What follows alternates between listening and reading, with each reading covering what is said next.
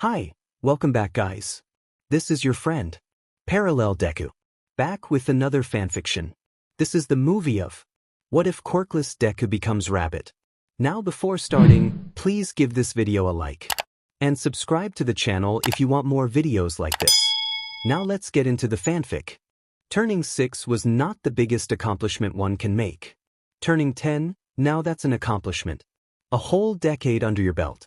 13, now you're not a preteen and can watch PG-13 movies.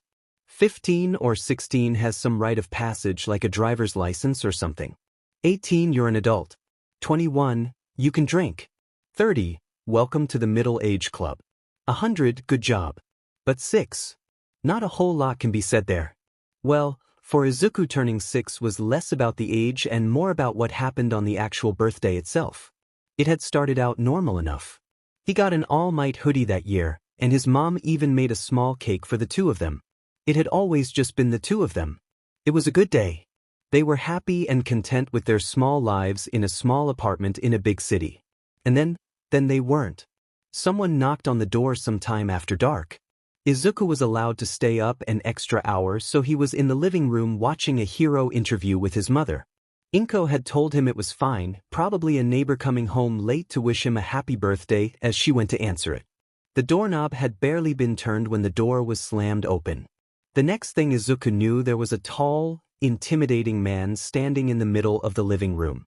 Hands behind his back and eyes staring down at the boy like he was a bug sitting too close to his morning coffee.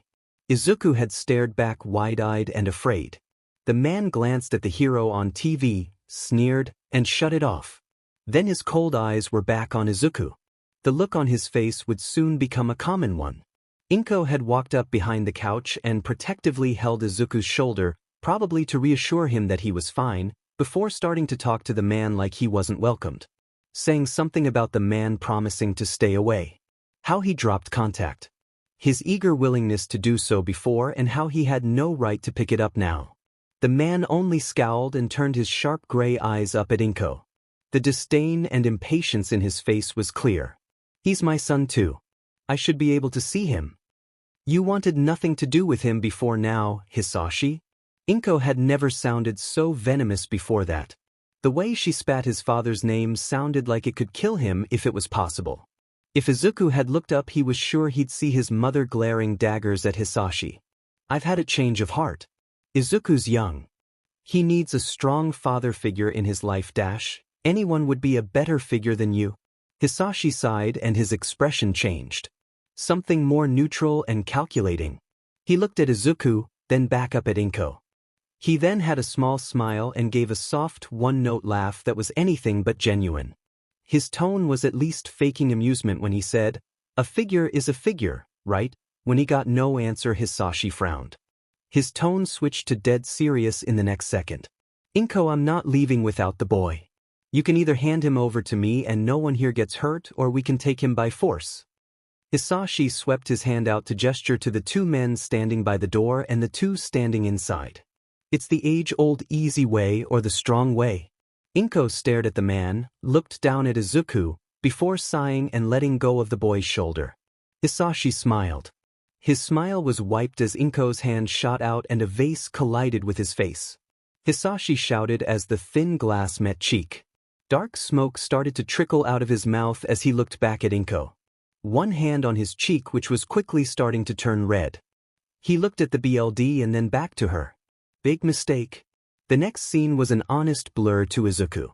There was shouting, something breaking, and a bloom of fire as someone hit the ground. Izuku was pulled from his seat and carried under someone's arm like a sleeping bag. Carried away from his home as he kicked and screamed to be let go. He remembered seeing his mom on the ground gripping her shoulder and trying to get up as Hisashi walked away. Saying something that sounded like a threat. He was thrown into the back seat of a car. Something was pressed against his face before he could dart for the door, and the world went dark. Izuku had woken up in a plain white bedroom. It was shaped like someone cut a can in half and set it on a small box. If not for the rounded ceiling maybe 5 feet above him, the room would have been a perfect square. Or maybe it was a rectangle. No windows. Only one bright fluorescent light in the middle of the ceiling provided any light. Everything in there was white. From the walls, the tile floor, and the desk and chair. It was smaller than his bedroom at home. The blanket he was laying on top of was also stark white, much like the pillow. The bed frame was metal. The only colors it reflected were his hair and skin. His clothes now switched for a white shirt and shorts. His socks were missing. It was strong to around look at anything. The now 6-year-old boy had immediately sat up and looked around, spotting the only other color. A gray metal door centered with the wall. He got up and pulled at the handle. Nothing. He pushed it. Nothing. Exhausting his options, he tried to slide it like a classroom door. This actually worked. It slid fast enough to knock Izuku to the side. As he started to get up, proud of his accomplishment, the feeling instantly died. Someone had taken a step into the room. Hands folded behind her back as she looked down at Izuku. She couldn't be older than 23. Eyes of piercing gold and silver hair fell to her waist and waved, pulled into a ponytail. Her posture was eerily straight. Tiny patches of dark purple scales littered the sides of her neck and the back of her jawline. A long, iridescent lizard-like tail. From Izuku's angle it looked dark purple, flicked behind her like an impatient cat. The curve hovering just barely above the floor. She wore black slacks and vest, a white button-down shirt, and a silver necktie. "Get up," she hissed. Her voice was cold. Izuku hesitated before getting completely to his feet. The woman waited until he was up before turning on her heel and leaving the room, expecting Izuku to follow. He did. The walk was quiet as the two were followed by two broad-shouldered young men with hardening quirks. That much Izuku found out when he looked back, and both of them hardened their arms in some way as a threat to keep going. The woman's heels were the only other noise. Izuku turned back to the woman and hesitantly asked, "Where am I?" The woman glanced back at him over her shoulder and looked forward again. "The base of the silver dyer. Where's my mom?" "She's safe. For now." Izuku took a moment to really understand that it was a threat before asking, "Who are you?" "I am Yukio." Yukio wouldn't answer any other questions after that. She led him to a large room with what looked to be all sorts of medical equipment inside. People were buzzing around the room dressed like they were doctors. A few stopped when they entered, just to set their eyes on Izuku. "This him?" asked one woman as she adjusted a pair of round glasses. Something was in her stare that made him uncomfortable.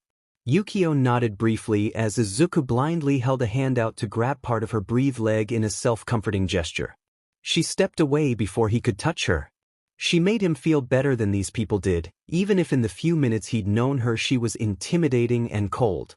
Yukio shot a glare at the boy and her tail moved to smack his hand away. Izuku crossed his arms and took a step backwards, bumping into the leg of one of the men with the hardening quirks.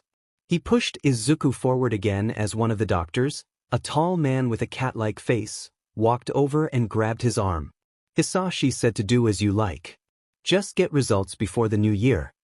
Yukio turned as Izuku was pulled away from the door by his upper arm. She was gone, with the two men that arrived with them now guarding the closed door. Izuku was dragged to a metal table and sat on top of it. Someone nearby held a stopwatch and a clipboard while the tall catman asked questions. "What's your name?" "Midoriya Izuku." "What's your age?" "I just turned 6. "What's your quirk?" "I don't have one." The catman looked at someone else who stood behind the table. This person seized his shoulders while the catman took a step back, picked something off the table behind him, and grabbed Izuku's wrist as he came back. The man pulled until Izuku's arm was straight out. A large needle was now hovering dangerously close to his forearm, and the hands on his shoulders were keeping him from jerking away. This was not going to end well. He might have been 8 years old when the technical team finally got results they were looking for. Before then, Izuku only caught bits and pieces of what they were using him for. Something about artificial quirks. They were trying to find a way to force a whole new power into someone's body to add to the ones they had before. One not in their genetic line. In Izuku's case, they were trying to give him a quirk to start with. It was apparently harder to do this without someone with transfer quirk on their team in general as far as people knew, and forcing someone with a quirk to take on something new was slow going. Not in Izuku's case. To them he was making fast progress. If he ended up a successful subject then, well, no one knew what would happen then. But it would work. He'd overheard that the team had gotten multiple time extensions due to this fact. The process, however, was way better in theory than in practice. It was an assortment of things. Needles and examinations and a whole bunch of things he was never able to keep track of. All he knew was that they hurt. The final part of the day was a stress test. It was when a subject was put under a high enough stress that the quirk they were supposed to get started working to protect themselves. Izuku had gone through another round of needles, prodding, and shocks in attempt to get whatever they tried to do to stick. All of this made his current problem worse. Hisashi ached as he sat on the floor, hands tugging at his hair as he curled inwards and pressed his forehead to the cold ground. White discs of the vital sensors dug into his skin. The past year there had been a permanent ache in his ST. Like the inside of his bones were stuck with a low burning heat. It hurt more now than it did when he was in his room. "Stress test 6, said a voice over the intercom. The doctors were standing behind a pane of reinforced one-way glass to take notes. "Send in Nizaki." A door on the other side of the room slid open and shut. Turning his head slightly, Izuku watched one of the hardening quirk men stand at the door, cracking his neck and knuckles casually, smirking like he was finally able to do something he'd been waiting for. Izuku put his forehead back on the ground as he heard the other's shoes stomp on the floor, the dog tags on his neck making soft ting sounds with each step. Before he could really brace himself, Izuku was kicked in the side and sent sideways a few feet to this right. He landed on his back and made an effort to roll on his side and get up. Before he could, he was kicked in the back. Every time moving back, trying to get up, only to be kicked down again. Each kick made the room feel louder than it actually was. The only real noise in the room was Nizaki's dog tags, his footsteps, Izuku's yelp as he was kicked, and his gasp when he hit the ground. It was a CYCL. The room was loudest when Izuku was on his back, the wind knocked out of him and trying to catch his breath. He was almost to the far wall. One more kick and he'd probably hit it. He was definitely going to bruise. This was in addition to the other scrapes and slightly bleeding cuts from the day's earlier stress tests. Maybe he even had a concussion. With how much his head hurt, it wasn't much of a surprise. It all doubled the ache in his ear. Another kick landed on his stomach. His back hit the wall and he was on the floor again. There was red on the floor. Did he spit that out? Nizaki was walking up in his peripheral vision, blurry and strong to see.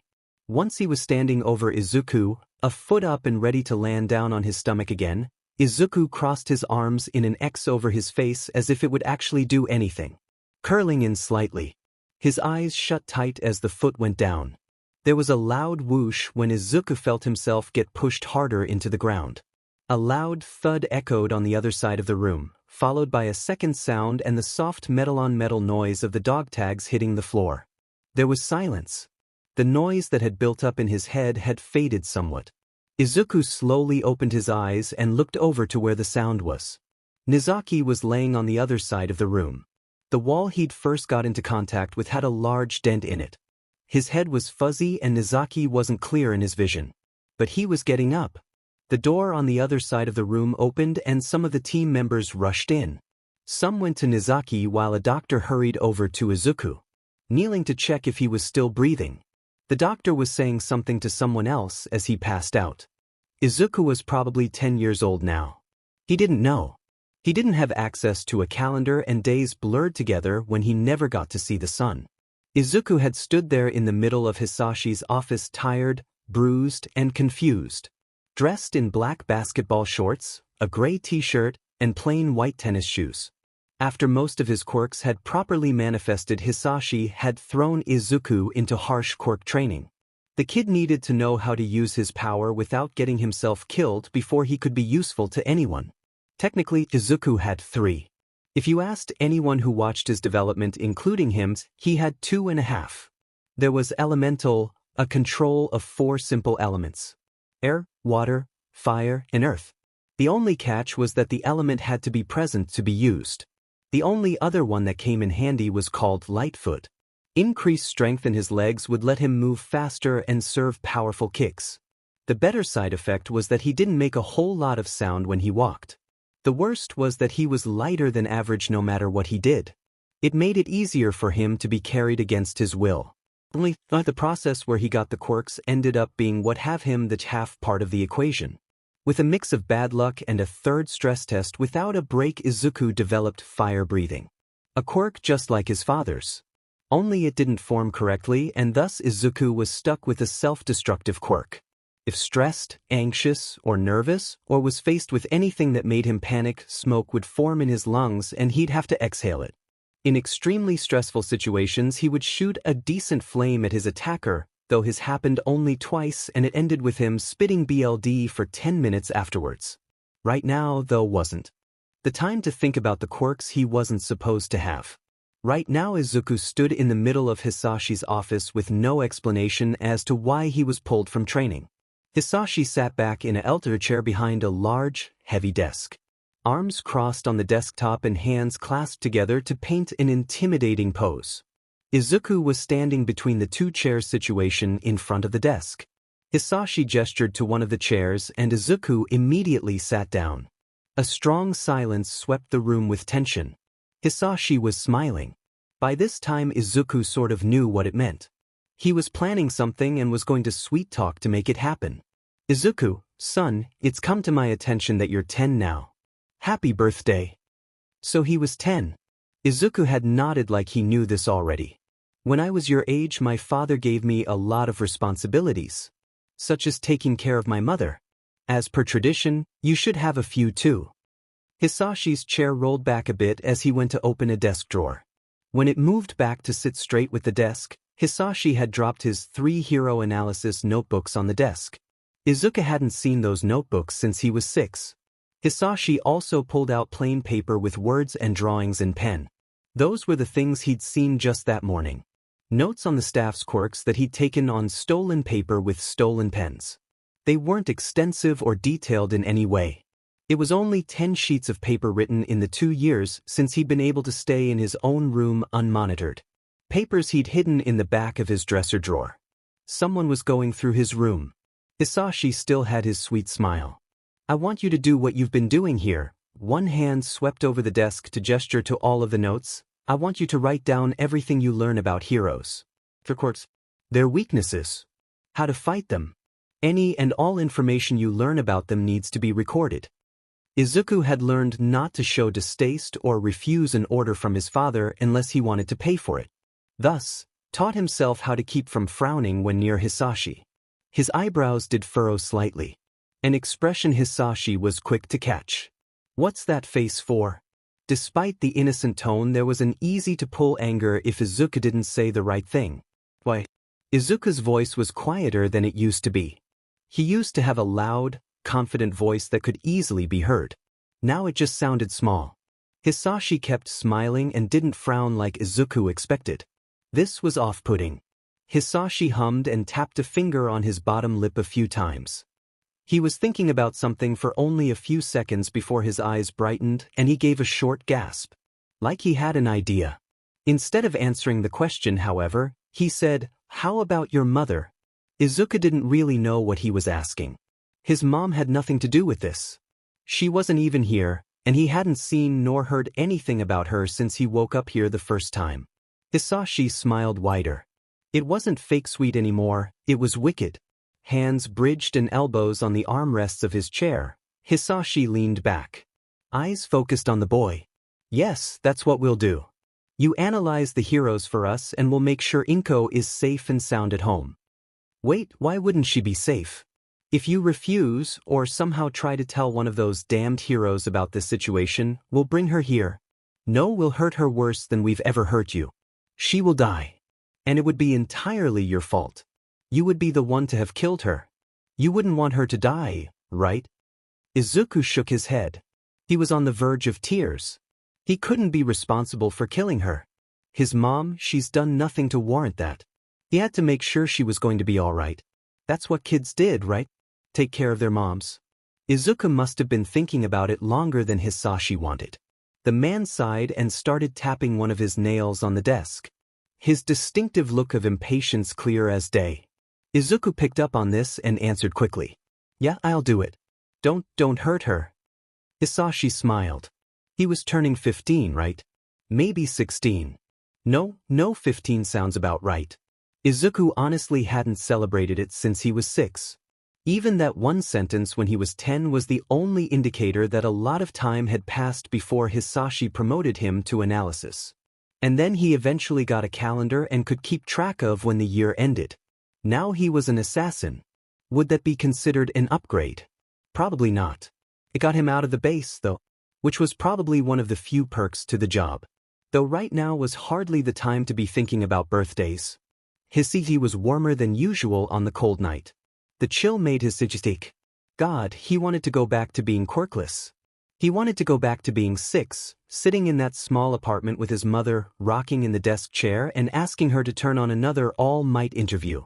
She would laugh, give him a warm smile and attempt to find either a new video or one of his favorites. Those times when he was bright-eyed, clean-handed, and had a future of at least being a run-of-the-mill civilian. Maybe even a hero if a miracle were to happen. He'd go back to the schoolyard bullies and insults if it meant he wouldn't be standing where he was now. He'd willingly go back and be Kaken's victim, give up on the hero dream earlier, except that he'd be at a disadvantage in life compared to quirk users, if it meant he could be anywhere else. It had to be better than this bullshittery. Izuku was sitting outside in the cold that late November night at around 10 o'clock, kneeling on the rooftop of a downtown nightclub and readying for the night's job. A kill order. The target was some blonde guy in a purple coat that worked for a drag company helping Silver Dyer. He was the one who had to pay the price for his boss tricks. Izuku was stuffing a gray hoodie and a black scarf into a yellow school bag. It was the jacket he wore to get around between jobs. A kid in a killer's mask on the subway never could end well. Plus, if his clothes weren't bloodied, it'd be harder to tell he was a killer. Izuku stood up and fixed the silver tie around his neck and made sure the costume looked its best. He wore black slacks, a dark green button-up, a black vest, and the silver tie. The only thing that was off were the red tennis shoes. There was also the green jacket, open to reveal the iconic suit underneath. Well, the suit was more of a calling card than an icon. All Dyer members on a job wore the partial suit and the silver tie, which was practically mandatory unless the job was to discreetly tail someone. What Izuku loved about his green jacket was the material. He wasn't quite sure what it was exactly. It had some metal woven into it that made it strong to cut or burn through, though the specifics were never shared with him. However, over the 3 years he'd been working as the rabbit, the sleeves and bottom edges of the jacket had started to become a brownish red, which really just made Izuku feel sick. There was also the two-piece mask on his face. The lower part was some mix of metal and plastic, purely meant to hide the bottom of his face from view. 2 small slits in the front allowed for any smoke he could exhale to escape. The top was really more of his identifier. The thing Hisashi had him take up to tell the media a named and established villain was in Silver Dyer's roster. More of a power move to the rest of the villains underground than anything else. This part of the mask took up the top half of his face and was designed to look like a rabbit's face, stopping at the cheeks and upper lip. Silver arched over the eyes and down the nose. A red pattern was actually the nose and a few lined markings under the eyes. The eyes were covered in a strong one-way glass. So Izuku could see his enemy's eyes, but they couldn't see his. 2 extensions on the top were supposed to be the ears. 2 cuts in the top of the jacket's hood of the jacket allowed the ears to slip through and help keep the hood in place. 2 thin, black LTHR gloves covered his hands, and in this cold, Izuku was glad he was able to wear them. A lot of other members didn't think ahead to gloves. His final piece of the costume was his belt. The back had a knife and sheath attached, and one side had 2 pockets.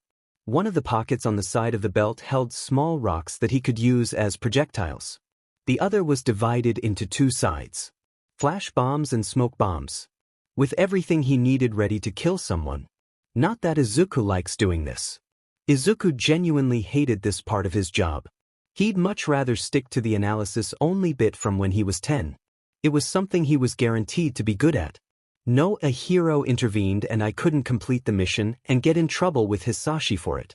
There was especially no risk getting caught by a pro if he sat in his room watching heroes all day. Or seeing a dead body. Worse, a dead body he created. But the consequences of not doing what he was ordered would have haunted him much longer than the body of a drunk drag dealer in a nightclub. Izuku dropped from the roof and slipped in the back door from the alley. He manipulated his way past those either too drunk or too high to care that a kid, in an almost infamous mask, had so easily walked into a busy nightclub.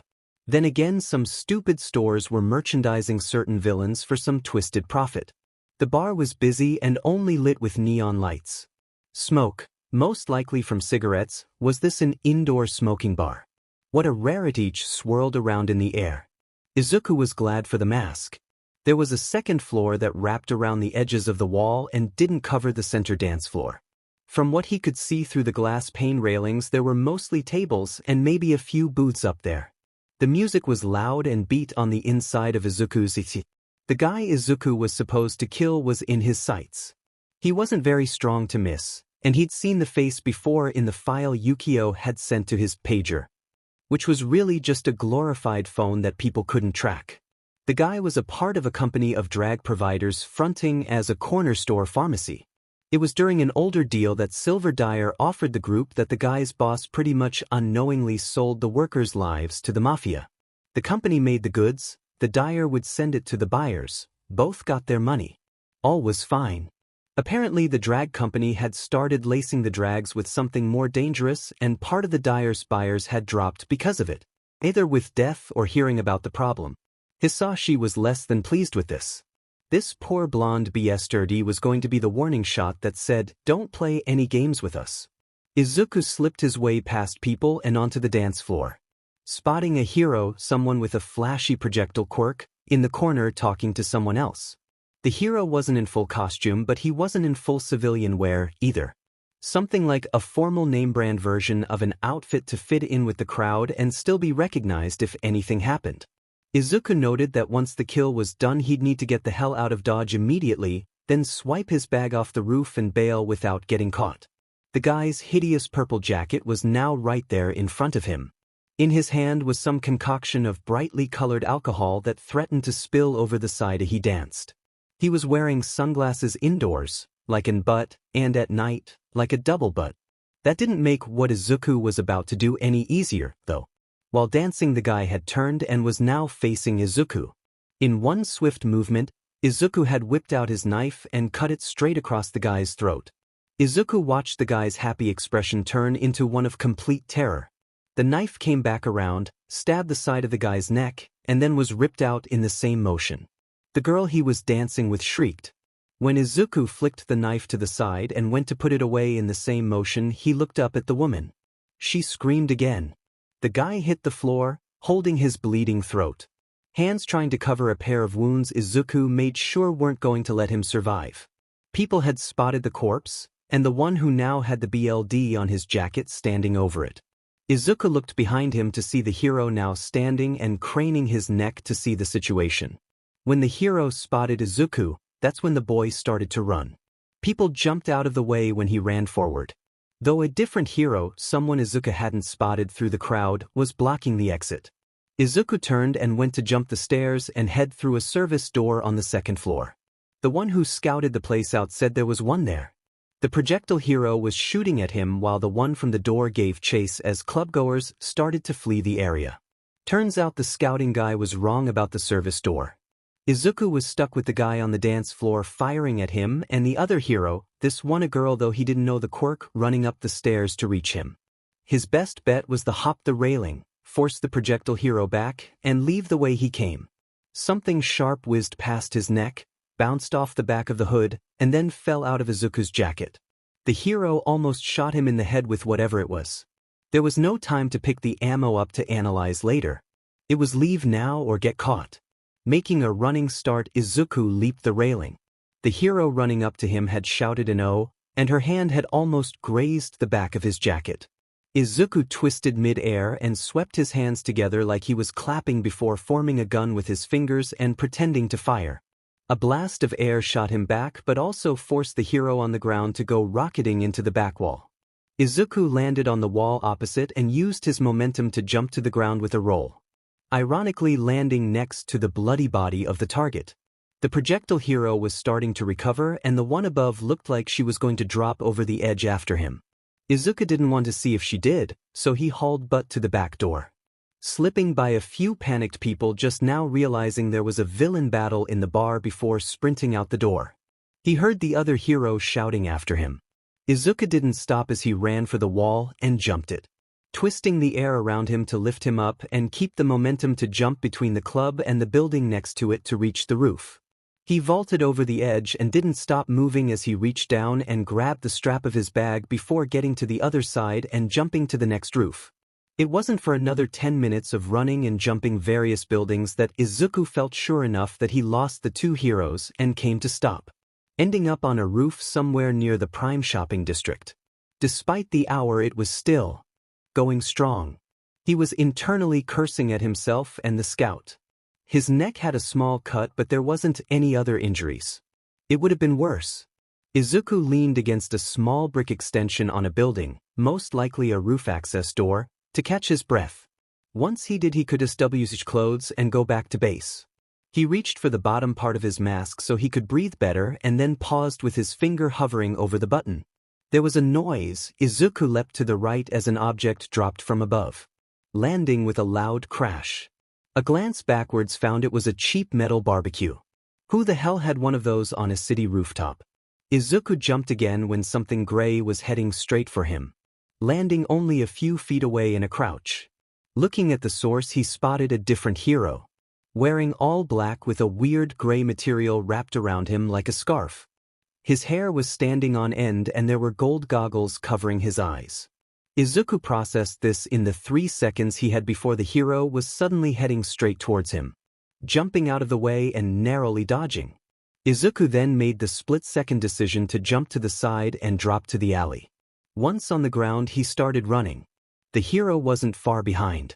Izuku couldn't pin who this guy was, but he seemed familiar enough, which was a problem considering it was his job to know who was in the pro industry. Maybe this guy was a wallflower who didn't make the board. An underground hero, perhaps. Now Izuku was on the sidewalk weaving through the crowds of the shopping district to prevent Scarf Guy from accurately using his weapon, almost using the heavy crowd as an unknowing shield, making his way through civilians and trying to cut through an outdoor shopping center.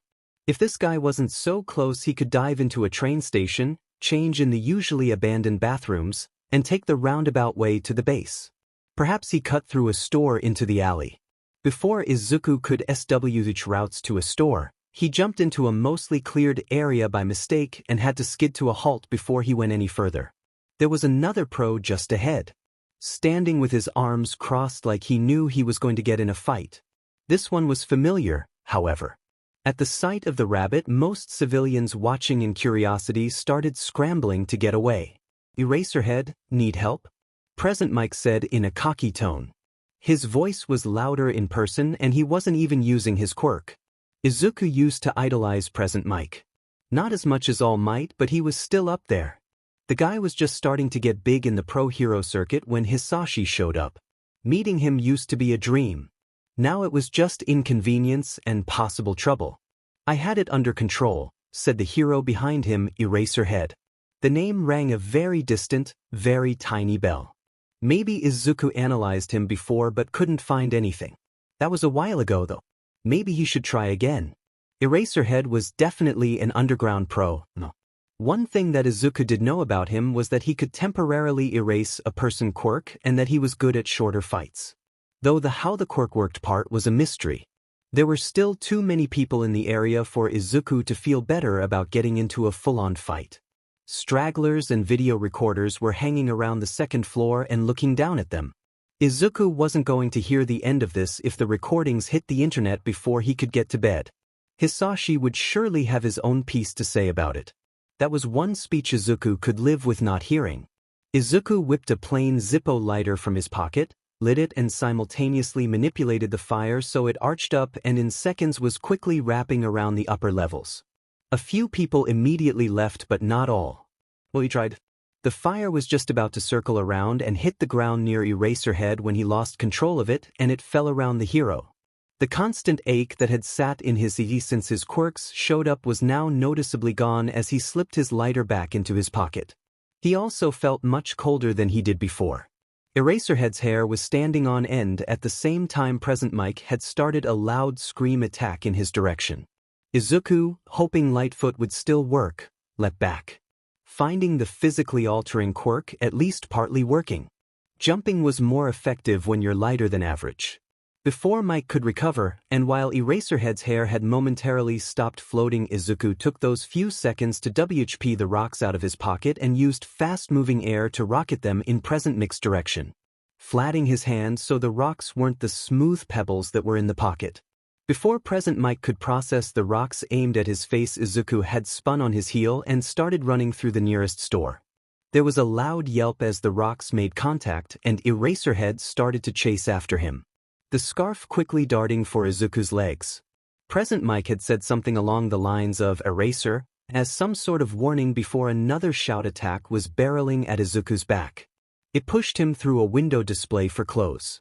He had 3 seconds to get up, ignore the glass stuck in his ankle, and start running again. He pulled his lighter back out of his pocket as he ran. He'd lit it and sent the fire out to his left, setting multiple displays on fire and causing the few who were actually inside to stop staring at the person who came through the window and leave. Some out the front door, 2 out the back. Someone was still following him though. Izuku risked a glance back to see where the heroes were. Both were in the store after him. With one sweeping motion of his hand, fire jumped out at Eraserhead. The hero had paused so he wouldn't run into it. Those seconds allowed him to get out into the alley and start running for the street. Zippo now back in his pocket. A scream attack pushed him forward again. His foot caught on something and he twisted mid-push, back landing strong against the side of a car and denting the doors slightly as the car was pushed away from the sidewalk. Izuku was getting up when he looked down the alley to see Present Mike running towards him, Eraserhead right behind with a smoldering shoulder. Squealing tires and loud gunshots caused Present Mike to stop where he was at the opening of the alley, so close to Izuku, and lift an arm to defend his head. The other went out to keep Eraserhead from leaping into the fire zone. "Rabbit, get in," said a harsh voice. Izuku, without really looking, got up and leaped into the open side door of a maintenance van. The man he jumped past with the gun was wearing the black slacks, white shirt, vest, and tie that everyone wore while on a job. The barrel of the gun was aimed at the pros and was firing quickly. Civilians had already abandoned the scene after Present Mike's scream. Once Izuku was in, the car started down the street with another squeal before the door even closed. The gun guy now in the passenger seat, admitting the gun was empty as it was dropped somewhere behind the seat. Izuku felt his heart rate calm down. He could feel smoke that had stuck in his lungs during the fight curling at the top of his mouth and opened it to let it out. It escaped through the vents on the mask. Izuku took the bottom part off, slipped out of his backpack to put it in, and was in the middle of reaching for the top piece when another disturbance happened. There was a bang on the back and one of the doors was thrown open from outside. A different hero was there. Izuku spotted a different hero on a motorcycle behind the van. Upon a different glance, Eraserhead wasn't giving this fight up, was he? Izuku really would have loved to see the minutes between the door shutting and now, but it wasn't the time to think about that. The hero on the door had some sort of quirk to manipulate of their hair. Some of it shot out at Izuku and he rolled out of the way. Smoke poured out of his gritted teeth and he reached for the lighter.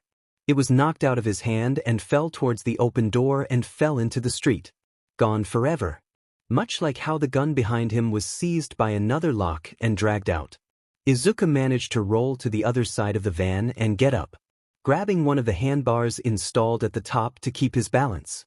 The hero had been able to get a solid foot in the van now and was about to ready their hair for another attack. "Rabbit," hissed the driver. Izuku was the only one with a long-range quirk in the van. That much was for sure.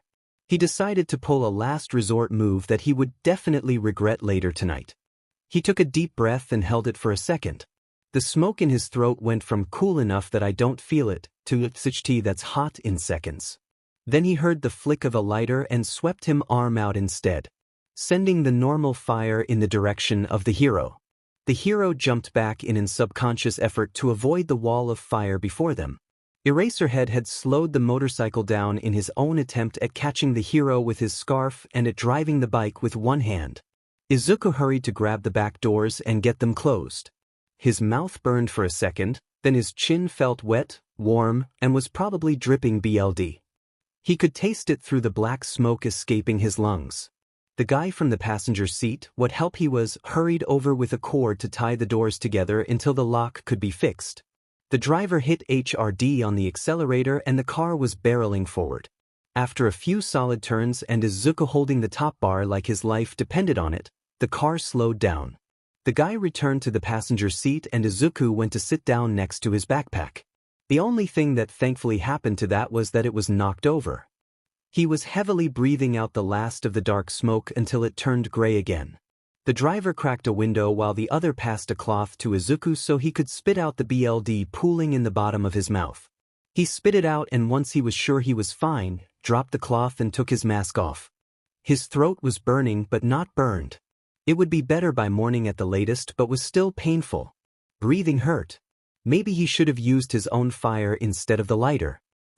Izuku took his hood down and pulled his sleeves back to pick the glass out of his arms.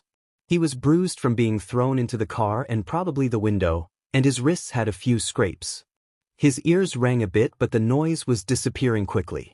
"You all right, kid?" asked the driver as he glanced back and took a water bottle from a cup holder and held it out. Izuku took a swig of it. "Yeah," was Izuku's short answer after he swallowed the metallic water. His voice was cracked. "How'd you find me?" "We were in the area working a trade deal. We're on our way back and saw you in a pinch." The driver waved a hand when Izuku went to hand the water back. That's what was nice about most of the members in the plain shirts. They didn't treat Izuku like total SHT.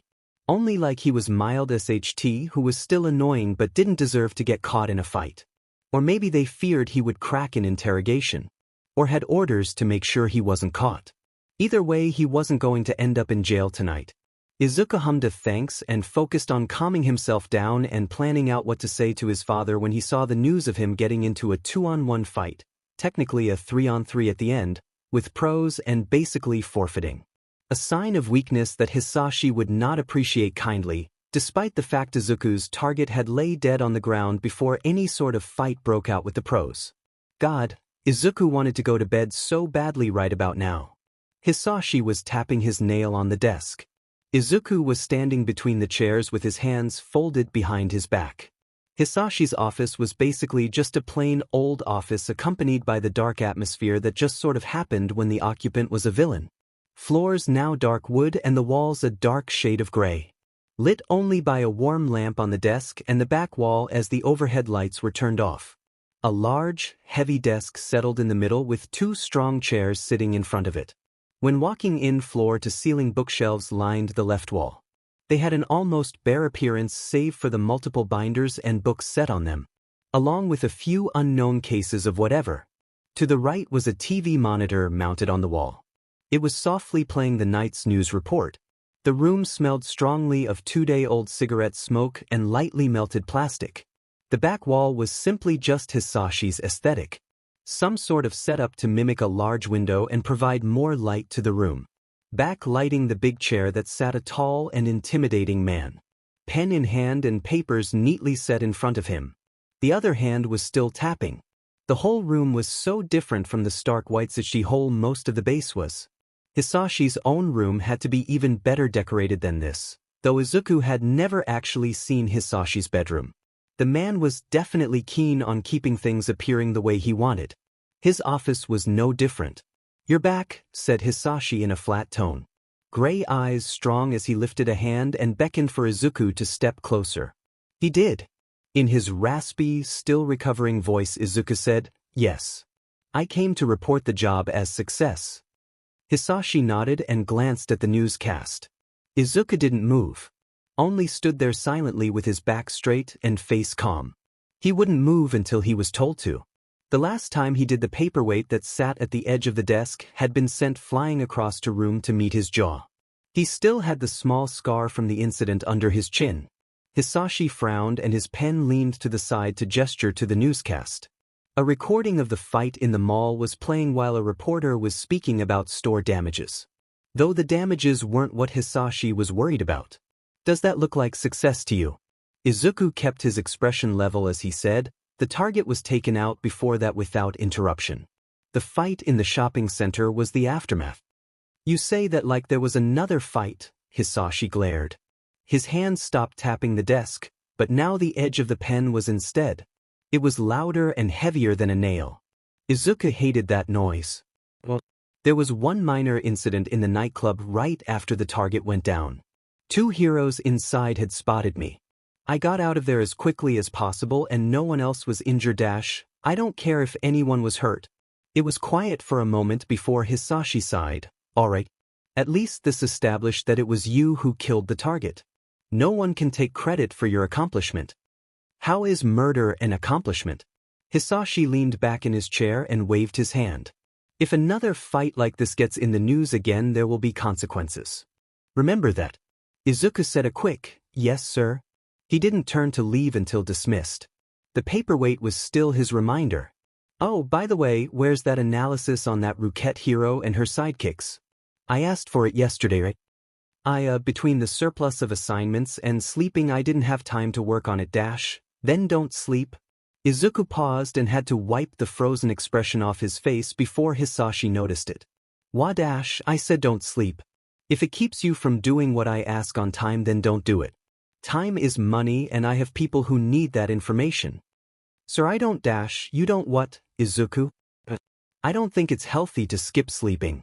It'd make the value of my work drop, and your clients wouldn't return if it wasn't good. There was a long silence between them. Izuku felt his nerves creep up each second there wasn't speech. Hisashi was sitting there cold and calculating. Pen rhythmically tapping on wood. Eventually he spoke. One of the only uses you have to us are those analyses. Without those and your role as Rabbit, you're completely useless and unnecessary. Even then Rabbit can be replaced. You don't want to be useless to us, right? Being useless at your job for the Dire either meant they'd kill you just to save space or you'd become a human punching bag in the training room. Maybe even a test subject for the technical team. Considering Izuku was already one of those things, and his own training basically made him another, death was the only other option. Izuku's expression must have shown this. Hisashi smiled as Izuku quickly shook his head. No, sir. Good. Then go get your work done and give it to me tomorrow. Izuku said a soft, yes sir, before giving a very short bow and leaving the room. Picking up the backpack he left outside the door and making a beeline for the floor above. Hisashi kept his office on the 5th and bottommost floor. The floor that was half executive member dorms and training facilities, and half prisoner and torture cells. Honestly, what else would be a better combination? Izuku's room was on the 4th floor in the back, far away from one of the 3 flights of towering stairs connecting the floors, and even farther away from the 2 on the top floor that led to the surface. Fronted by a convenience store and a laundromat. The 4th floor was saved for the technical team and their facilities. Also storage rooms for materials and what they called subject storage, which were only a few large rooms sectioned off into cells. Izuku was lucky enough Hisashi gave him a room not located in subject storage, though he had been there a few times as a kid when he was under strong observation or used his newfound quirks to attack when he wasn't supposed to. Izuku's room wasn't as bland as it was when he was 6. It was still cramped as it had always been. He was allowed a few things to help with analysis or just because he was really good at following certain orders. So it wasn't plain. When walking in, the bed was to the left of the door, nestled in the corner, covered in its dark blue blanket and single white pillow.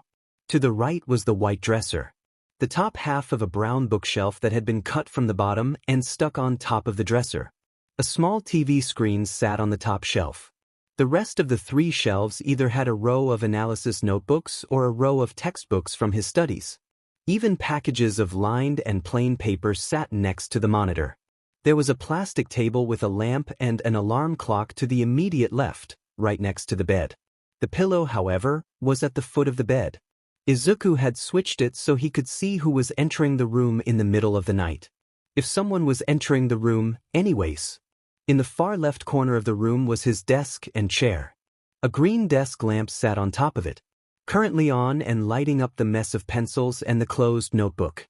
On the floor next to the desk were a few other textbooks and a stack of empty notebooks underneath, with a clipboard leaning against the pile. An old laptop sat on top of all of it.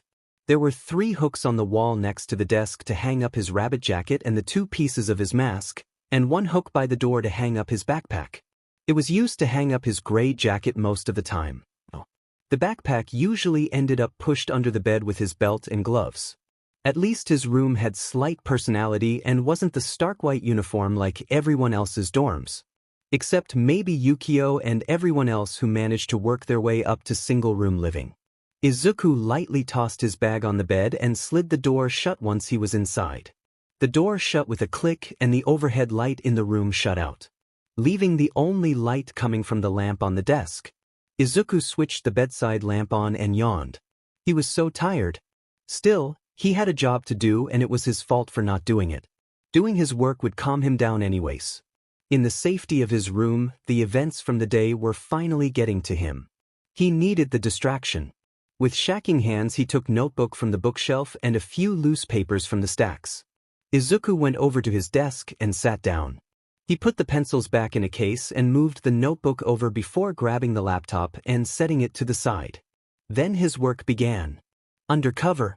Shouta Aizawa's voice was flat and unamused as he stared at the detective in front of him. Tsukachi stared back, completely serious as Nizu was fixing the tea. Though wordless, Aizawa was still asking, "Why did you take me from work to propose this?" However, what he was suggesting was reasonable. The timing was still questionable. The break between school years started in a week and a half. There were still finals to give. Why they wanted him to take the leave from his students to oversee a stealth mission was a question that needed an answer. Tsukachi nodded as Nizu handed him a cup of tea. "I don't mean anything bad when I say that you're not well known to the villain circuit. Though you're still highly trained, so I wanted to ask you to go undercover in the Silver Dyer group until the new school year started. 5 months doesn't seem all that long. Will you be able to get the information you need in such a short window?" asked Nizu. His tone foolishly suggested that Aizawa had already accepted the mission. Aizawa picked up his cup and took a quiet sip. It was scalding hot. He put the cup down. He liked coffee better. "We just needed a basic know-how of the group and where its bases lie. Anything additional would be great. Staying any longer until we could get an officer in would be dangerous since he's still a hero." "Why not actually use an officer, then?" Aizawa asked. "Silver Dyer is dangerous. I have faith in my officers, but sending in an unknown pro who has much more experience dealing hand-to-hand with villains is safer until we have at least some insight into what we're dealing with." Logical. Didn't mean Aizawa liked it. He grunted in affirmation. "Why set up a mole now, detective?" Nizu started. "Silver Dyer may be dangerous, but they haven't done anything big to warrant a whole mission." This was when Tsukachi shook his head and sighed like he wished that was the case. "I'm afraid that's incorrect. We've been keeping it out of the media, but Silver Dyer's attacks have gotten more frequent. 2 weeks ago the rabbit had completed his 10th assassination in November. He's known to only commit 2 or 3 each." Aizawa remembered how Hisashi had complained about the cuts on his face from the rocks once the fight was over.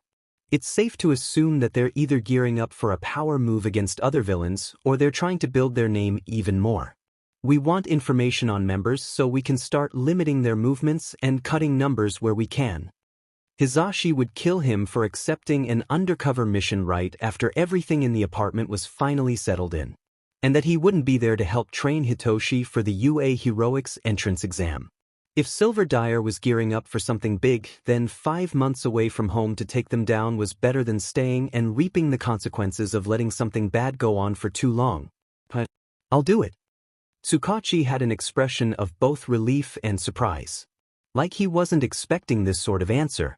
Nizu's expression was strong to read. "Just return before the year starts and all is fine with me," he said in a cheery tone. Aizawa would be careful to hide in plain sight, just in case someone actually knew who he was. Rabbit wouldn't recognize him due to his eyes being hidden behind goggles during their fight, but he still put in blue contacts and a pair of thin fake reading glasses. He had dyed his hair a light brown and would keep it tied back in a bun to keep it from flying up when using his quirk. With help he decided his alias was Hirayama Masato. He was to be a low-key criminal with a record of basic theft with claims to having slightly bigger uncaught crimes of murder. Hirayama had been arrested for a hit-and-run and served a short time in a local jail. He was entering the silver dyer to do more than petty thievery. The information was all backed up with fake records and a mugshot created by the police department. The mugshot edited slightly to make Aizawa look younger. There was even a shitty apartment, a former stakeout space, to act like his home base if anyone asked. Aizawa would carry an audio recorder hidden in a watch. The watch was old, decently cheap, and well used to keep it from being suspicious. It was the only way to get more information immediately without having to wait the 5 months for things to get done. Tsukachi had told him the mission probably wouldn't last the whole duration if things went well enough. An officer would be trained and ready to slip in as soon as it was deemed all right. Hisashi was standing on the other side of the bed watching his husband go from dresser to the duffel bag sitting open on his side of the bed. It was late, Shinso would probably be sitting in his room on his phone despite the time, and Hisashi had gotten off of patrol only half an hour ago. He'd just left the shower towel around his shoulders when he noticed Shouta's brand new brown hair and the bag. The bag of his clothes. "What are you even doing with that?" Hisashi asked, tone wavering in uncertainty. He didn't know exactly what was happening. What was Shouta doing? Did Hisashi do something? "Please tell me you're joking," Hisashi said when there wasn't a reply, arms crossed. He kept his voice calm and steady. Shouta, who was currently throwing his less flashy and more disposable clothing into the bag, sighed as an answer. Before Hisashi could say anything else, Shouta finally made eye contact. The harsh expression he got when concentrating on a task immediately softened and he stopped moving. "It's for a mission, Hisashi. I'll just be gone for a bit." Now Shouta's voice was softer and more reassuring. Hisashi relaxed. He was overthinking this. Thank God he was overthinking this. Hisashi sat on the edge of the bed and watched Shouta's back and forth. "What's the job?" he asked. Shouta glanced at him as if thinking something over. 5 months undercover with silver. Hisashi's eyebrows raised immediately. Silver dyer. Really? He didn't remember marrying an idiot, though Shouta would be the one usually saying that line. "This isn't about that rabbit fight, is it?" Shouta shook his head. "No. Tsukachi thinks they're planning something big. If I can help take it down before people get hurt, then a few months away wouldn't matter." The wording was off, but the idea was the same. Stop the bads before they do bad and keep the people from getting hurt. This didn't mean Hisashi wasn't going to be bitter, however. Just the opposite. "And you decided to leave your students to do it? It's a week and it's finals. You can handle that, right?" Hisashi then moved to flop down on the bed. Arms crossed under his chin as he watched the bag get full. "Yeah." There was silence. Shouta finished putting clothes in his bag and sat down next to it, absent-mindedly looking around the room and carting a hand through Hisashi's still wet hair. "You'll be back in time to help Shinso train for the entrance exam, right?" "I should." Tsukachi said the mission might not even last the whole 5 months. "I'll be back in time." Hisashi, now fully understanding Shouta wouldn't drop it now, took in the other's appearance. The brown hair and the blue contact lenses. He still had his stubble and a pair of plastic-framed glasses sat on top of his head like they were sunglasses. The blonde smirked. "That isn't your color." Shouta took his hand away and shot a look at the other. "Shut it?" Aizawa didn't say it, but there was a secondary reason for accepting the mission. It might have been just a hunch, maybe edging on personal, but it was the rabbit. Despite what he told Hisashi, the rabbit was definitely a character, that much Aizawa was certain. Small, quiet, and efficient. One of those villains who never seemed to get caught, if not by luck then by skill. What bothered Aizawa about the rabbit, however, was his reaction to getting his quirk erased mid-fight. Most people hesitate for a second. They tense up when they see that the power they've relied on since childhood isn't working. In the seconds between Hisashi starting an attack and his own quirk working, the rabbit's shoulders dropped. Noticeably. Like he was relieved his quirk had stopped. Then there was the question of what his quirk actually was. Evidence proved he controlled elements. That was a given when the statements from other pros, and the rare videos of his fights, were considered. But the smoke hadn't happened before. In the few videos there were of him, Rabbit had thin gray smoke coming from his mask during tense situations. Popular theory was that it was built into the mask as a diversion tactic. But during the chase the mask was gone and thick, black smoke had practically poured from his mouth. Aizawa would swear that there was a light in his throat. And there was BLD on Rabbit's face afterwards even if he hadn't done anything. If he didn't know better, Aizawa would say the guy had more than one quirk. He wanted to know what exactly this Rabbit guy was about. 6 days after leaving his comfortable apartment and family after finding a contact, getting a sort of interview, and waiting 3 nervous days for an answer, Aizawa stood in a 2-person dorm on the first floor of the building. A duffel bag of clothing in one hand and the other tucked casually in his pocket. Honestly, the process was what surprised him. He was expecting it to be precise but not as precise as it actually was. Whoever was his roommate was out and Aizawa was left on his own. He dropped the bag on the bed and sat down next to it. The metal springs creaked under his weight. Aizawa inwardly cringed at the sound. The bed was horrible. The room itself was horrible. As tall as the walls were, the ceiling was a clean arch overhead. The room still felt small. The beds framed the door, and the dressers were pushed against the ends. Desks were pushed into the far wall and paralleled the dressers. Everything was either a stark white or a light gray. Folded neatly on the dresser was a pair of black slacks, a white button-down shirt, a black vest, and a silver tie. Everything here was so disturbingly uniform it looked more like a cult than a name brand. It was only 6:30 and Aizawa was already exhausted. All the white hurt his eyes and it smelled like a hospital. Aizawa was about to get up and do a sweep for bugs when there was a knock at the door. He wasn't even able to get up before it slid open and someone stepped in. It was a young woman accompanied by a boy her age. The girl had short white hair and gray eyes, seeming to be full of energy. The boy had dark red hair tied back in a ponytail and dark red eyes. He looked like more of a grump. The girl was in what could have been the standard suit and tie, while the boy was in jeans and a red hoodie. "So," started the girl with beaming curiosity, "you're the new guy." Aizawa, who had been previously suggested to not act like the cold and brutally honest man that he normally was, put on a tired half-smile and answered with a simple, "Yeah." "I'm Kimiko Ayane and this is Tadachi Ryunosuke. The dinner rush is gonna hit the mess hall soon so we wanted to take you there, 'cause you don't know where it is." Ayane smiled. Ryunosuke frowned. There was no we in this situation. "I'm Hirayama Masato." Even though he'd rather sleep, Aizawa stood up. "I'll take you up on the offer." The three were then walking down the hallway towards the mess hall. Aizawa then started to casually dig for more basic information. "Why is everything so plain here?" he asked, hands shoved in his front pockets. He was trying to push his tone to light and curious. Then hummed for a moment, "That's Midoriya's doing. Makes it harder for intruders to hide. Not that we get those. No one's that stupid. Except maybe you." Ayane poked Ryunosuke in the shoulder. Getting a low growl from the boy, she laughed. "Midoriya. That was a name to be marked for later." "Midoriya." Aizawa kept his tone up. "He's the boss around here. He's super scary. Wears a lot of green so you can't miss him." Ayane was using wide hand gestures as she spoke. A lot of the higher-powered members hang around him a lot. They're all the ones who don't wear the white shirts so you'll know one when you see them. I'd stay away from them. None of them are very friendly. At Ryunosuke's comment, Ayane made a noise to agree. Aizawa was quiet now. Around the corner up ahead, someone turned and started walking towards the three. Aizawa recognized him instantly thanks to the mask.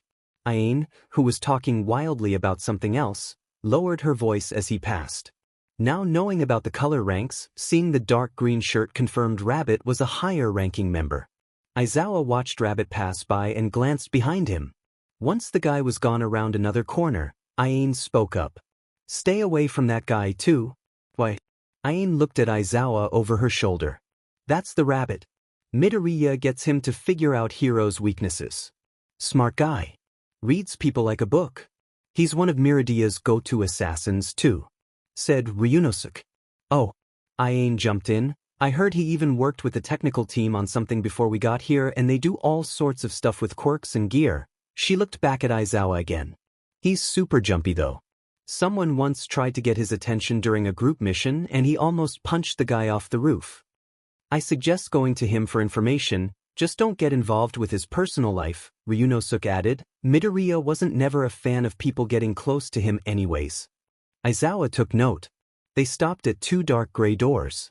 Aine pushed them open and revealed a mess hall. It had more grays and muted colors than the hallways and it was a much-needed break on Aizawa's eyes. The 3 got trays of whatever was being served and Aizawa ended up at their table for the rest of dinner learning more of the tiny things about how the system here worked. It took Izuku about a week to actually interact with the new guy he'd seen earlier. The one who looked tired and like he wanted to be in bed, no walking behind Tadachi and Kimiko. Hirayama Misato. Izuku had done some digging for the dire analysis notebook. One of the few secret collections of villain information that he kept in the hollow space underneath the dresser, which broke not long after Izuku started to regularly stay in the room and made a much appreciated hiding place if the broken piece was put back. All the little information he could get from Hirayama's past records was written down, with space left to analyze fighting style and quirk if he ever got the chance. Hirayama had a string of robberies, claimed multiple murders, and spent an oddly little amount of time in jail for a hit and run. None of which seemed all that dangerous, so he marked the guy as unimportant and probably boring. Even seeing him in the hall wasn't that special. The guy just gave Izuku a suspicious look and they parted ways. Seeing Hirayama alone after his first mission, however, was a different thing altogether. The guy was lost. Go figure. Everything here looked the same until you figured out the hallway tricks, and looking at one of the numbered doors like he'd seen it 6 times before and this was the 7th. Aggravation practically swarmed his face and the numbers would have caught fire if possible. Despite this, he had an air of calm around him. Izuku was getting back from his own mission, mask still donned as the task was merely the neighborhood over, when Hirayama spotted him. Both stared at each other for a moment before Hirayama cracked a small smile. It looked a little forced. He had a pair of goggles hanging around his neck made with the same one-way glass as Izuku's own. He had gloves to smart.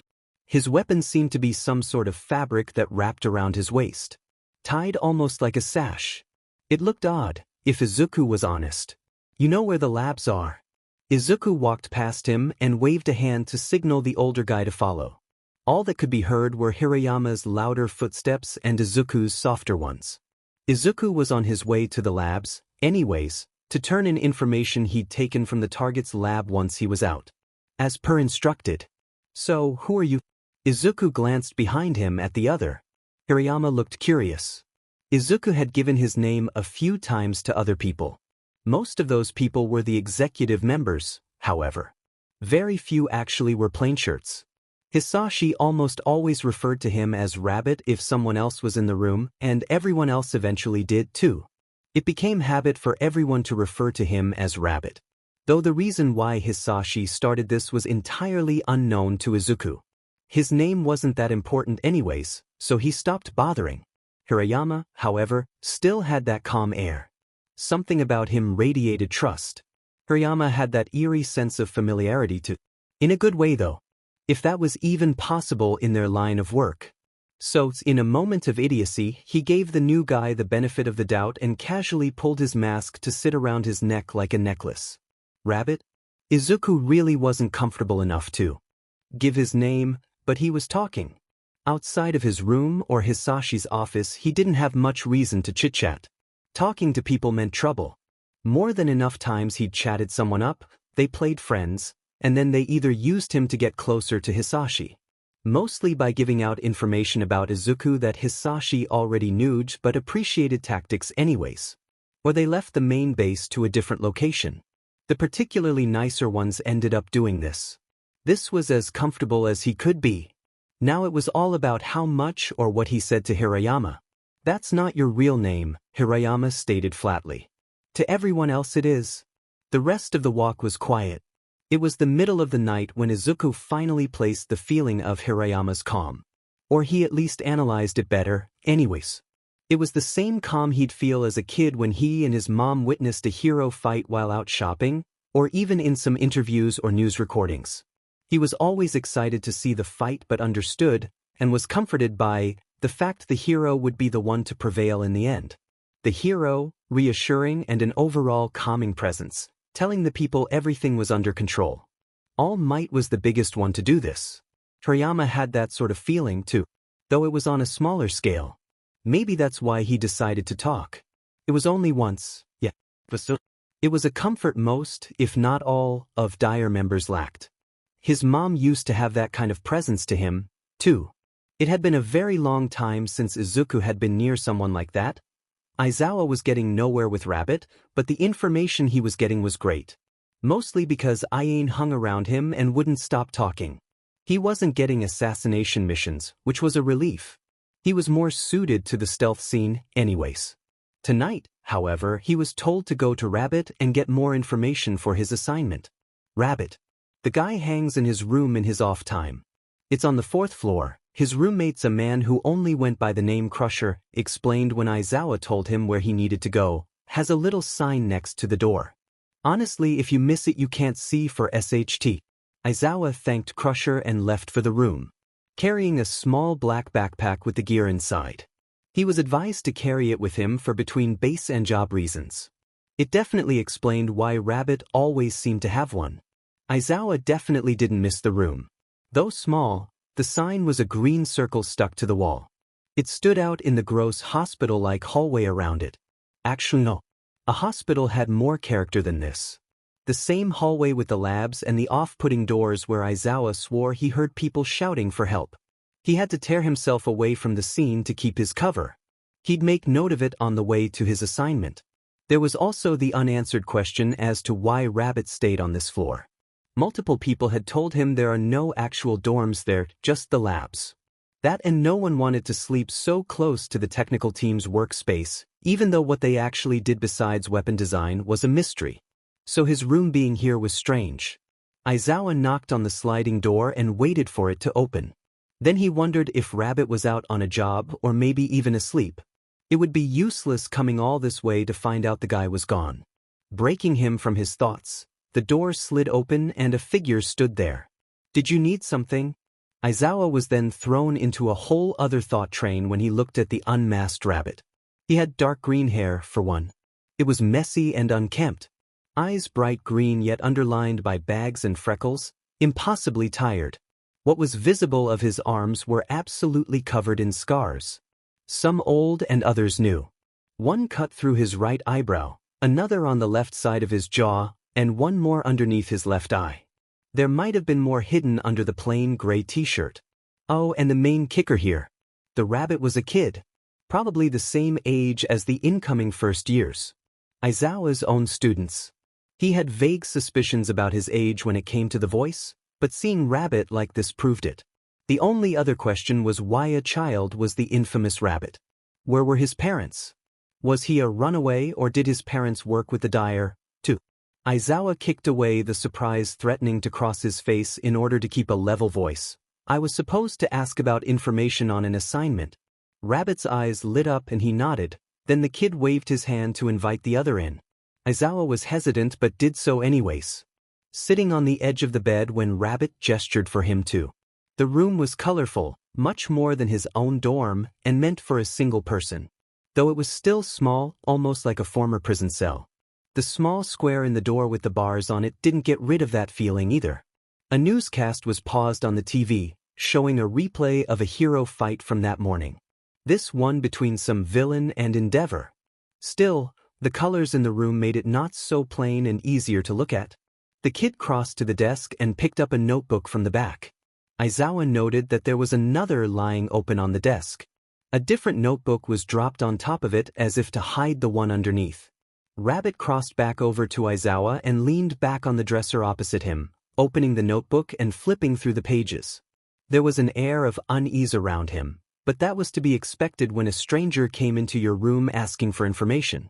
"Cora told me someone was bugging Present Mix Agency. So I should give you the basics on the hero and his office." Aizawa was about to say he knew about the hero already when Rabbit turned the notebook around and held it out to him. Aizawa glanced at it and then took the offering, staring at the page in silent awe. It was a detailed analysis of the voice hero, even his last name Yamada. Though thankfully there was nothing else involving his personal life other than he went to graduated from, and taught at UH. Still, the amount of information was incredible. Detailed though not entirely accurate. A few tiny pieces looked more like oddly worded truth that could have been taken the wrong way if no one was looking. "Kid, what is this?" Aizawa's voice was flat, but he knew exactly what it was. But Rabbit needed to say it out loud so the recorder could hear. Rabbit paused for a moment and then spoke. "I analyze heroes for Hisashi and other Dire members. Anyways, present Mike isn't usually at the office this late. It's about Rabbit glanced at the clock next to the bed, 9 o'clock now. But there's been a few reports that he's been working late the last week or so. From what I got from Cora, you need to put bugs near the middle of the room, in houseplants, and at Mick's actual desk. So you will have to break in." Aizawa was nodding slowly and glancing between the page and the kid. "Who's Hisashi?" "Ah, Midoriya Hisashi. The boss." Aizawa looked at the rabbit and nodded. Why would Rabbit would so openly use Midoriya's first name when everyone else said his surname like it was the only thing they could use? It could have been a rank thing, sure. Something told Aizawa that wasn't exactly it. He quickly kept going with his spiel. "The scout said that the windows on the floor of the agency are alarmed, but the ones above it aren't." "The what?" "Scout." Rabbit looked at him for a moment with an unreadable expression and then launched into a quick explanation. "Well, we have a few that scout out certain buildings belonging to contacts, target sites, heroes and whatnot. They mark out hero patrols and times too. Though their information isn't always correct. Know from experience." Aizawa said this as a form of joke, but it delivered flat. Rabbit shrugged. "Almost got me caught in November. Lied about a service door in a nightclub. Had to jump off the banister to get out. Ended up being chased down by heroes. An Eraserhead and Present Mike. It was in the news, I saw on the news. Interesting fight. How'd you move the fire?" Rabbit looked a bit nervous about the fight, or maybe it was the question about his tactics. He answered, "Anyways, Quirk. What's yours?" The tone was more "tell me because I need to know" than casual back and forth conversation. I can stop a person's quirk temporarily. If Rabbit had any sort of thought about this, he didn't let it show. He only hummed and walked over to the desk to start scribbling on a piece of paper, muttering softly to himself. "What are you doing?" Rabbit didn't look back when he said, "I sometimes help people with strategies suited to their quirks in case they run into heroes while on a job. You have a higher risk of running into one, so a backup plan would be helpful, right?" Aizawa gave a "oh, right" nod and went back to the page on Present Mike in the notebook. Then he flipped through the pages idly, looking at all the heroes listed. It was unnerving. A glance up at the bookshelf found a whole line of worn-down notebooks, probably holding even more profiles. He wondered if there was one on him. Maybe not. He hoped not. While he zoned out, Rabbit made a small noise and stood up straight. He turned back to Aizawa with a fairly small yet proud smile on his face. "Alright, so here's what you could probably do if you run into any heroes." Aizawa had left the conversation with Rabbit feeling informed, impressed, and strange. Like the kid had tried to read him like a book and only got through 4 out-of-order chapters before he left. He certainly looked more suspicious when Aizawa went to leave than he had when Aizawa showed up. The gears in his teenage head were obviously turning, though he did go through the mission with almost zero problems. In fact, it seemed like there weren't many on purpose, and the 3 on patrol in the area somehow did a few routine things wrong. Tsukachi or Hisashi must have done something to let his job go smoothly this time. An action both hated and appreciated. So he was sitting on a rooftop 3 miles away after finishing bugging the agency way too quickly. One leg propped up on the ledge and his elbow draped over it. The small bag with his goggles, tie, and weapons sat next to him. "Tsukachi," Aizawa said out loud, though there was no one actually around to hear other than the watch, "try and comb for information on Midoriya Hisashi. And get hero agencies to sweep their offices sometime this week. I have a feeling there's been jobs like this before." There wasn't an answer. Aizawa sat on the rooftop in peace a little longer, giving him quiet time to think. Aizawa expected the rabbit to be some harsh, no-nonsense killer. Not a kid who just got nervous over one conversation. Maybe he should take a little more time to actually get to know the kid. Perhaps he'd get information Tsukachi needs and the information Aizawa wants. Something was definitely up with Hirayama. Though Izuku couldn't exactly figure out why. He's read a lot of people that came through the Dyer's ranks over the years. He's been able to see them and profiled as many as he could. Some of them were just criminals, others flat-out villains. A few of them were ex-pro heroes or heroes in training who switched teams for one reason or another. In short, he's mapped out which ones he'd rather avoid and which ones would just be inconvenient to be stuck with. Hirayama fit exactly none of those categories. He looked surprised when Izuku said scouts, like he didn't expect the Dyer to have the resources to do that. There was even that subtle, whining expression in his face when Izuku recounted the mission to bug a hero office. Maybe Izuku was reading too much into this. He was pretty tired. Either way, he had work to do. So once Hirayama left, he sat back at his desk and pushed the decoy notebook off the Dyer analysis book. Then went back to writing about the things he overheard during lunch that day. It's not that he's difficult to analyze, it's just that it's really complicated to get any details without interviewing him. And he's retired, so there's no new info to get from him anymore, Rabbit said in a half-exhausted and half-enthusiastic tone. Hands hovering over the table where they had paused after his sentence. Aizawa had been left to his own devices by Iane and Ryunosuke only 2 days after the mission to bug Mick's office. Which, to keep count, was only this third official job. Rabbit took the empty seat the day after when he spotted Aizawa on his own. The company was mutually appreciated in silence, and right now, 2 weeks later, there was even conversation. Currently the kid was explaining a hero analysis Hisashi, Midoriya, assigned him to. Aizawa wasn't going to interrupt him either. Rabbit was recounting what he could figure out online and through news, and then throwing theories as to the workings of the hero's quirk. He needed somewhere to throw ideas and sort his head, and Aizawa didn't mind being the silent person to listen. It didn't help that Aizawa strongly believed that Rabbit didn't get many chances to talk in the first place either, probably forming the muttering habit seen earlier. Being a teacher, this felt completely and totally wrong. He could internally go on a 2-hour-long spiel about exactly why this was a problem, but that felt exhausting to do right now. Maybe it's touch-activated like, I dunno. He's gotta touch the electronics to get them to work either way, but is it one touch and they work, or does he have to keep holding it? And is it on a timer? I saw this one video when he held a batch of like 3 drones. He had the controllers in one hand, I think, but he had it for a solid 10 minutes before the robber he was fighting went down. Despite his tired and almost sluggish movements, there was still an enthusiastic way the kid moved his hands. Maybe, was Aizawa's short answer. The single word still got Rabbit to momentarily wear a small, satisfied smile and nod. There were a few moments of silence until Aizawa asked, "Any missions today?" Rabbit sighed and poked at what looked like mashed potatoes. "Not really. Hisashi hasn't given me anything all week. He wants me to analyze this guy first." The kid shrugged. "The less I have the better." Aizawa raised an eyebrow. "Do you not like working here?" The expression across Rabbit's face was a mixture of shocked, worried, and self-loathing. Like he said something he shouldn't have.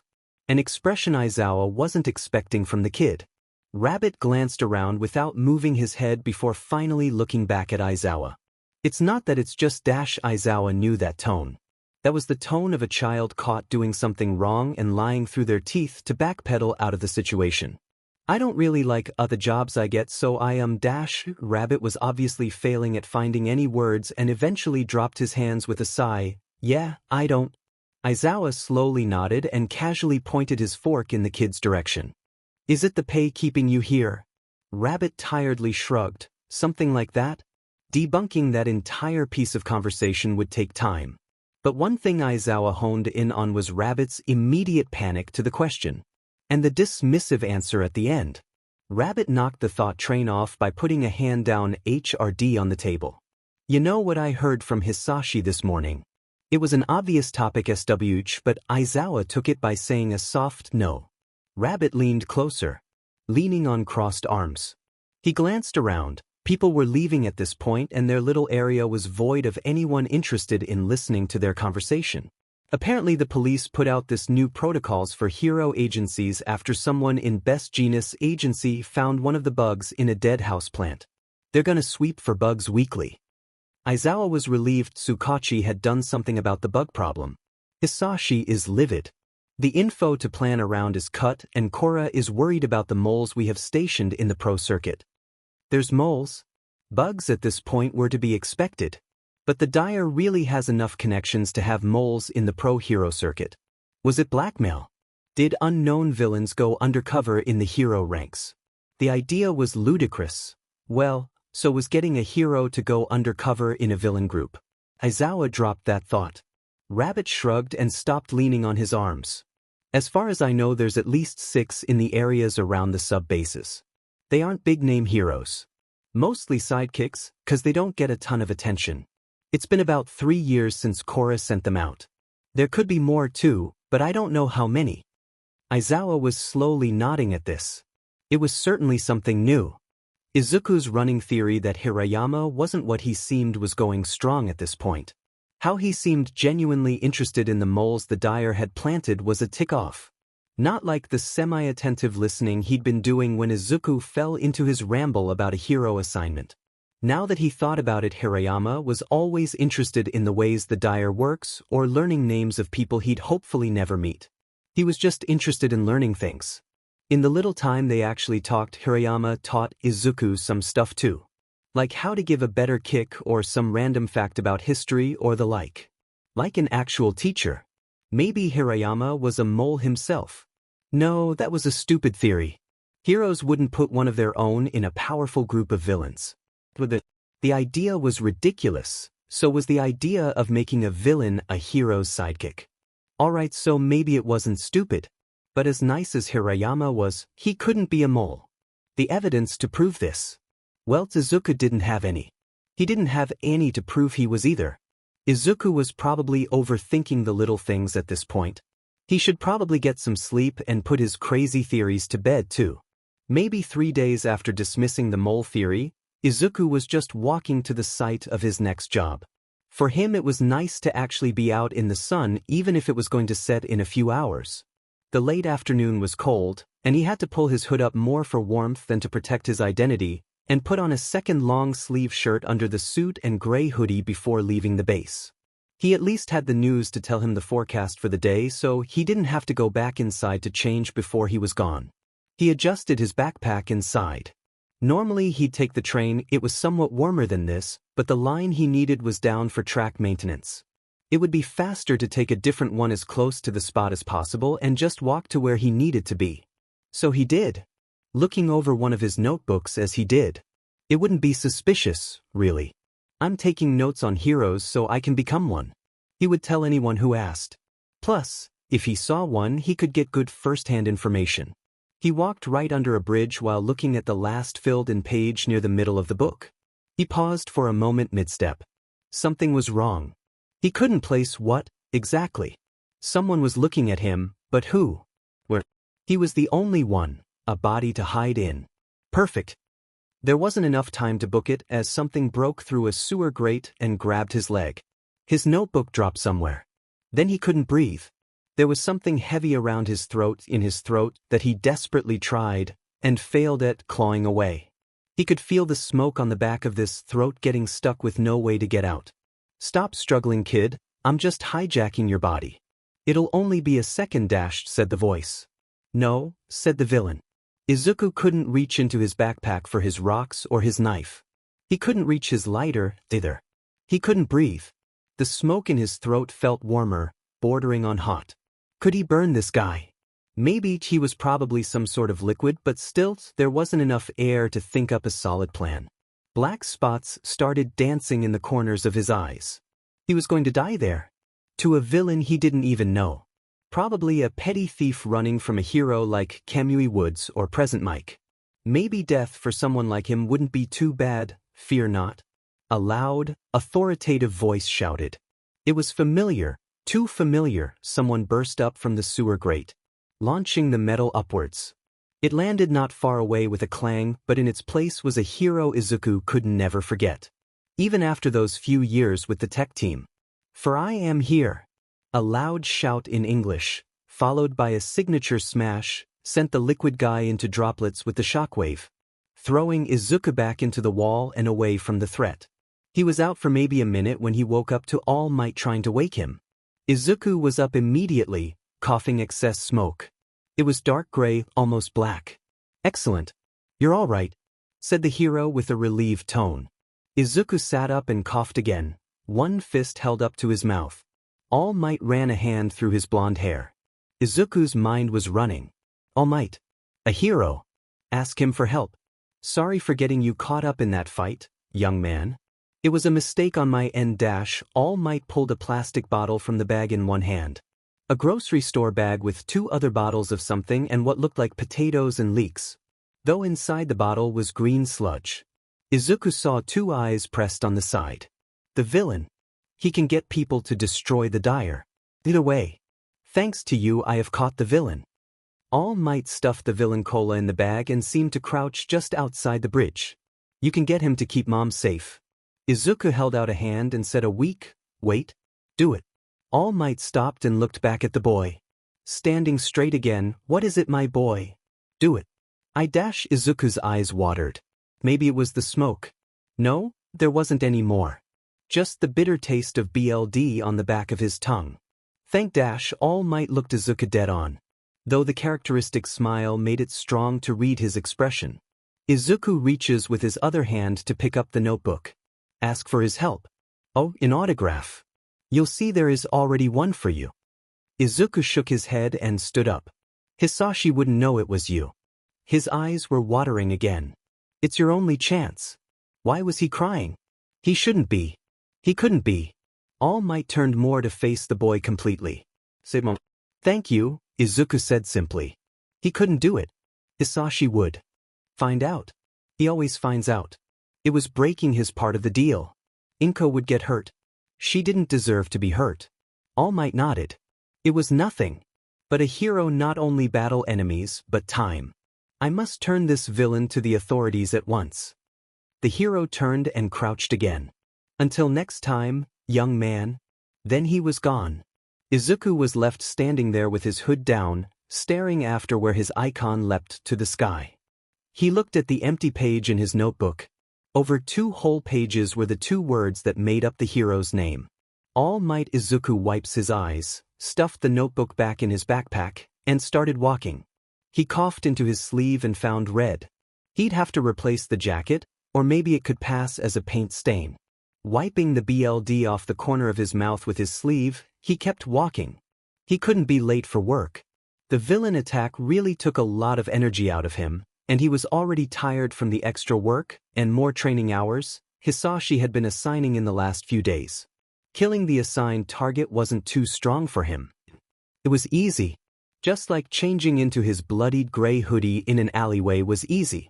Walking with his hands still gloved to keep out the cold and gripping the straps of his backpack in attempt to hide the stain was easy.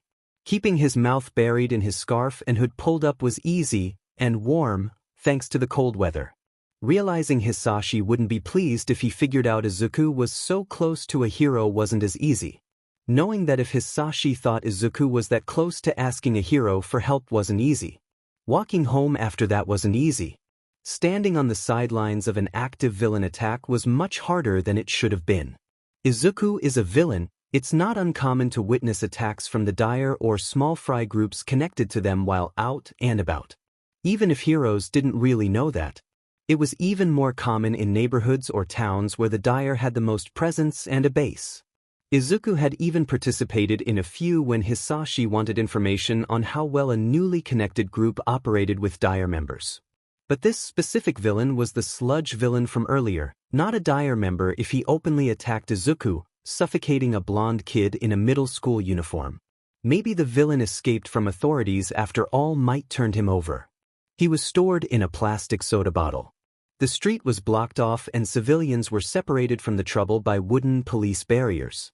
Heroes were just standing defensively as fires, most likely caused by the villain, burned.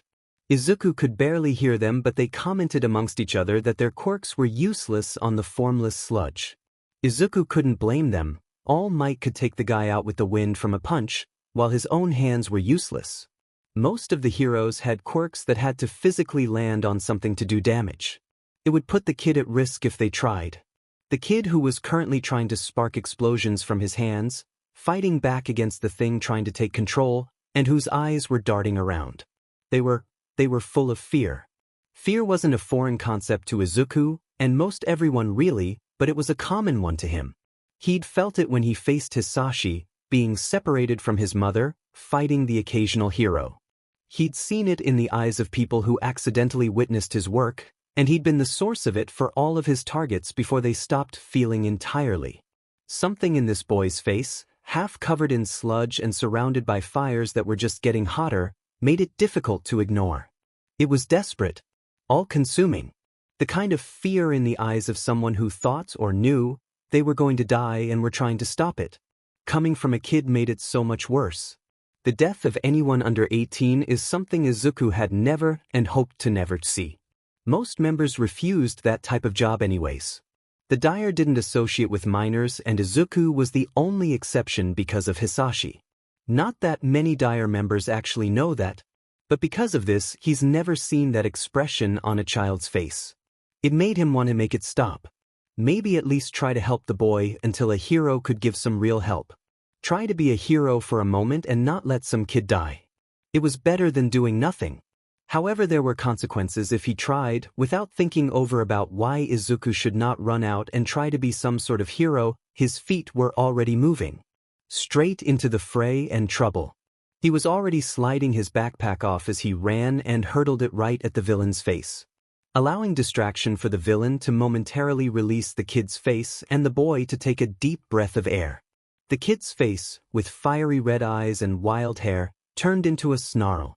"Idiot," he hissed, his tone thoroughly pissed off. Izuku's hand shot out and grabbed the boy's exposed wrist, trying to pull him back. It worked partly because the villain was surprised at this development and the boy was trying to push away from the attacker at the same time. Izuku pivoted his foot and held his free arm to his side. He swept it upwards until it was in front of him. Hand pointed up like a gun. He pretended to fire and a blast of air shot forward. Not the same amount of power as All Might's, or even his normal two-handed version of the move, but enough to blow the villain off the kid and backwards. His arm holding the kid's hand so he didn't get blown away with it. The total action took maybe a minute, probably less, but it felt like forever. The villain was forming again and Izuku heard heroes warning him.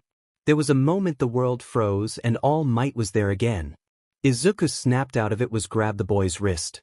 Could he really be called a kid?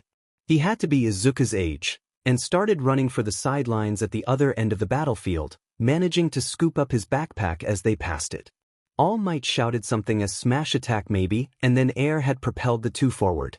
Izuku landed HRD on the ground with the boy, just beside him spitting curses as they got up. Rain had started falling and Izuku looked up at the sky briefly.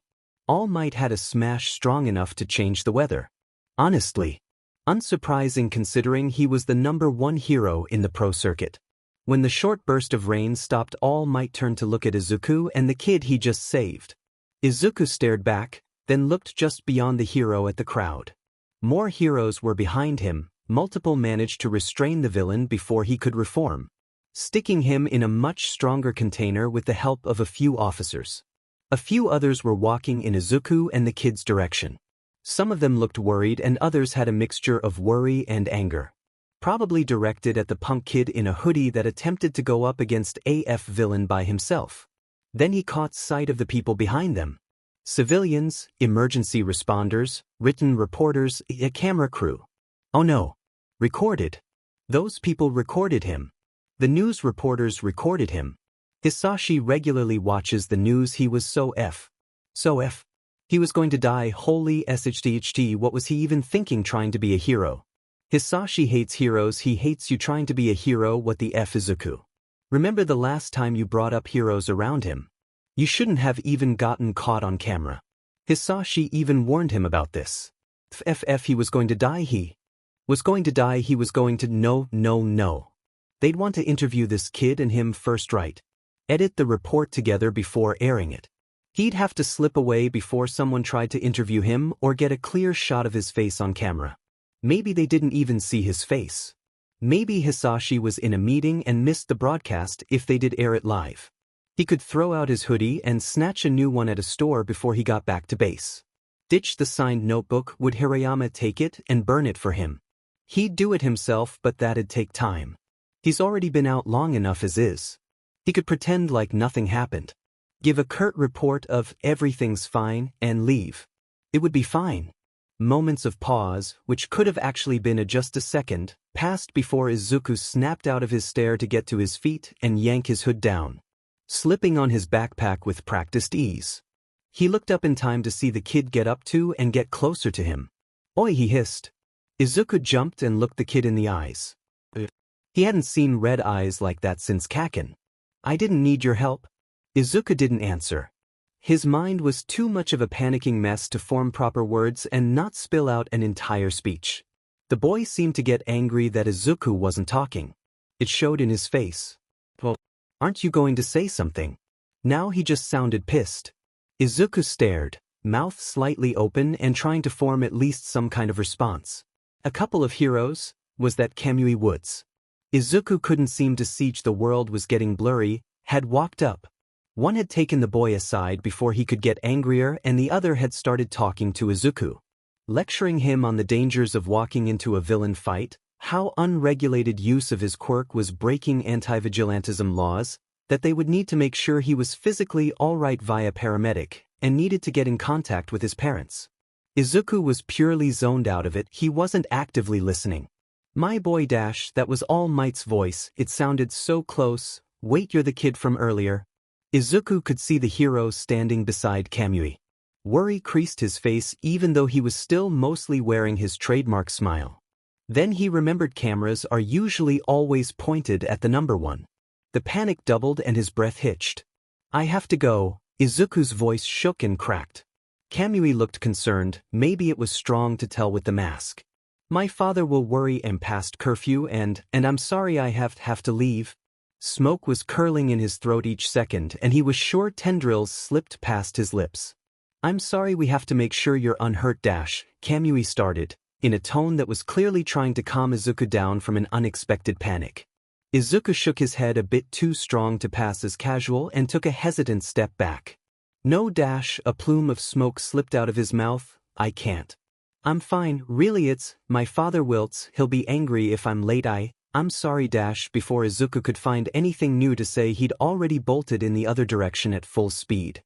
As far as he knew, he lost anyone trying to follow him in the train station, leaving his mind to think of what-ifs the entire way home.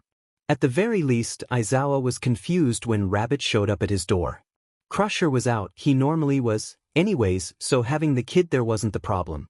The problem, however, was the look of nervousness on Rabbit's face that turned into panic as he walked into the room and Aizawa closed the door, dropping his backpack on the bed and starting to dig through it. "There's a stain on your jacket," Aizawa started. It was in the crook of his elbow, dried and brown. It wasn't his work jacket, so it couldn't have been his target's. Specks of green littered his right arm and parts of the top of his hand. Rabbit stopped digging and immediately pulled his jacket off, chucking it away and going back to the desperate digging, not caring that now his tie was crooked and his shirt wasn't neatly tucked anymore. "Kid, are you all right?" "I F up." The curse wasn't uncommon. He'd heard plenty of the students curse when they didn't know he was around. But Rabbit's shaking tone betrayed the last few weeks of the calm and collected persona Rabbit had. This was panicked, paranoid, desperate. It was terrifying to think about what spooked him so badly. The kid's hands were shaking as he pulled a notebook from his backpack, shoving it in Aizawa's direction. Smoke was trailing from one side of his mouth as he said, "Take this and hide it. Burn it. Whatever. Just don't let Hisashi see it." Aizawa sent a cautious look between Rabbit and the notebook before taking it. He gave another look to confirm it was all right and then flipped through it. It was messy, out-of-order notes in quick handwriting, like there wasn't a strong surface to write on. Observations, quick theories, on-the-fly sketches. Aizawa passed page after page until landing in the middle, seeing All Might's signature scrawled across 2 pages. "It's just a notebook, kid. What's wrong with it?" Aizawa watched Rabbit run his still-gloved hands through his hair and hold tight once he reached the back of his head. Rabbit was obviously on edge and Aizawa needed to know why.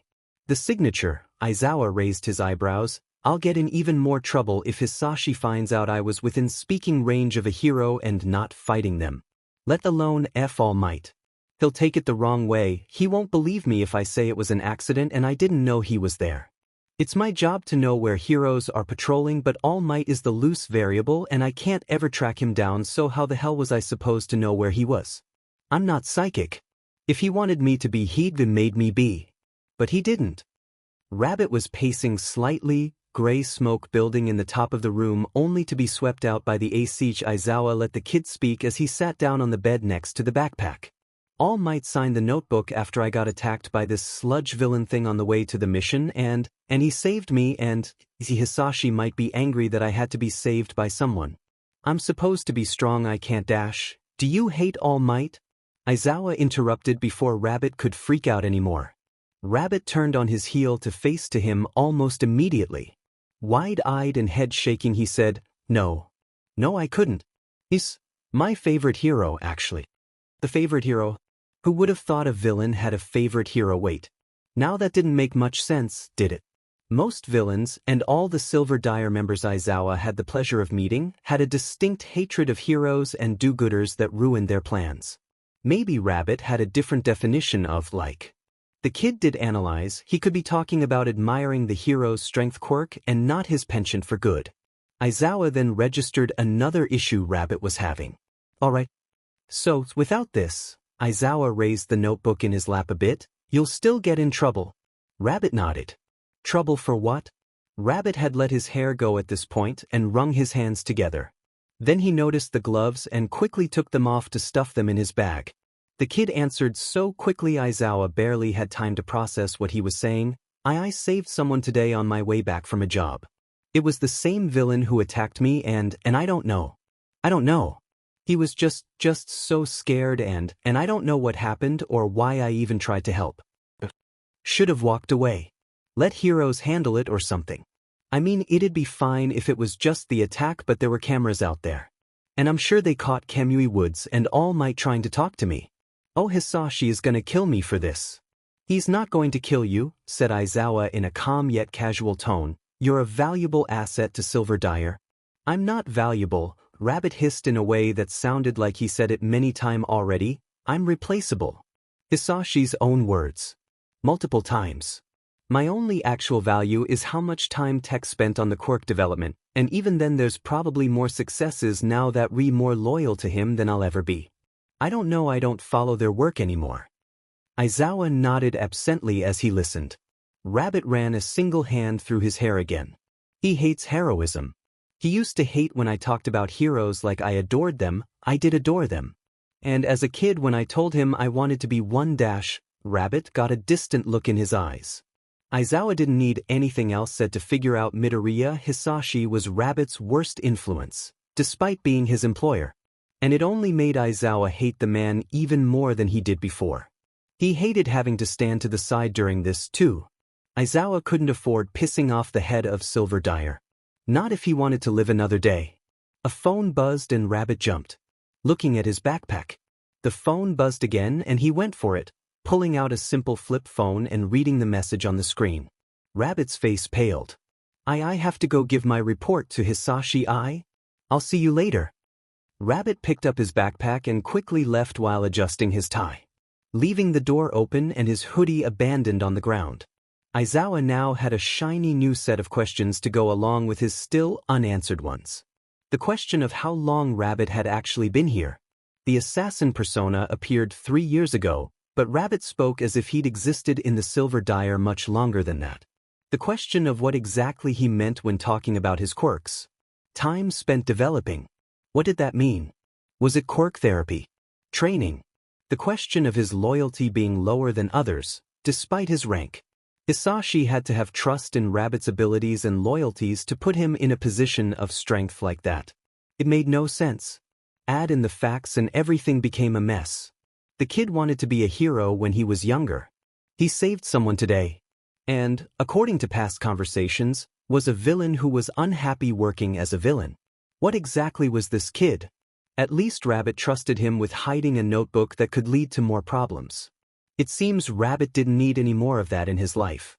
Though there was an awful pit in his stomach after seeing the expression Rabbit had when he read the message.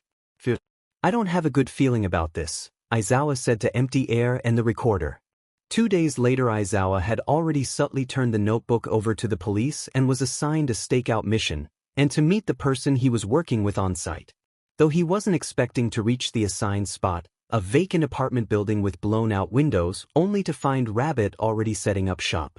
Laying out a thin green fleece blanket on the cement flooring and throwing abandoned couch pillows in 2 spots before looking at Aizawa. The kid looked tired, with the top half of his mask sitting on the ground next to his backpack and hood up.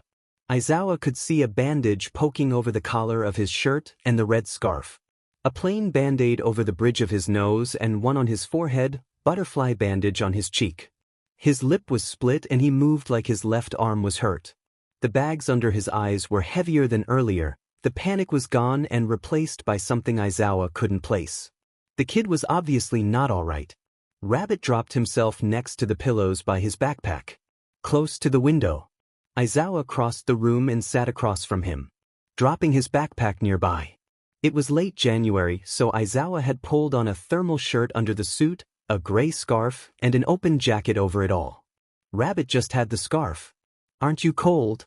Aizawa asked after a while of silence, watching over the warehouse in the middle of the closed construction site next door, waiting for any suspicious activity or leaving trucks. Rabbit shrugged. "I'm wearing extra shirts underneath. Plus my quirk keeps me warmer when it's cold out." There was a beat of silence before Aizawa heard a bang and a thump from inside the apartment. He went to go stand up, but Rabbit grabbed his arm and kept him from doing so. "It's just strays." As if on cue, 2 cats bolted into the room at top speed. One stopped in the middle of the room and one barreled right into Aizawa's stomach. Rabbit let Aizawa's arm go so the man could situate on the ground again, but also to laugh at Aizawa's clear surprise.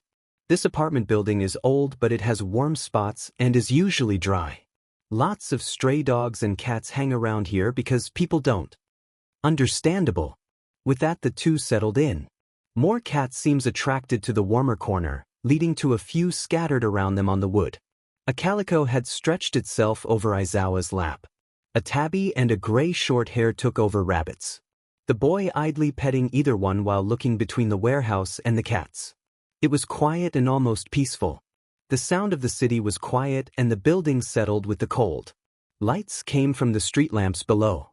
The stakeout spot was just high enough that the yellow-orange glow only hit the ceiling. Only 2 hours had passed before Rabbit's head bolted up and he jumped slightly. He was dozing off. Aizawa decided to strike up a conversation. "So how old are you anyways?" he asked. Rabbit shrugged. "Best guess." 15. Aizawa raised both eyebrows. "Best guess. You don't know how old you are." Rabbit shrugged again. He did that a lot. But this was still surprising. Aizawa knew plenty of students counting the days until their birthdays or itching to turn 18. So what kid didn't know how old they were? Lost track after a while. Not that it matters. Crusher told me Silver Dyer doesn't hire children. At this, Rabbit stopped petting the cats and just froze. Then he looked up to meet Aizawa's eyes. "They don't hire anyone under 18. I'm an exception. Hisashi's orders." Aizawa gave a slow, understanding nod that stopped with his head still tilted up. It lowered when he asked his next question. "You're pretty close with Hisashi, right? He give you all your commands directly?" Rabbit went back to petting the cats. "Kind of. Yukio is usually the one who sends them. He picks the jobs though.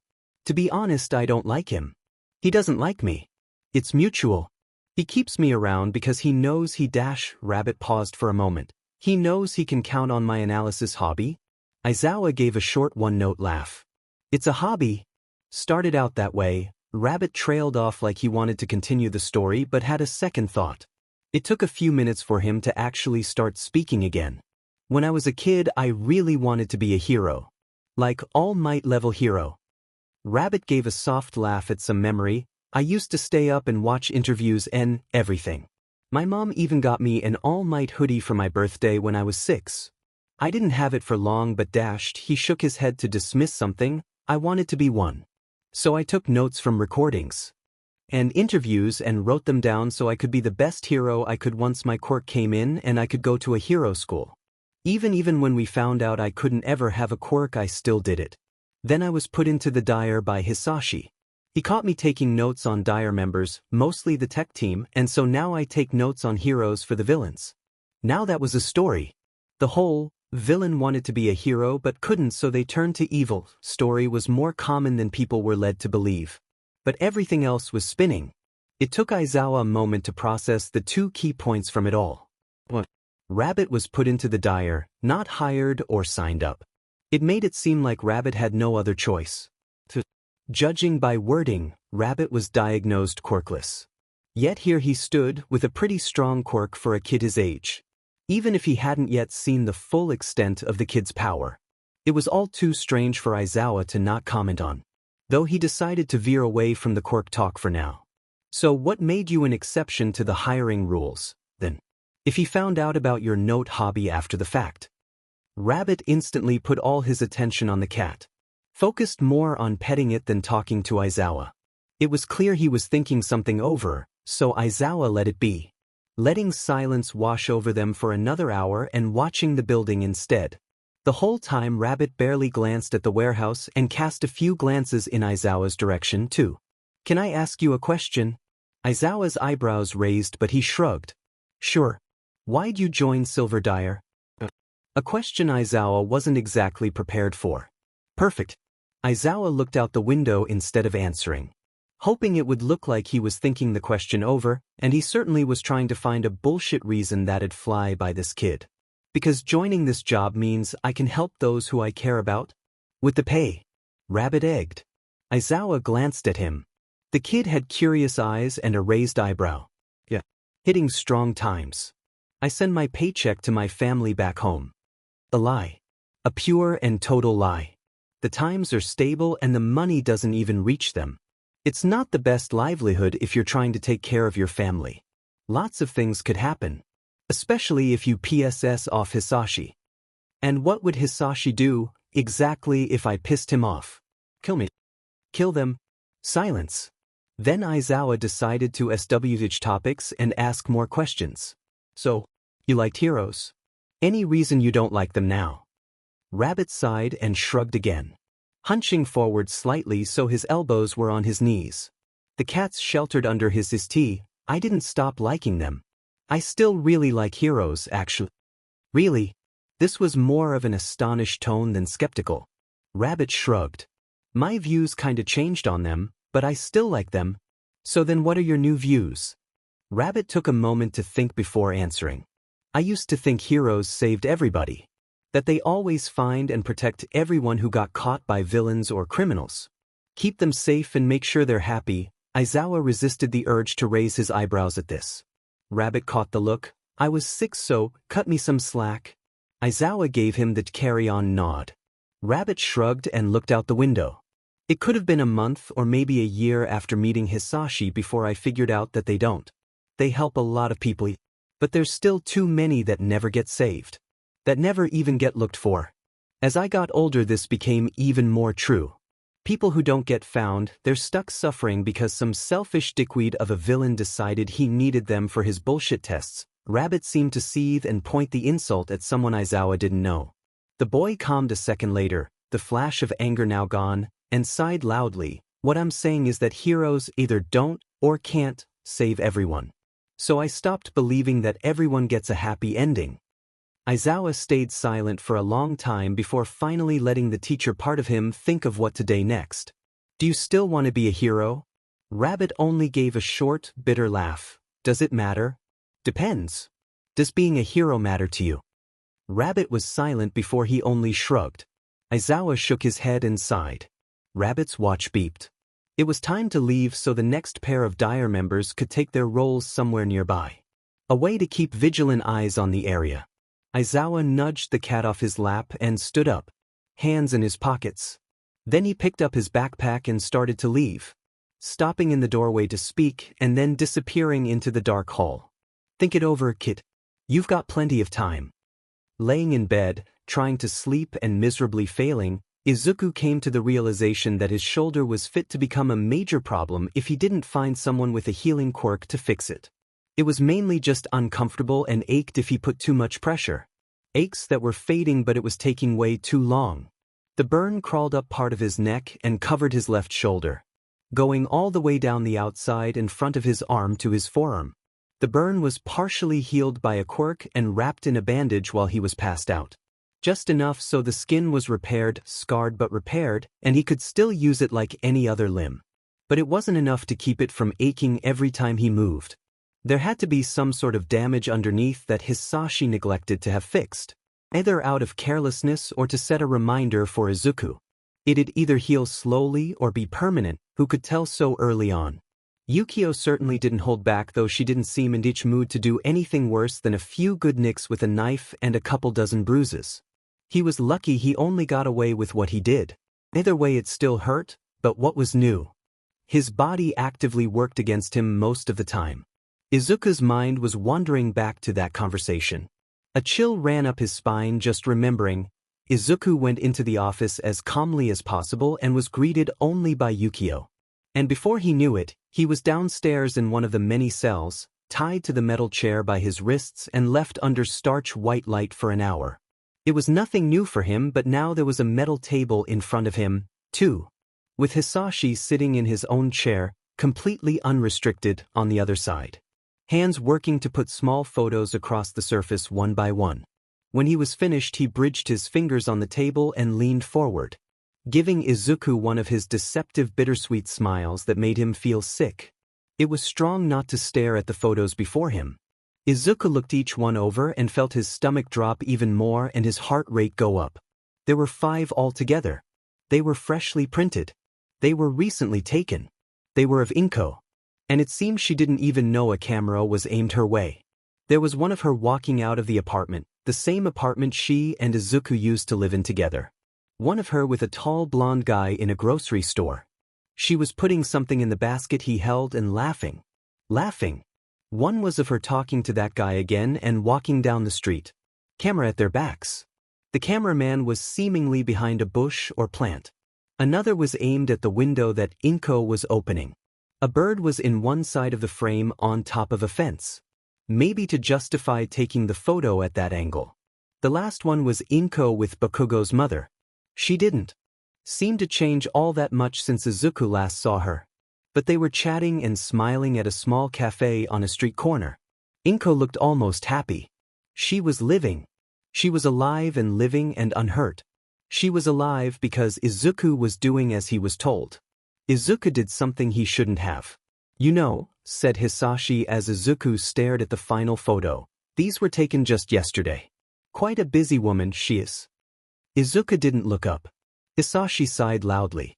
Son, we had rules in place. Right? I didn't break any rules, Izuku answered. Hisashi's eyes flared up in a simmering anger and Izuku bit his tongue. No, you didn't. But I thought it was implied that you do what I tell you to do. Nothing more, nothing less. And your actions today, well. Hisashi put another photo on the table. This one closer to Izuku's side of the table. It was a printed screenshot of a newscast. The frame frozen to show a figure in a gray hoodie. Pulling someone back, hood fallen to show a mop of green hair, and a gloved hand pointed like a gun at a towering villain. To anyone else this was a mystery kid. Some brat who wanted to play hero and did so rather dangerously. To anyone who knew that face, that pose, that attack, it was Rabbit. Though not very many would immediately recognize him without his mask. Izuku paled. Let me see if I have your actions down straight here. Hisashi pointed at the screenshot. You somehow got it in your mind that this person needed help. You risked yourself to save him and became some sort of a hero. Is that right? Izuku didn't think he had to answer. Hisashi's face twitched. I said, is that right? He watched Izuku jump at the tone and nod quickly. The man frowned and crossed his arms. We've talked about this dash. Hisashi waved one hand in a vague gesture as he tried to word everything correctly. This hero thing, haven't we? Hisashi didn't wait for an answer this time. I told you why you couldn't be a hero. Do you remember what I said? I have connections to villains. The answer was unsure and voice quiet. At least Hisashi seemed pleased with this. Because you're a killer, Izuku. A murderer. Heroes don't think murderers can become heroes. And they can't be. There wasn't an answer. What made you do this? You've never tried something as extreme as saving a man dash, a kid? Excuse me. Hisashi has a dangerous tone. Izuku shrunk back from his moment of courage. I was a kid. Probably my age. I couldn't let him get killed dash. A soft heart in your line of work will get you in trouble. If not with the police then with me. But you already know that, don't you? Izuku could see the building of fire in the back of Hisashi's throat, added to the smoke that was building as the man stood up. You're lucky this time. My plan will go into action and right now you're a valuable piece. Izuku stared up. Hisashi's throat was definitely starting to glow. Panic slowly set in at this. If finding someone with your analysis skill set was so easy you'd be replaced in an instant. Though the next time you try to play good guy we will find someone to replace you and you will pay the consequences. We have no room for useless people. You know that, right? Hisashi raised an eyebrow. Izuku cautiously nodded and said a soft, yes. Another beat of silence was added before Izuku looked back at the table and continued with, it won't happen again. So, I'll ask you this again. Given everything you are, do you really think you could be a hero? With a shake of Izuku's head he said a nearly automatic, I don't. There was another smile, this one twisted. Smoke plumed out of Hisashi's mouth as he said a satisfied, good. There was a deep breath of air that caught Izuku's attention. Izuku looked up as a bright flash of orange and red headed straight for his left side. All of it was worsened by Hisashi's bad mood. The Dire had lost all their bugs, but also started losing their own moles. Their scouts are being spotted. Everything Hisashi needed for information gathering, outside from Izuku, was slowly crashing. It was only making him sour and impatient with everyone. Hisashi was right about one thing, however. Izuku didn't really have what it took to be a hero. Not if it meant getting Inko hurt. As much as he hated Hisashi and his orders, he at least loved her. If doing what Hisashi asked meant keeping her safe, he'd do it. Even going through with this plan. Right? Hisashi's big phase 1 he kept talking about. Izuku hated it. It sounded like a shitty movie plot that Hisashi could actually pull off. He had the resources phase 1 involved bombs. Lots of them. Everywhere. Set to go off in some of Japan's biggest hotspots. 30 places in Tokyo itself, 20 in each area near bases. It was already set and ready to go. Hisashi just needed to get a few things prepared. Izuku was supposed to take out a political official during the whole mess. Hisashi was going to launch phase 2 right after and take Japan by the reins. With how many people he had behind him, even the connections with other groups, it was going to get a lot of people hurt. That didn't include the superhumans he was trying to make. Though Izuku didn't know if there were any others like Hisashi kept saying. There was more to this plan. It was stupid to think there wasn't. Stuff Hisashi didn't trust Izuku to hear. Big chunks and pieces missing. For all he knew, Hisashi had bigger things planned than blowing up public spaces and injuring hundreds of bystanders. The idea of that was terrifying by itself. However, Inko was supposed to be safe during all of this. Hisashi needed her to keep Izuku there.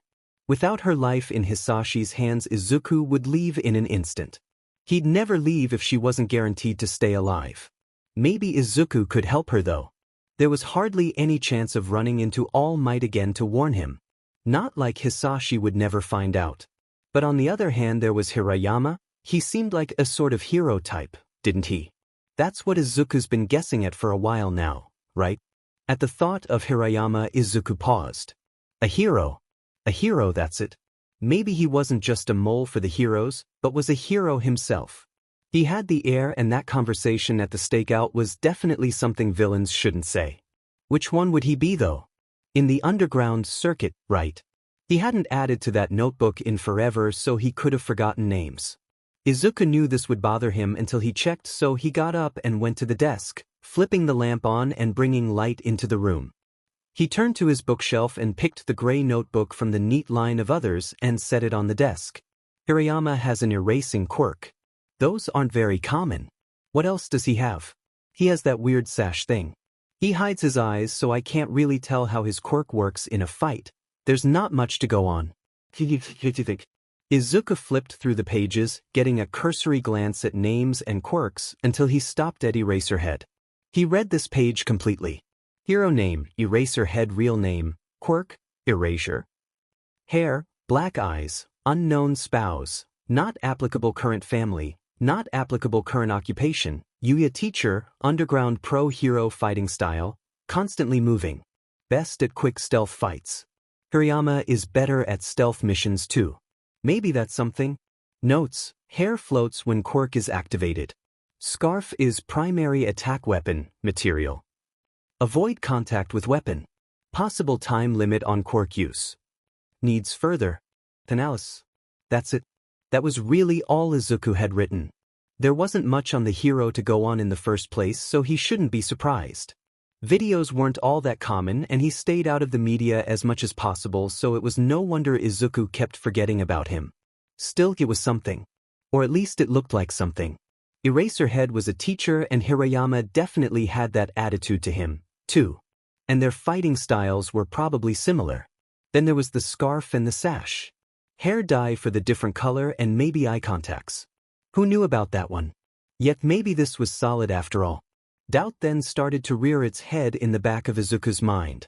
What if this was just a chaotic theory he was making up because he hadn't properly slept in? He lost count of how long ago it was. Or maybe Izuku was so desperate for a way to get out that he'd project it all on Hirayama. Now that Izuku was thinking about it, it was kind of ridiculous. A hero.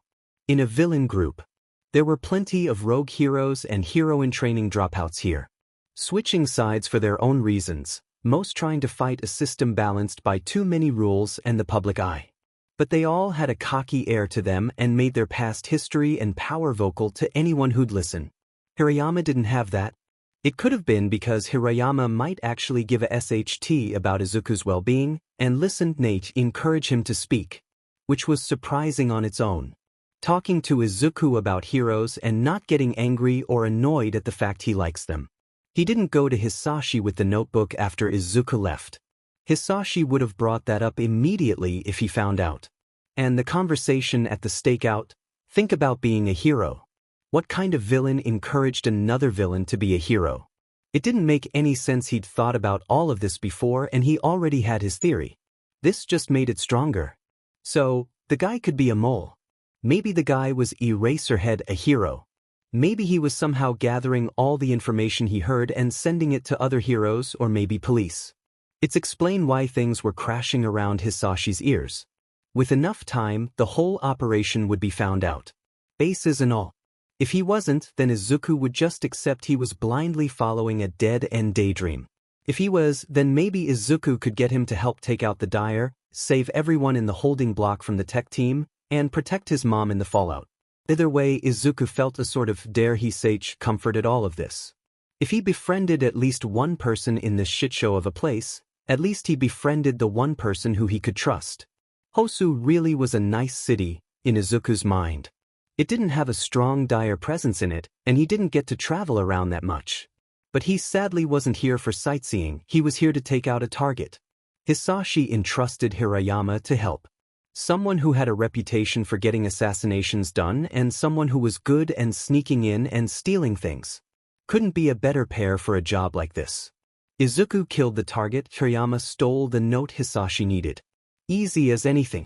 At least that was what Hirayama was supposed to think. In reality, it was a simple assessment. It was a real job. Izuku was supposed to kill a guy and Hirayama was supposed to steal.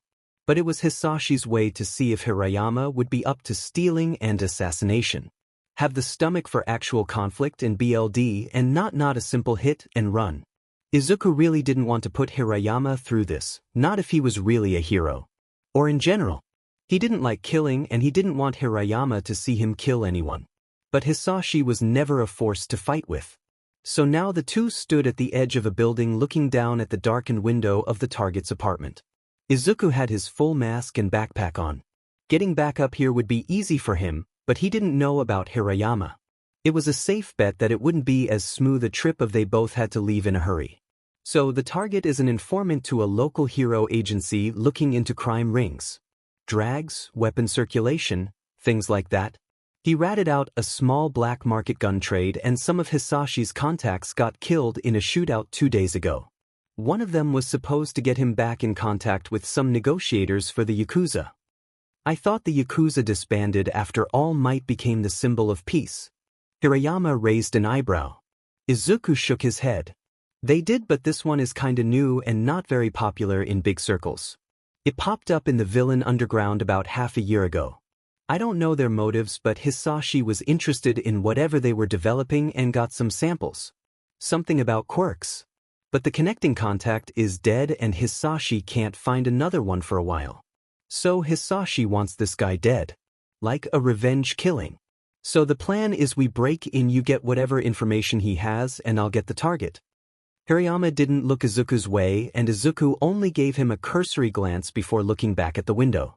They were waiting for the guy to get home from work, which was around 8 p.m. It was 8:09 and Izuku didn't want this to take forever. As much as he liked being outside, the longer he kept his successful mission report from Hisashi, the more irritable he was. There was a light that filled the apartment as the front door opened and closed. Izuku waited until the kitchen light flipped on before he used his quirk to leap off the roof and silently land on the fire escape. Sliding down one set of stairs until he reached their point of entry, a window in the living room. He was just sliding the pane up as Hirayama landed on the roof of the building and made his way down the fire escape.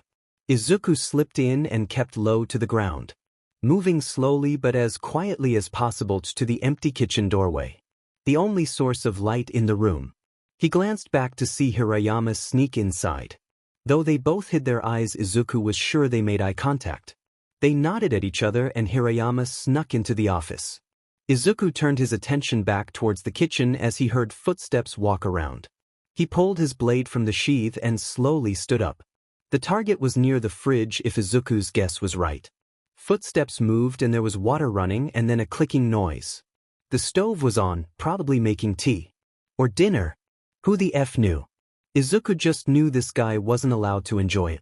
Before he could take a step into the kitchen, there was a thunderous noise and something whizzed right past Izuku's face and embedded itself into the wall directly across from the doorway. Gunshot. Izuku was frozen for all but a minute before he leaned back and kneeling back down again. Hand now holding tighter to the blade and putting his free left hand flat on the ground to steady himself. The weight hurt slightly, but that didn't matter right now.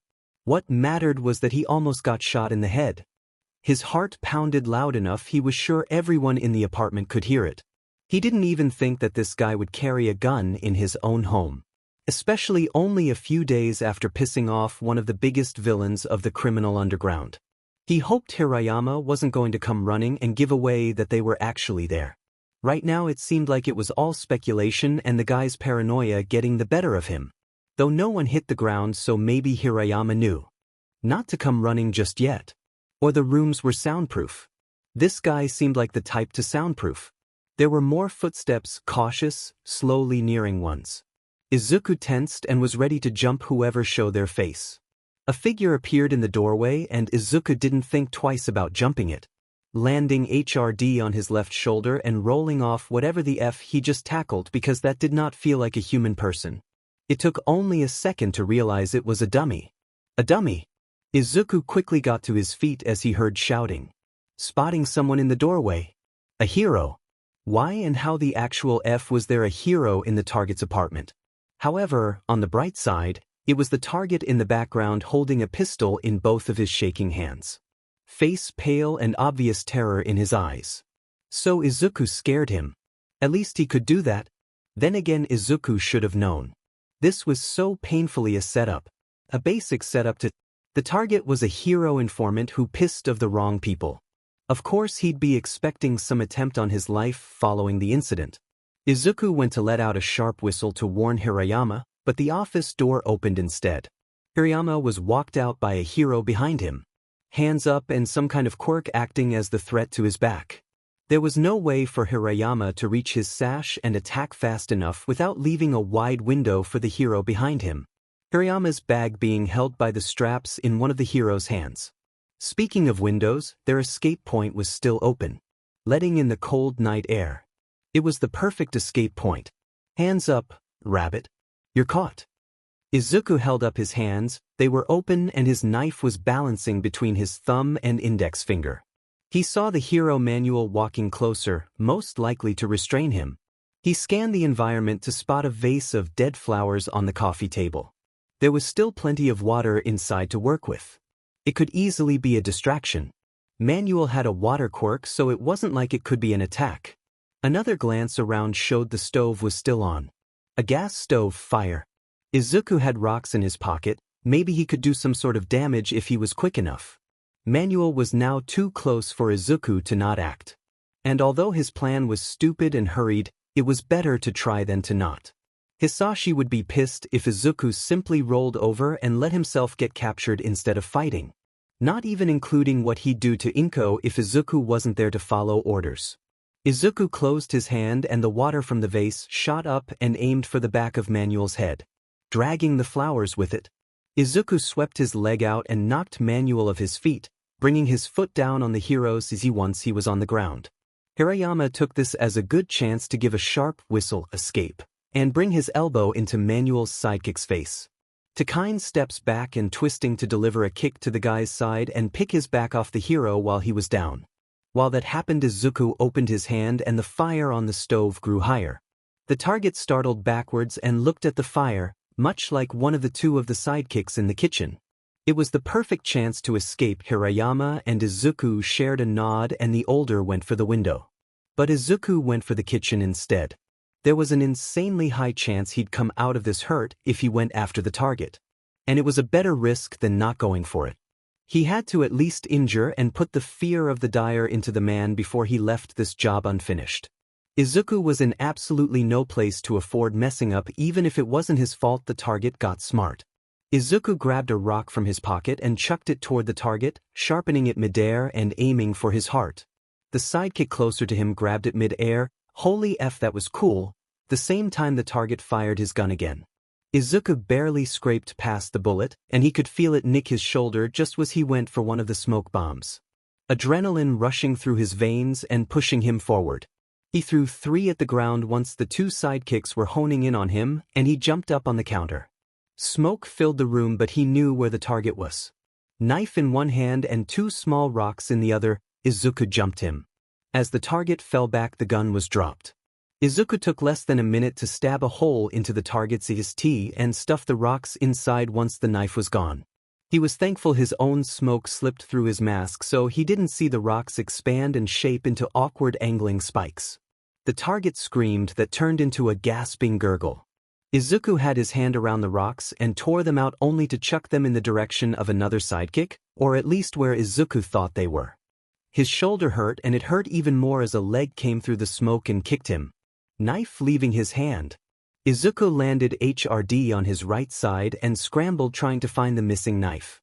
His hand closed around the handle and he swung backwards while twisting to fall on his back, the knife stabbing into the leg of whoever was approaching from behind. There was shouting as Izuku pulled the knife out and kicked upwards, foot colliding with the stomach and pushing the injured hero back. There was no time to make sure the target was dead. He hurried to his feet, using the counter as support, and stuffed the knife back in its sheath. The other sidekick in the room tackled him from the side. Izuku's right hip landed HRD on the edge of a counter and he hissed when it did. His right hand rushed right up on the attacker's tee in a fist, blasting him backwards when Izuku pushed the air between them. That was when Izuku made quick work of the jump onto the center counter to throw everyone off and make for the kitchen window. Someone grabbed at his backpack and Izuku was quick to twist and kick the attacker. Toe hitting cheek. Someone yelped. Izuku abandoned the kitchen window and went for the point of entry instead. He jumped for the doorway and ended up tackling someone in the process. Without checking which hero it was, probably the one who had Hirayama, he drove his elbow into the attacker's cheek and went for the window. Already seeing Hirayama on the other building looking back, probably wondering where the actual hell Izuku went instead of following after him like he was supposed to. Izuku was quick to jump off the railing of the fire escape and use the air around him to boost him to the other roof, landing next to Hirayama and pausing for only a second to land before taking off in a run straight ahead. Hirayama got the picture and followed. That was stupid, Hirayama hissed as they ran. Izuku's answer was muffled by the mask and followed by gray smoke, but they were heard well enough. Save the lectures for when we aren't being chased by heroes. They hopped 3 buildings before Izuku was kicked in the side by an unseen attacker. He was thrown quite fast to the left, soaring over the side of the building and almost to the other side of the street. The disadvantages of being way too light on purpose. Izuku barely managed to twist the air around him to ricochet off a different building, causing a small divot where the pressurized air buffered the impact and rocket back at the attacker, digging his right shoulder into the hero's side. Before he collided, he identified who it was. Ingenium. It explained how Izuku didn't see him before he was roundhouse kicked off the roof. But they couldn't catch AF. Break tonight, could they? Izuku jumped back to Hirayama's side before Ingenium could recover from the attack. He was breathing heavy, the smoke puffing out of the mask with each exhale. Izuku couldn't pinpoint the source of his panic. Was it his injuries? The uncertainty of the target's condition? Hisashi's pressure on both of them to perform well? Hirayama tapped Izuku's shoulder and mouthed breathe before taking a few steps to put himself between Izuku and Ingenium, his free hand holding a fistful of his sash at waist height ready to use if he needed to. His jaw was set and Hirayama seemed ready to drag Izuku from this fight as soon as possible. We aren't here to hurt either of you. Tell that to the bruise on my side. Just turn yourselves in and there won't be any trouble, Ingenium said. Voice loud and commanding. Izuku could imagine a determined expression behind the helmet. Izuku's nonverbal answer to the hero was to take his knife and hold it defensively. Hirayama only just held the sash tighter and out just a bit more to make his threat seen. Ingenium audibly sighed and took a position to take off at a run. Head to a safe place, we can meet back at base. Hirayama was making his voice sound deeper and quieter, but it didn't do a whole lot to hide his voice. Izuku frowned, realized Hirayama couldn't see, and then shook his head. This was his job too. He'd be damned if he ran away from it by himself and left someone else to take care of it. Izuku felt Hirayama send a sharp look in his direction.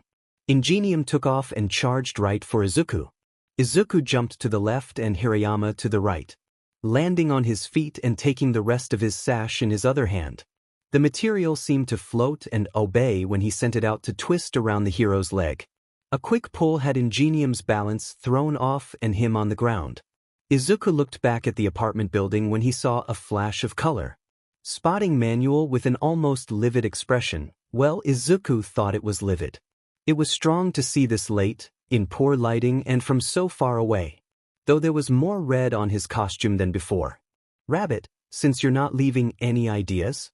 Hirayama growled as Ingenium was getting up, weapon ready for another attack.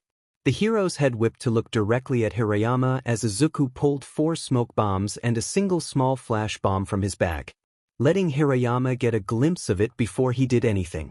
Ingenium was cut off by the flash of light and the mound of smoke that was swirled into the air by Izuku's twist of air. Izuku quickly raced forward, grabbed Hirayama's wrist, and bolted the same direction they were going earlier, reaching the end of the building and dragging Hirayama down into the alleyway, buffering both their landings and continuing to run through different streets. Turning and running straight into a busier, bigger part of the street, a large courtyard between a few commercial buildings. Izuku made the stupid mistake of thinking they'd lost any heroes, especially when he was wearing his mask and had no shortage of BLD on his sleeves from the target. It was a method Izuku wished to forget but probably never would. Hirayama took his wrist back and used that hand to yank Izuku backwards and away from something landing straight in his path. It looked like a rock or maybe something else. He didn't know. Citizens heard the loud impact and immediately started to panic and run for cover. Izuku hissed curse words and looked around. Hirayama dashed, he said while still trying to find a source of the projectile, we need to get out of here before the newscasters get here. There was a silent nod before another person rocketed towards them. This time they both had a chance to dodge. Izuku wasn't so lucky to get hit with a loud burst of noise knocking him over. They got everyone for us, didn't they? Hirayama stated, looking directly at present Mike. Izuku gave a wry form of smile. He was glad no one could see the pure worry on his face and only saw the smoke puffing out of his mask. Last time I fought present Mike, Hisashi upped my workload, so can we bail? Izuku hoped Hirayama heard him, or at least looked his way. But there was an indifference and he didn't know if they were on the same page. Izuku had to turn his attention away from coaxing Hirayama into leaving and on the hero they avoided heading for him again. Ingenium practically kicked Izuku back like he was a football and turned to attack Hirayama next in an uncharacteristic close combat fight. Izuku hit the ground, bounced once and rolled. The glass over his right eye was scratched and the bottom half of his mask felt loose on the left. There wasn't time to assess anything more than that. He was barely up and running to avoid the next attack by Present Mike, another scream that was amplified through his costume and further rattled his bones. Izuku planted one foot on the ground and brought his hands together, pointed his finger gun in Mike's direction, and pretended to fire as Mike was getting back his breath for another attack. The hero flew back as Izuku attempted to run for Hirayama. Not caring to look at how the hero landed. There was another kick and Izuku was on the ground, arched awkwardly over his clothes-filled backpack. Manuel, how the F did these heroes get there so quickly, was standing with his foot on Izuku's, both breathing heavy. You need to dash, Manuel huffed. Own up to your crimes, rabbit. Izuku held Manuel's ankle with one hand and dropped the other to lay flat on the ground beside to him. Chunks of asphalt catapulted upwards all around them on the battlefield as the hand made contact. One piece knocked Manuel in the jaw the same time one hit Hisashi, knocking him back as Izuku let his ankle go. It really wasn't Manuel's day today. Izuku didn't want to kill anyone. If he wasn't told they had to die, he didn't want to be the cause. He was focusing on getting to Hirayama, get as many effective not deadly shots in as he could, and get the F out of Hosu. He could face Hisashi later. Escape was what mattered most right now. With another burst of air to aid his jump, Izuku was headed feet first for Ingenium, hitting him square in the shoulders and using the hero as a springboard with his momentum. Hirayama wrapped his weapon at Ingenium's legs and yanked back, making the hero fall flat on his back again. Hirayama's head turned towards the other heroes and he managed to push Izuku and himself out of the way of another heavy projectile. You need to answer for your crimes, rabbit? Manuel had shouted from across the field. Izuku kept himself from saying anything witty in response. Instead he hissed out more smoke. There was a flash from a window. Izuku glanced at it and saw cell phones. There were people in the buildings, watching the fight play its course. Who wouldn't? It was a heroes versus villains fight in Hosu late at night. Izuku's throat felt scratchy and the smoke that puffed out was getting to be a darker gray than before. He had to be careful. The last thing he needed was to spit fire and be out of commission mid-fight. Izuku took his lighter and flicked it in warning, letting the small flame show. Present Mike paused and looked at him and Hirayama. Mike had seen a small portion of Izuku's talent with the fire. It and air were the easiest to use in a quick fight or to make an escape. And it's not like water was just lying around in the city and destroying a road could lead to problems for everyone. Izuku was waiting for something to happen. The field was frozen and everyone was too. Were they waiting for something? Or was this hysiation? Izuku tried to catch Hirayama's attention by opening and closing his free hand, but he could tell if he had it or not. The tension wasn't sitting well in his sagacity. The icebreaker came in the form of a curse from Hirayama and another kick in Izuku's back. The lighter was thrown from his hand and landed somewhere else completely. Again he found himself landing on the ground, now somewhat uneven from his previous attack, and trying to get up. He had landed and slid on his left shoulder. It was aching and he was thankful for the thick material in his jacket or else it couldn't have been worse. He didn't have time to check the BLD darkening the underside of his jacket. Something had to have torn skin or something. He saw a shadow before he saw the hero and leapt out of the way before Ingenium was attempting to knock Izuku out of the fight. Others converged on keeping Hirayama at bay, but the man was jumping around pausing quirks and replacing them with well-placed attacks.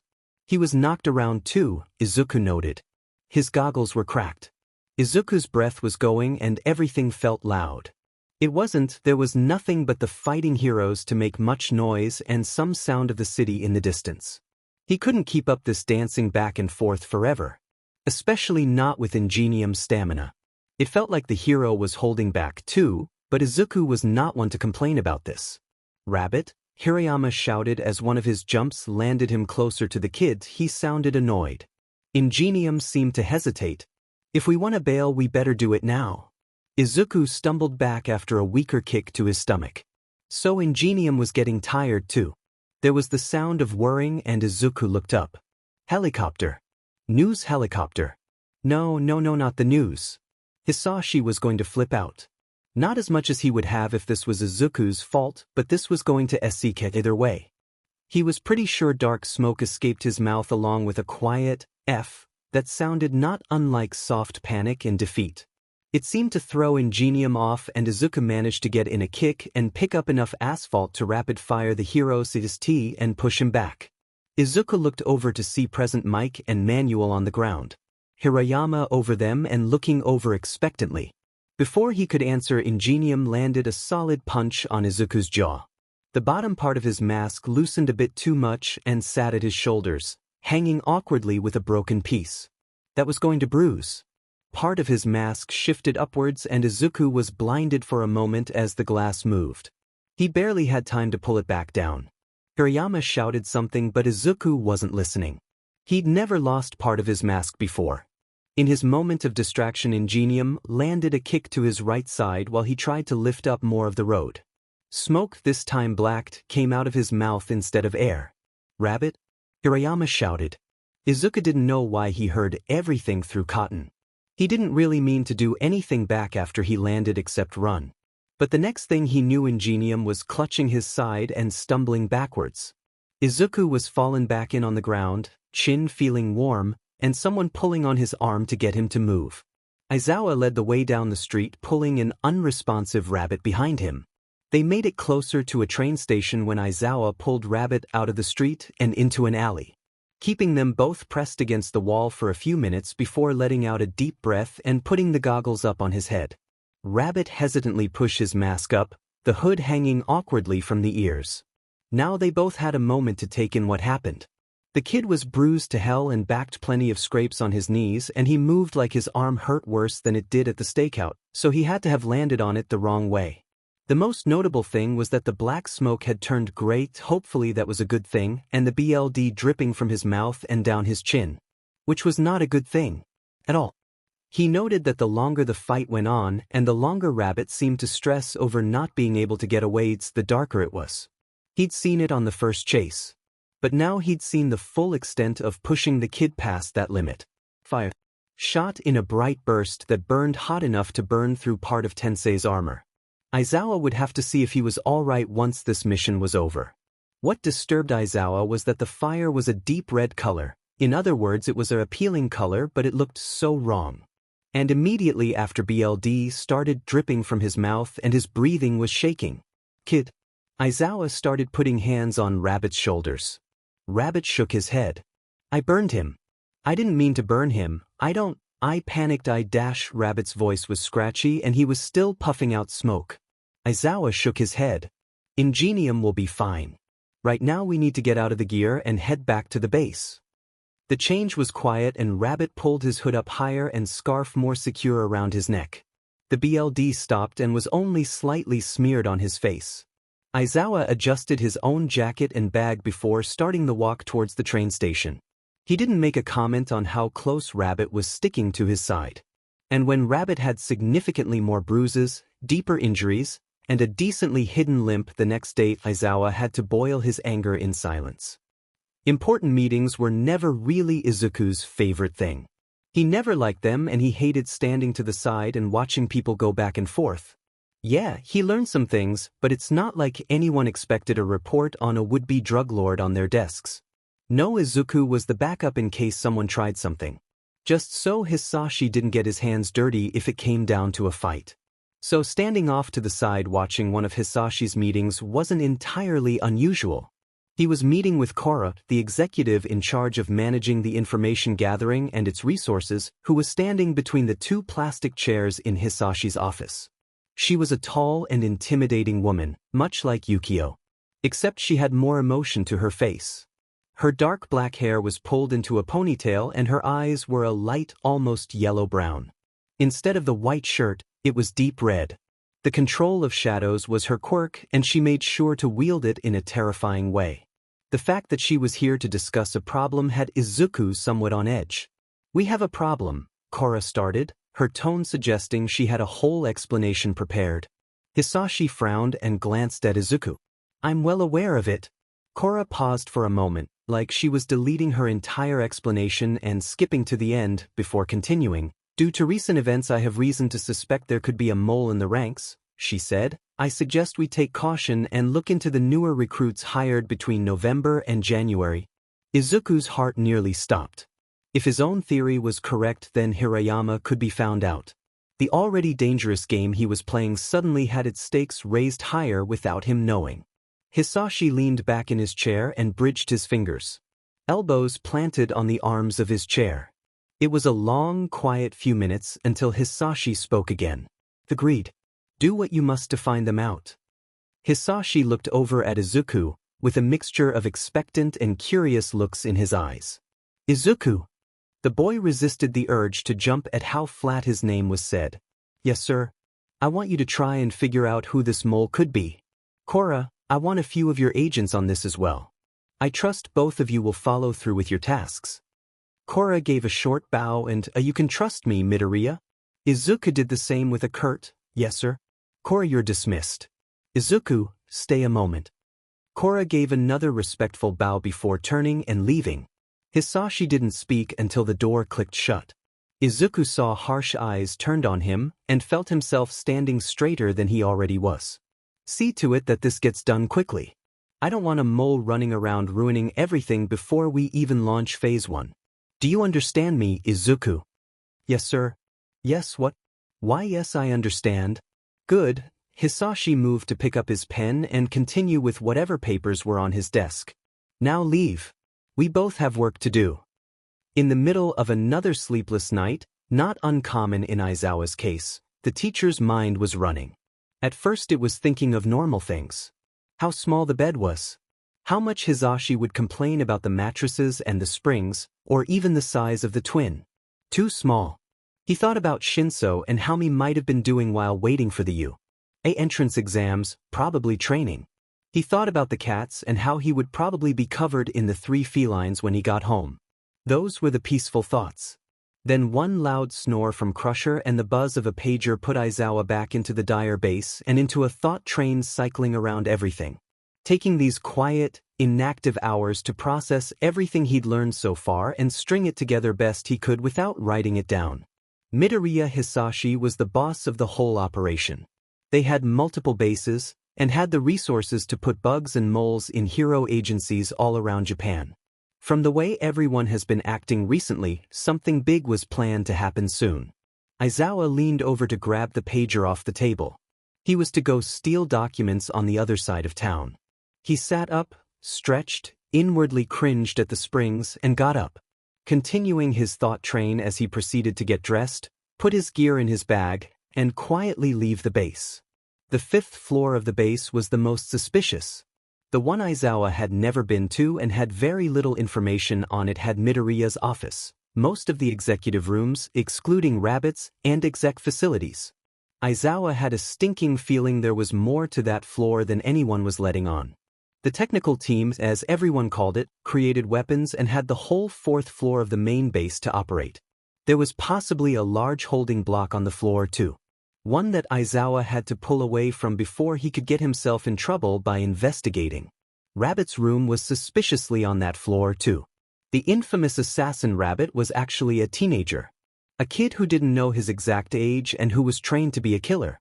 If the assumed timeline was correct, he was given this job at 11 years old. Rabbit had dreams of being a hero. He still admired them, though probably not as much as before. He saved someone without being prompted and was accordingly punished for it. Expressed unhappiness with his work and distaste for doing it. That fight in Hosu was an indication that he mostly wanted to avoid conflict. If not for his own morals, then to keep from Midoriya's set of rules. Whatever those were. If Rabbit's tone was read correctly, he wasn't here for the paycheck. Something made Aizawa doubt the kid got anything so trivial as cash for doing this in the first place. So his motivations had to be something more. Rabbit had a not-so-subtle fear of Midoriya Hisashi, and for good reason. He seemed to know the prices of angering Midoriya. Like he'd seen it happen before, and there wasn't a doubt he had. Aizawa wondered about his connection with the boss. What was going on? Knowing Rabbit's name would help in all this, but Rabbit definitely wasn't what Midoriya was trying to build him up as in the media.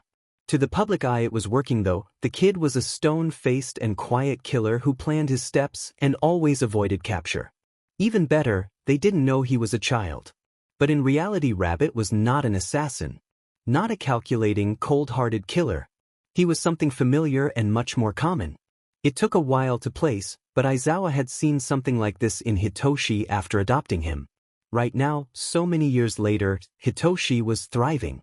He wasn't as sociable as Hisashi, but not reserved like Aizawa. He was comfortable in his skin and, though it didn't exactly show, was somewhat confident in his abilities. Though he'd most likely be fighting a rigged hero system, he was doing it anyways. He was normally tired and had bright eyes, except for the bags underneath them. Yeah, he had problems and nasty habits, that was a given. But before that, before Aizawa and Hisashi adopted him, Hitoshi was a kid in a beat-down orphanage in one of the shitter parts of town, villainized and muzzled for his quirk. With dull and scared eyes. Tired. Fearful of the world and anyone who got close. Thinking he wasn't going to be a hero. Like he'd get hurt if he tried making attachments. Like he already got hurt for making them. The rabbit had those eyes. There wasn't anything Aizawa hated seeing more than those eyes. Staying up late to bring up the files was probably the easiest thing to do when researching new recruits. Hands down the easiest thing Izuku had done all week. It took 2 hours before he reached Hirayama Misato. Everything was there. A BRH certificate, evidence he'd graduated from different schools, the criminal record, the time in jail, everything looked to be in place. Except it wasn't. Digging deeper proved harder to do, but gave plenty of evidence. Hirayama's files in his so-called schools didn't exist.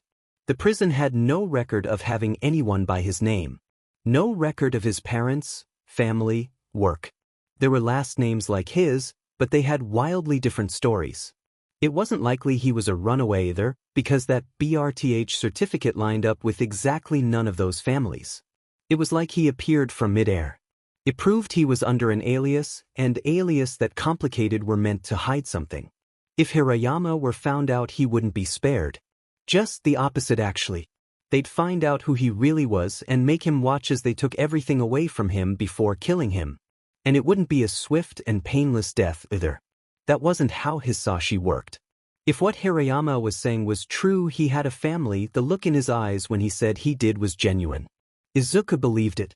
Maybe it was a brother or a kid, whoever it was, Hisashi would kill them. No question. No hesitation. Age didn't matter in situations like that. Izuku leaned back in his chair, a hand brushing his bangs back and sitting on top his head. He was thinking about what to do. What could he do? He was trapped between a gun and a knife. The knife, turn Hirayama in and watch as someone who cared about him, who Izuku cared about, suffer and die. Along with whoever Hirayama loved.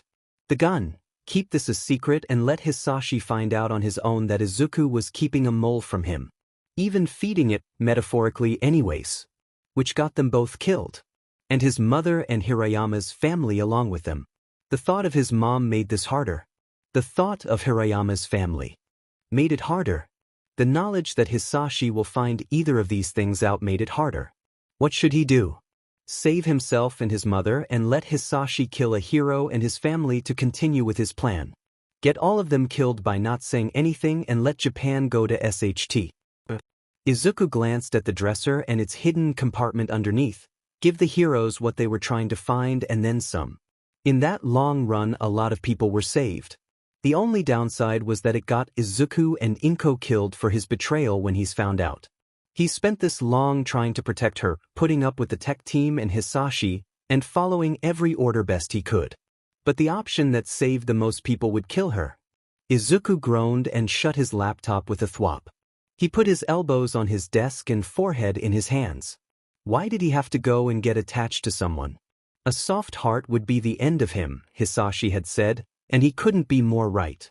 He'd think this over. Korra wouldn't be able to set aside one of the better hackers to this job for another day or two if she was currently trying to get information together for Phase 1. However, it launched in 3 days. He had no time to dawdle too long. If he kept putting it off until it was too late, his choice would be made for him. Izuku's pager buzzed. It was a small mission to do. Just taking out someone across town. It might have been late and he'd have to do something he hated, but at least it gave him a chance to get outside for a few hours and think in fresh air. Izuku got up to get ready to go. "We need to stop meeting like this," Rabbit's voice said casually, almost jokingly. Aizawa jumped. He was walking back to a train station from his mission. It was 2 in the morning and Rabbit had come from absolute nowhere, completely throwing him off guard. "Jesus kid, you scared me," Aizawa hissed, fixing his coat and his bag. Rabbit gave a short laugh and a smile. There was something sad behind it that Aizawa was careful to not ask about yet. Rabbit had his backpack on, and on his wrist, where the sleeve slid back and where the glove didn't reach, was a small stain of dried blood. Rabbit caught the stare and pulled down his sleeve to hide it better. "I just finished up work. Are you heading back too?" "Yeah," was the only answer Rabbit received. "Shouldn't you be in bed? Sleep is for people who don't have a job to do." There really wasn't a way to answer that without giving a lecture on the importance of getting sleep, an almost hypocritical one considering how much Aizawa didn't sleep. He decided to not answer and just switch topics. "Hey, about what happened in Hosu dash," Rabbit started. Aizawa shook his head to stop him from continuing. "It was rotten luck. And I should have listened and got you out of there sooner instead of staying for a fight. Did Midoriya do anything for it?" Rabbit rubbed his shoulder. "Roughed me up and busted my leg. A healing quirk did some help so I can walk, but they never really completed the job. They never do. I don't think she was in the mood to do anything worse than that. I'm fine now though. It's all right." Aizawa hates how casually that was said. "Don't you think it's bad for an employer to threaten you like that?" "It was a setup dash, I could have known better." "It's my job," Rabbit said almost pointedly. "It was my mistake and I paid for it." It was quiet between them until they were in a train car heading back to their part of town. This one basically empty aside from the guy with his headphones in on the other side. Aizawa could already hear his music from his seat. "Hey, Hiriam." Aizawa looked over at the kid and almost tilted his head slightly in a small question, giving a vague hum to acknowledge him. Rabbit was sitting across the walkway and messing with his gloves, wringing his hands over and over again with a conflicting look on his face. He was fighting with something and Aizawa didn't know what it could be. "You know about heroes, right?" Was he trying to bring back that conversation from the stakeout? What, was it worrying him or something? Then again, it was unwarranted to ask a villain if he wanted to be a hero, especially after said villain got in trouble for saving a kid from an equally dangerous villain right before said conversation. "Yeah, my cousin was a hero." At least Aizawa thought that cousin was a hero. He didn't know. He dropped contact with that side of his family a long time ago. "Why?" Rabbit shrugged and looked away. "Your cousin, if they knew that hundreds of people were in danger, and the only way to save them was to kill 3 people they loved and themselves, would they do it?" Aizawa raised his eyebrows. "Sounds like the trolley problem." Rabbit raised an eyebrow in question. Aizawa let his teacher's side mix with the random information he'd learned over the years and started explaining. "It's an ethics question a teacher I knew talked about. It goes like this: a trolley is going down the tracks. Its brakes are cut and it's heading towards 5 people on the rails dash. Why are they on the rails?" Rabbit asked. "They could just move. They're stuck." Rabbit's eyes flashed with something before he nodded and Aizawa continued. "If these 5 people get hit by the trolley, they die. You have the power to switch the tracks the trolley is on. But if you switch the tracks, the trolley will hit 1 person and kill them. Do you flip it?" "I guess, if it saves those 5 I can flip it." Rabbit had a conflicted expression, so Aizawa shifted slightly to explain more, this time using his hands in vague gestures. "There's an alternate part of it. Imagine that the single person the trolley hits is someone you love. Can you flip it?" "I don't know." "What about if you knew all 6 of the people? Could you make the choice?" "Probably not." Aizawa leaned back in the chair and crossed his arms again. "There's many versions of it, but it's all about how you view it. It's all a sacrifice, there is no winner." Rabbit muttered. Aizawa shrugged. "If that's how you see it, a hero has to balance this problem a lot in tense situations. Especially rescue. Your question asked if killing 3 would save hundreds. Using how you see the trolley problem, how do you think my cousin should handle it?" Rabbit gave a nervous laugh and went to rub his hand over his face. He stopped before he could and just put his elbows on his knees and leaned forward. "You sound like a teacher?" This got Aizawa to smirk slightly. "I get told that a lot." Something flashed in Rabbit's face about this. "What's causing you to ask this, anyways?" It was this old news report I was watching. I was getting information on a rescue hero, 13, and this sort of thing popped up. Another hero came in and everyone got out alive, so 13 didn't make that choice, but I was wondering what would the decision have come to if that other hero didn't make it at time. Something about that didn't sound right. If you were a hero in that situation, what would you do? Rabbit opened and closed his mouth like he was trying to find his answer. It wasn't there. But something flashed in his eyes that made Aizawa worry. It was the look of a mind made up. Instead of answering, the kid jumped slightly and pulled out his pager from his pocket. Aizawa saw there weren't any notifications on the screen. "Yukio wants me to do an errand," Rabbit lied, glancing at a space above the door labeled with the next station. "I gotta get off next stop." Stop was nearing and Rabbit stood up, putting the pager back in his pocket. Aizawa wasn't going to stop him. How could he? Rabbit jolted again and tilted his head up slightly like he was remembering something.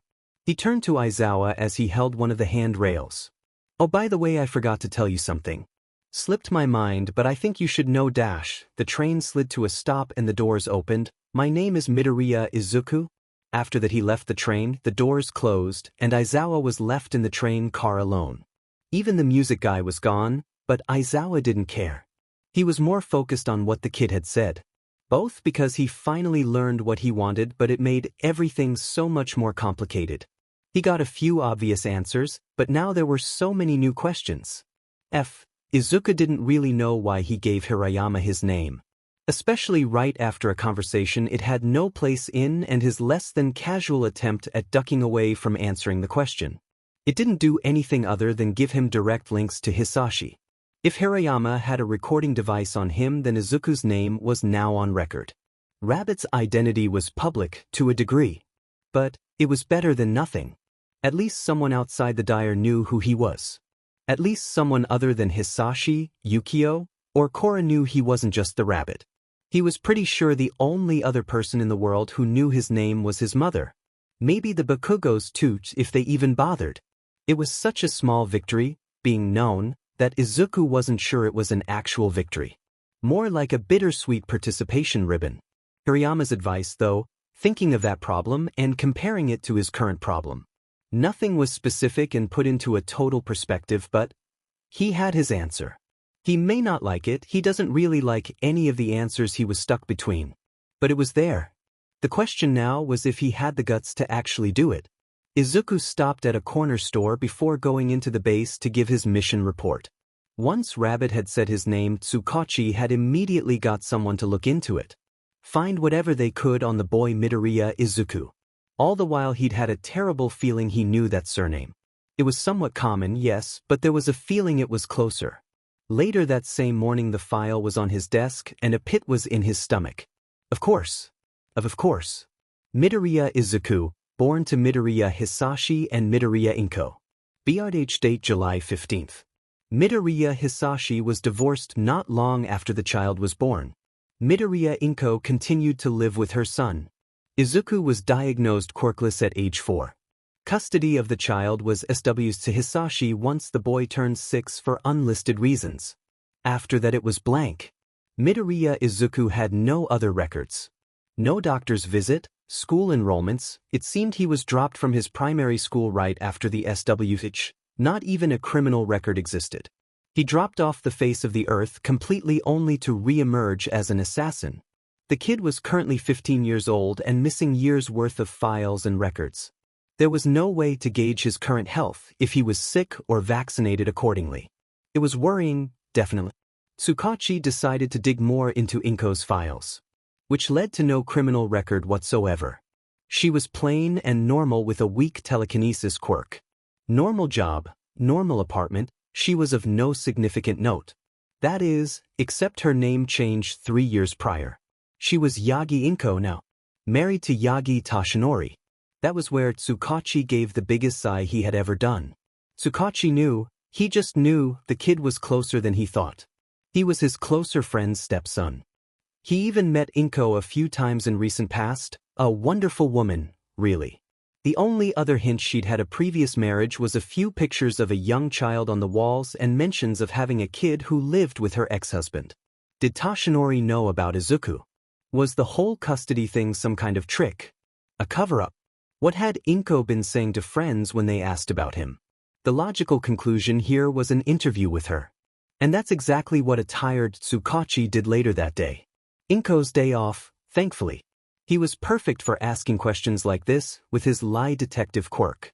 Within the day, he was seated at the dining table with a cup of tea between his hands across from a smile Inko. Toshinori beside her, somewhat wary as Tsukachi's sudden unplanned call and request to speak with Inko in person.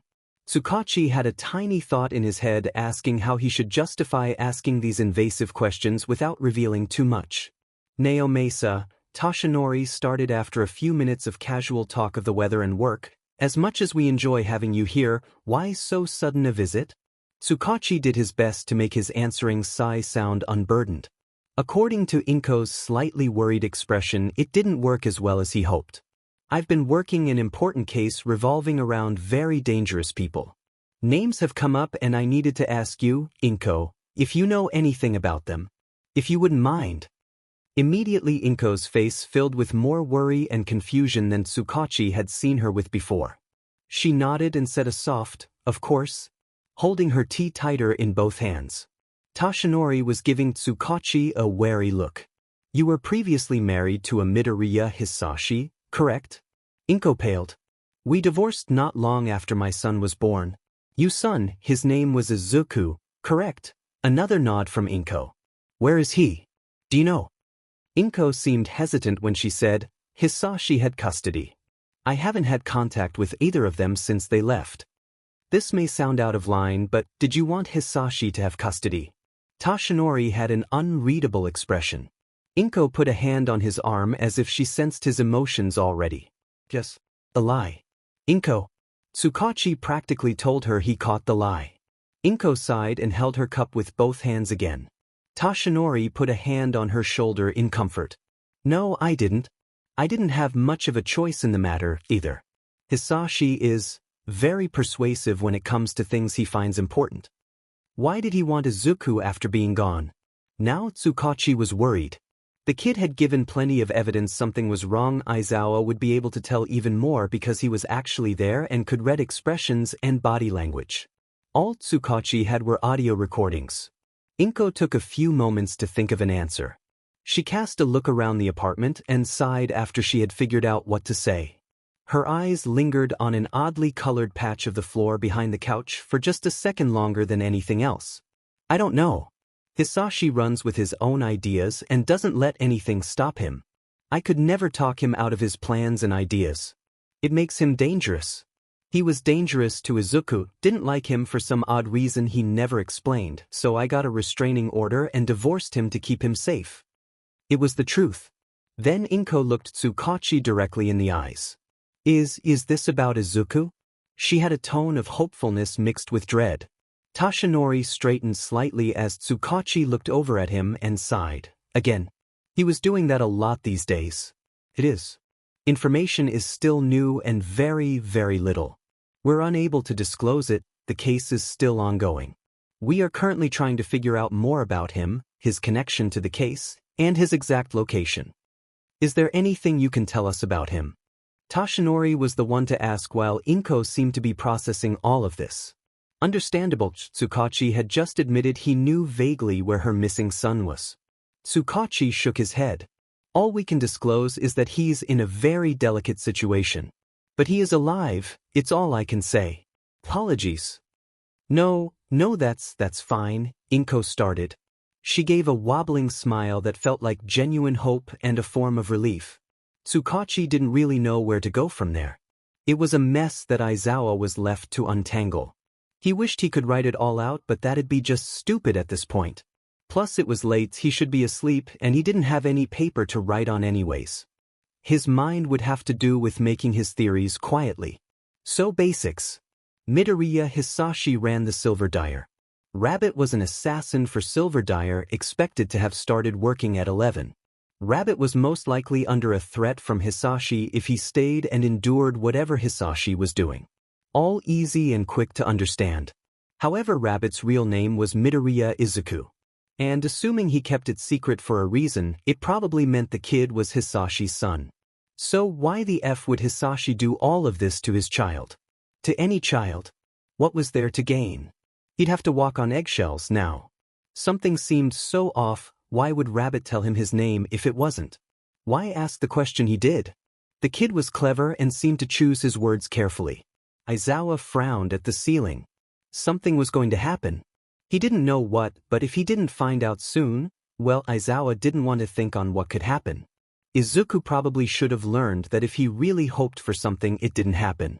So his wish to have times to think things over was dead before dawn. He had his reports written up, even one for Hirayama, but was told to leave them in his room before the meeting with Hisashi. They weren't needed. Izuku found out why when he stood to the side of the meeting room near Hisashi's chair. Looking down the long wooden table at the 2 rows of the hackers, as Izuku called them, sandwiching the table with Korra at the very end. Hisashi at the head of the table with his hands bridged over the table. Izuku wasn't in uniform for once. It was his off day until stated otherwise. Standing in black jeans and a dark turtleneck. Watching the room straight-backed and almost blending into the dark walls. Hirayama Masato, Korra started. She was holding a report, someone else's that was neatly typed and printed. Unlike Izuku's messy handwritten ones. Age 32, Quirk is of an erasing variety, hired mid-December. He was a part of the mission in Hosu with Rabbit. He passed his assessment with the target killed and papers collected.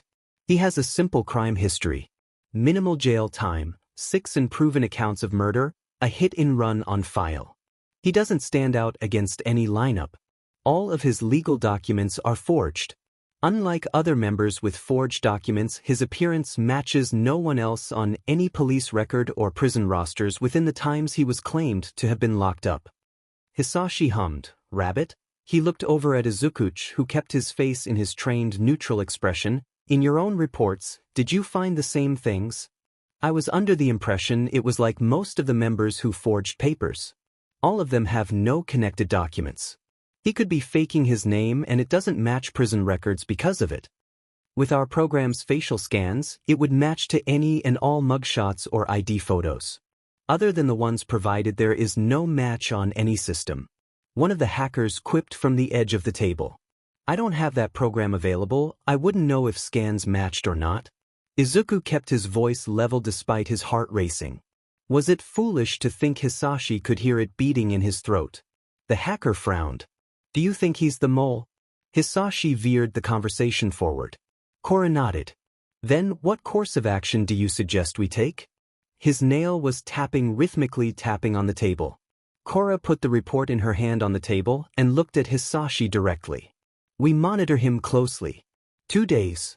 Mole or not, we can get rid of him before we launch Phase 1. The surprise must have shown on Izuku's face because Korra frowned. "Is something the matter, Rabbit?" No. I was just wondering, if he isn't the mole, why waste time killing him instead of directing resources to find the real one? Especially with the current timetable being so specific. There's not really any time to waste on fruitless tasks.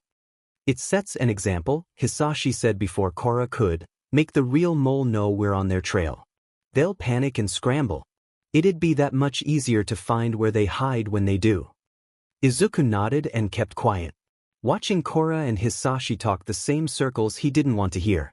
Yukio walked in to start discussion on something else and Izuku was dismissed. He was quick to leave and go to the direction of his room.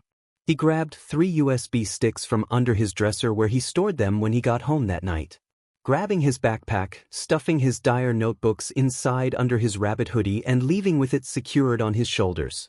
Izuku beelined for the labs, knowing the technical team would be away from the offices as they perfected last-minute weapon production for Phase 1. Now was the perfect time to put his shitty half-baked plan into action. If he disappeared, no one would really notice, was what he thought as he slipped into the first office and started to quietly go through the desks, searching for paper files, for anything before he went for the computer, locating a USB drive and plugging it into the computer to look through it. His thoughts sounded pretty suicidal to any outside source. Hell, it sounded suicidal to him. If any respectable adult heard him even mutter such a phrase, he'd be thrown into counseling immediately. Izuku frowned. The USB was subject files. Izuku disconnected it and stuffed in his backpack under the hoodie and kept looking. Moving to the file cabinet. It was true that Izuku hadn't really existed since he was 6. Not on paper, at least. He had no relationships outside the dyer. Hirayama could be counted as the dyer until Izuku could confirm he was Eraserhead, and no connections anywhere else. Well, there was his mother. But Inko was already missing him. Maybe she even thought he was already dead. It didn't count. Izuku found 2 more USBs on weapon production and stashed them away before slipping into 2 more lab offices after. Finding more specifics on the weapons and 3 maxed out USBs on the quirk grafting. Then he went for Korra's office. Once this information was turned into the heroes, the dyer would find out not long after. A few hours at best until they realized something was stolen. They were good at that. He'd be dragged back to the main base and executed the way all traitors were. 2 full days of torture, one if the crime was severe enough, marked as a traitor, any loved ones executed, and then finally killed however Hisashi saw fit. Which depended on so many variables that one had a better chance of winning the lottery than being granted a merciful death. After that, Izuku never cared to learn what happened to corpses. That process was only one Izuku had heard happening and never actually seen. It didn't sound fun. Torture never sounds fun, and he didn't want any part of it. But his current plan barreled straight towards that end result with no other options to aim for. That was his reward for going through with this. Though it could be altered considering Izuku was going to have one hell of a crime. Willingly hiding a mole, passed on enough information to incriminate and incarcerate every living dyer member 3 lifetimes over, and let the mole go without even a paper cut. He'd be in for so much hell that he'd be better facing death right after he gave the backpack over. Keel over and go. He wouldn't, though. Going back could buy precious time. A distraction as they tried to gauge exactly how bad Izuku effed them over. Taking the paper files on Phase 1 was easy. Taking copies of her computer file maxed out 1 USB stick. Then he headed towards the ultimate office. Hisashi's. Which required slow movements and a beeline for the computer. Hisashi didn't bother with keeping paper files in his office. That was Korra's responsibility. He was careful not to nudge or touch anything and make a mental note where the mouse was before turning the computer on, leaning over the chair to do so. Izuku's plan was an amalgamation of all Hirayama's options and a few new ideas for flavor. Keep Hirayama a secret. Keep Inko safe. Make sure everyone lived. He'd make sure of it. If Inko died because Izuku played hero, it'd haunt him for the rest of his pathetic life. He needed the security she'd be safe. If she wasn't, this was a loss and he'd die for only half the reasons he planned to. The plan was to give Hirayama a heads up on his absolute death if he went back to the base, give him all the files he was collecting, and get him to protect Inko from Hisashi. Witness protection, whatever it was he had to do. Izuku didn't do everything just for the only person he trusted to disappoint him. Izuku used his remaining 2 USBs to take every single. They were stuffed in his pocket to be transferred into the backpack later as he shut everything down the way he found it and snuck out. Then he was gone. Out of the office, out of the base, and out in the city. Heading right for where Hirayama's theft job was. Hoping to run into him before he committed the crime. The streets were busy for a Wednesday afternoon. Izuku would dream he was a real hero. With a quirk that was 100% his own. Not the ones he was forced with. Not ones that hurt with each day and made him cough BLD if it was used. Beating up villains, saving people, doing good things instead of bad ones. He would be helpful, a joy to be around. Worth something, his skills of meaning and use to everyone. He'd make mistakes, be too slow sometimes, and make up for it by saving more. A symbol. A peace bringer. Just like All Might. It was like the dreams he'd have as a little kid. Then he'd wake up. Remembered the BLD soaked into his gloves and making his hands disgustingly warm. Remember the things he'd seen, the things he'd done. He'd blink and the faces of his victims haunted the very darkness behind his eyelids. Wide glassy eyes of all colors. Sounds they made as they tried to cling to life and failed. Usually some expression of horror and fear twisting their mouths until their faces fell into neutrality. Normally they did. Not all of them had the luxury of appearing at peace when they died. Izuku dodged a rude woman who saw him and bumped his shoulders strong in silent aggravation. Izuku frowned and kept weaving through the crowd to the train, sitting on it for the short ride he had to take. Using this brief moment of stillness to take the USBs from his pocket and stuff them under the work hoodie, pausing as he was going to close it to look at the brown stained sleeves of the green jacket, letting reality settle in even more than it already had. Today Midoriya Izuku, the rabbit, was going to break the one deal he had with his own personal devil. He'd become a nameless, forgotten one-trick hero for only a moment, handing the credit for his actions over to whoever grabbed it first. He didn't care who took the shiny gold star sticker for the best job done with his information. No, Izuku just wanted to load the gun and aim so someone else could pull the trigger on the dyer. As he did, he'd be taking out of the villain underground's biggest assassins out all by himself. He was going to kill the rabbit and watch hell crumble around its handler. Even though the backpack had the paper files, a bunch of USB sticks, and a hoodie, it was heavy. Well, of course it was heavy. Paper normally was in stacks. But it was heavier than it should have been. The straps dug into his shoulders, and he was hyper-aware of the bobbing it did with a heavier step going up the stairs of the train station. Could it be Izuku's fear and worry manifesting itself into the backpack too? Possibly. It was too late to turn back and pretend this didn't happen. Even if he decided not to go through with this, Hisashi would still kill him for stealing so much from the dyer. More specifically, stealing from Hisashi directly. Under his very nose. Accuse him of giving the information out anyways, even though all of it would be sitting in the backpack. If Izuku couldn't find the hero, he'd go to the police station himself, then he'd go back and accept his fate. Hisashi would know he'd done wrong the second he got even a block close to a police station without his permission. It's why his routes were usually planned unless the alert said otherwise. He somehow always knew if he was close to one. Though the how was still a mystery Izuku would never solve. Hirayama's messy bun and gruff outfit stood out to Izuku's eyes. He sped up to walk beside the adult and spoke only after he double-checked if it was really him. He wasn't paying attention to the world around him, or maybe Izuku just snuck up on him, but it was Hirayama. Izuku took a quiet breath and stole everything he had for a face of confidence. Like he was totally competent in his actions and words and not scared for his life. You get to ask 5 big questions and I have to answer truthfully, Izuku started. Hirayama practically leapt from his skin and stopped walking. A hand on his seat and staring wide-eyed at Izuku. The boy stopped and stared back. In return, you do me 2 favors. No arguing. Hirayama took a moment to fully process what Izuku offered and frowned. Don't joke around, kid.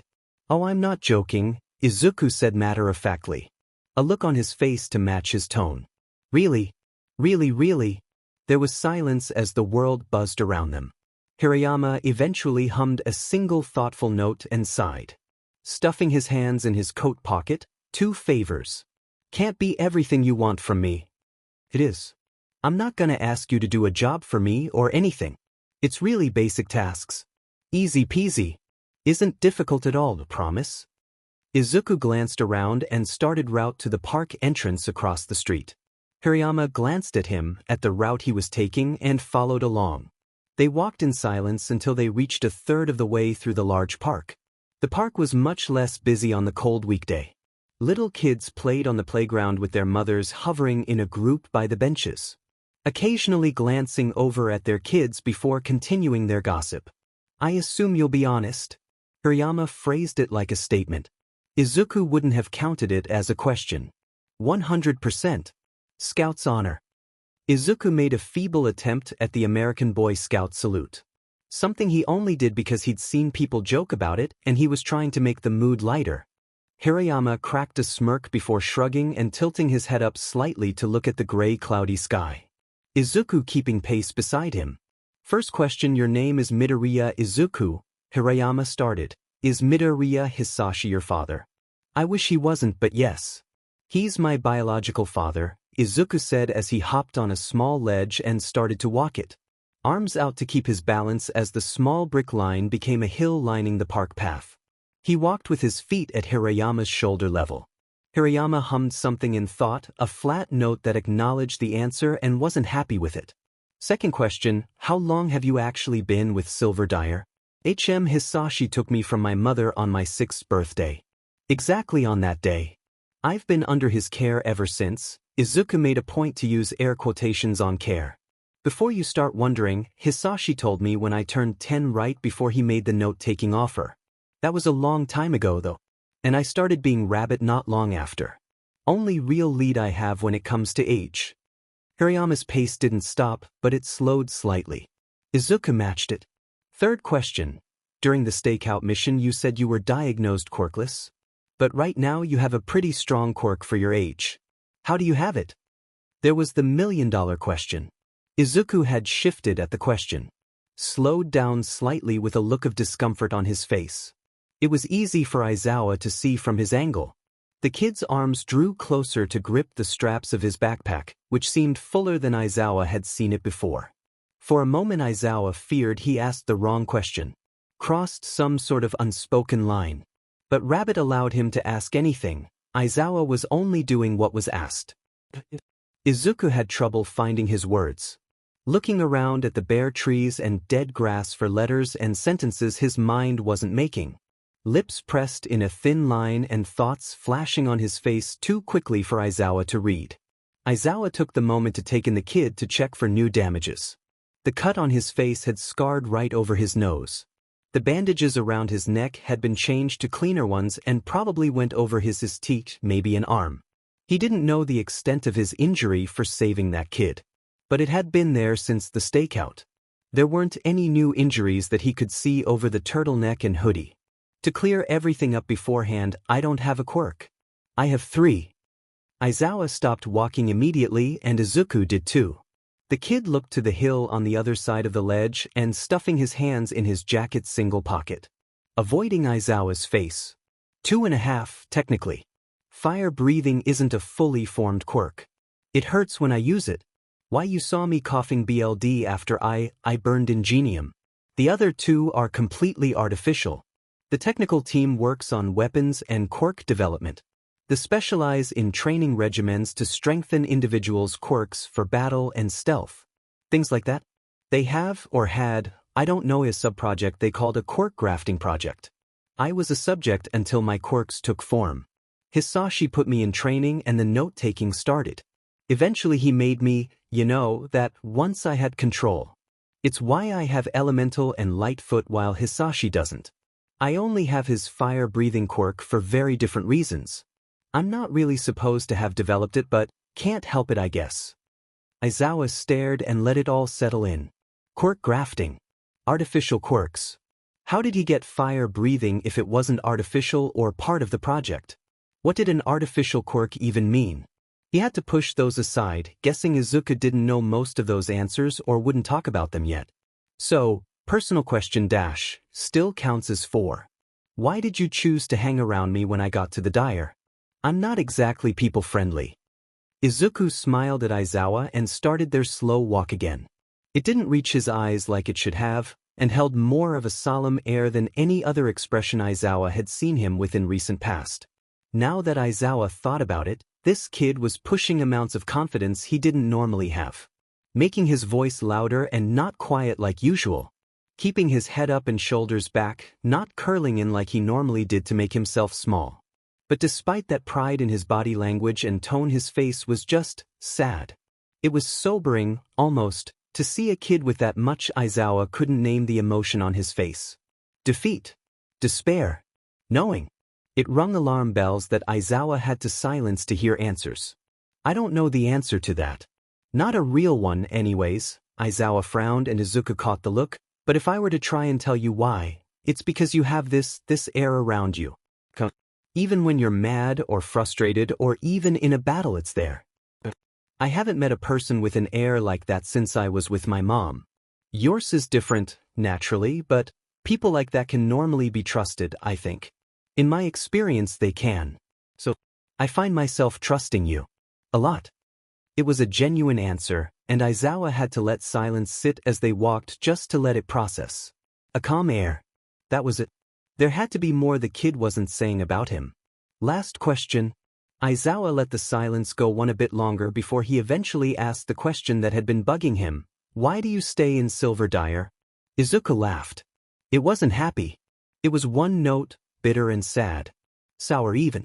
Like it was some long ago memory he was reluctant to share. He did anyways. My mom. Aizawa's eyebrows shot up and Izuku kept talking. I don't get paid. When I was a kid, Hisashi told me that I had to do what he said. I was his son, I was supposed to follow his orders without question. But I guess he wanted assurance. So he said if I didn't do what I was told he'd kidnap my mom. Hurt her, just like he hurts me. But worse. So much worse. And then he'd kill her and it'd be my fault. Izuku stopped walking and stared at the ground. I was a kid, I didn't know any better than to say yes. It's why I became the rabbit and took those notes and never ran away or tried to fight him. He gave a bitter laugh again. In all honesty, I'm afraid of what he'd do. Kid she's too nice, Izuku continued before Aizawa could get any farther, and she's forgiving and kind and just wants the best for the people she loves. She doesn't deserve to die like that because I got the thought in my head I could actually be a good guy. She deserves to be alive and happy like she is now. Blackmail. Aizawa should have guessed it. Blackmail. It made his BLD boil. How old was Izuku when this deal was made? Hisashi was a bad guy, but to be so low as to threaten a child with their own mother's well-being. With their mother's life. Hisashi was a different kind of shitty. He was a shitty coward. The kid then crouched down on the ledge and gave Aizawa a dead stare. Determination shining in his eyes like a fire.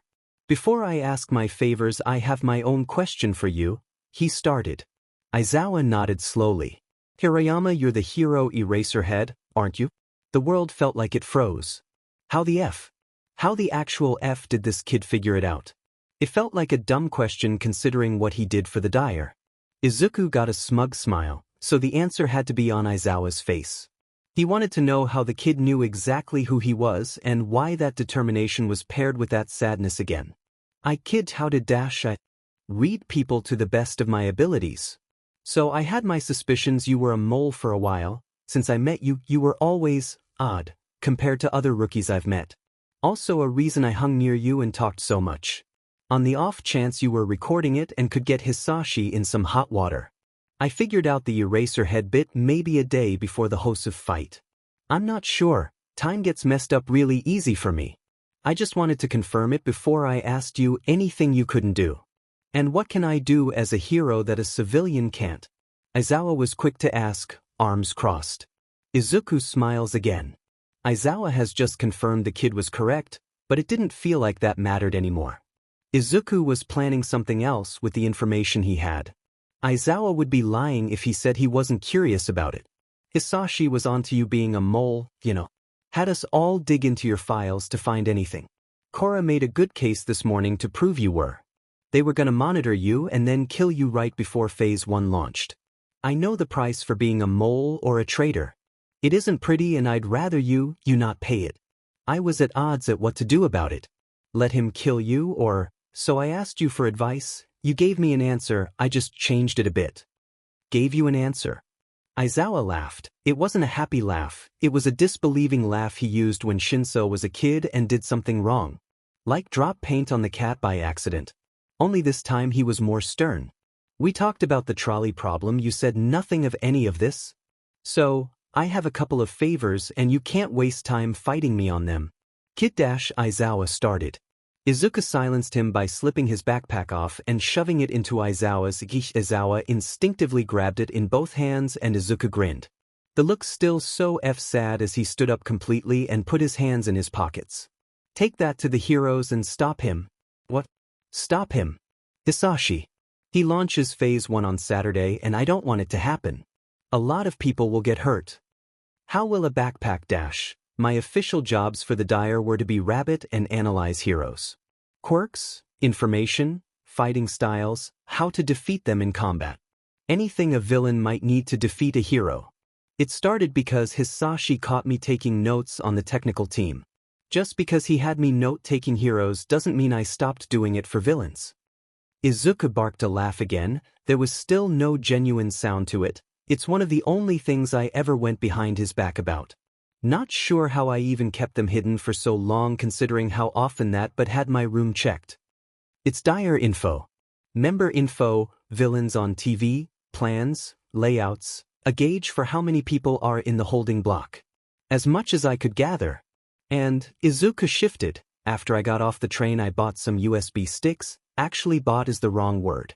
Honestly I stole them. I don't have money to buy SHT. I was still on the fence about his whole idea but he announced you'd be killed. So I stole files. Paper files, USB sticks, electronic files, anything I could get my hands on. Info on subjects, Phase 1 and 2, the tech team. You know they left USB sticks lying in locked drawers. A lot of them. For as smart as they are really a bunch of idiots. Aizawa frowned, Izuku smiled. This one a genuinely pleading smile. No tricks, no lies, it's all there. I want you to destroy the dire, erase her head. Take Hisashi's plans and stop them before he gets a chance to launch. It happens Saturday so you best hurry. Izuku held his arms out in a wide gesture and kept speaking. Bring the whole goddamn empire crashing around his ears and put every last one of those shitty silver dire thugs behind bars. Save all of those they kidnapped and bring the silver reign to a final end. Why? His question was stupid. Of course Izuku would hate silver dire but wasn't it all he had? He was a part of that mess, a very big part of it. He'd be jailed too. Unless Aizawa could convince Tsukachi to look for loopholes now that was an idea. Izuku dropped his arms and raised an eyebrow at Aizawa. Didn't I make it clear? I hate the dire. I despise it with everything I have. I'm only staying there to protect my mom. If she wasn't in danger I would have left years ago. Before any of this rabbit SHT even started. I mean Izuku lifted his hands in a vague gesture and dropped it so it hit the side of his jeans with a soft thwop. I've been in an underground bunker for how many years? I wasn't allowed outside until my first time in a group outing with Yukio. That was my first time as rabbit by the way. That was a while after Hisashi told me I was 10. I've been with the dire since I was 6. If I liked it there I'd been insane. Izuku crouched down to be more level with Aizawa. Hisashi is a monster. Everything he does is because he wants power, he wants to be a source of suffering and pain for people. He wants to see them squirm and die at his hands. I hate him more than I hate any other thing in this world. Izuku kept eye contact with Aizawa as he spoke. A pit in Aizawa's eye grew deeper the more the kid talked about this. There's only 2 things in this world that I want. Izuku held up one finger, Midoriya Hisashi to be put in a place where he can't hurt anyone ever again. He held up a second finger, and my mother's guaranteed safety. The kid dropped the numbers as he stood up again. This is where my second favor comes in. Aizawa was hesitating when he nodded. This was a SW from the kid he knew.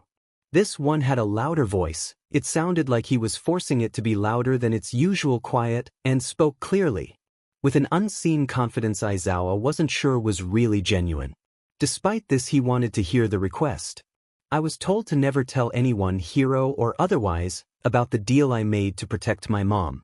It's why I panicked when All Might signed my notebook, or when Kamui Woods came to talk to me after I inserted myself into the sludge villain problem a while ago. It's why Hisashi gets so upset when he finds out I'm close to one, in a fight or otherwise. He doesn't want me to go crying. Or he doesn't want me to be captured and rat out the sack of SHT that he is. But I need this from you. Need what? Aizawa's answer was flat, unlike his currently wild emotions. Izuku's sad pleading smile was back again.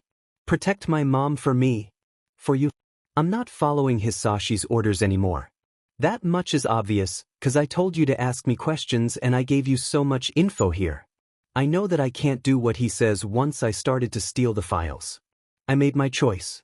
I can't defy him, pay that price, and protect her at the same time. Not by myself. What's the price? I need you to make sure she's safe until the dire is gone. Izuku continued like Aizawa didn't even speak. Kid, that's all I'm asking of you. Give the heroes the info and protect my mom. Easy peasy. Izuku, Aizawa hissed in his teacher voice. Izuku stopped talking imminently and frowned down at him. What is the price? Izuku was quiet and started their walk again. Arms outstretched to keep his already pristine balance. Aizawa reluctantly followed on ground level. Eyes trained on the assassin above. What do you think the price is? I don't know. A lie. He knew the real answer. He didn't want to hear it, hearing it made it real. Izuku gave another cynical laugh. No amusement or happiness though to anyone listening in it. Would have sounded that way. Aizawa doesn't think he's ever seen the kid actually happy. And every minute he was growing more sure Izuku was putting on a confident face in place of something else. It's not nice to lie to kids, you know? Aizawa snapped. I won't let you dash, stop. Izuku stopped walking. Hands at his sides and his tone as cold as his expression. Finality. There's a price to every action someone does, right? Aizawa nodded slowly. You cut a balloon string and the balloon floats away. You stay out in the sun too long and you'll get a burn. You fire a gun and a bullet hits the target. You open a window in a rainstorm, your carpet gets wet. You betray the silver dyer, you die. Easy enough, a child can get it. Why aren't you? Aizawa's temper flared. Izuku cannot be talking about his own death so casually. It was wrong, painful even to listen to. But then, maybe he was only trying to be casual.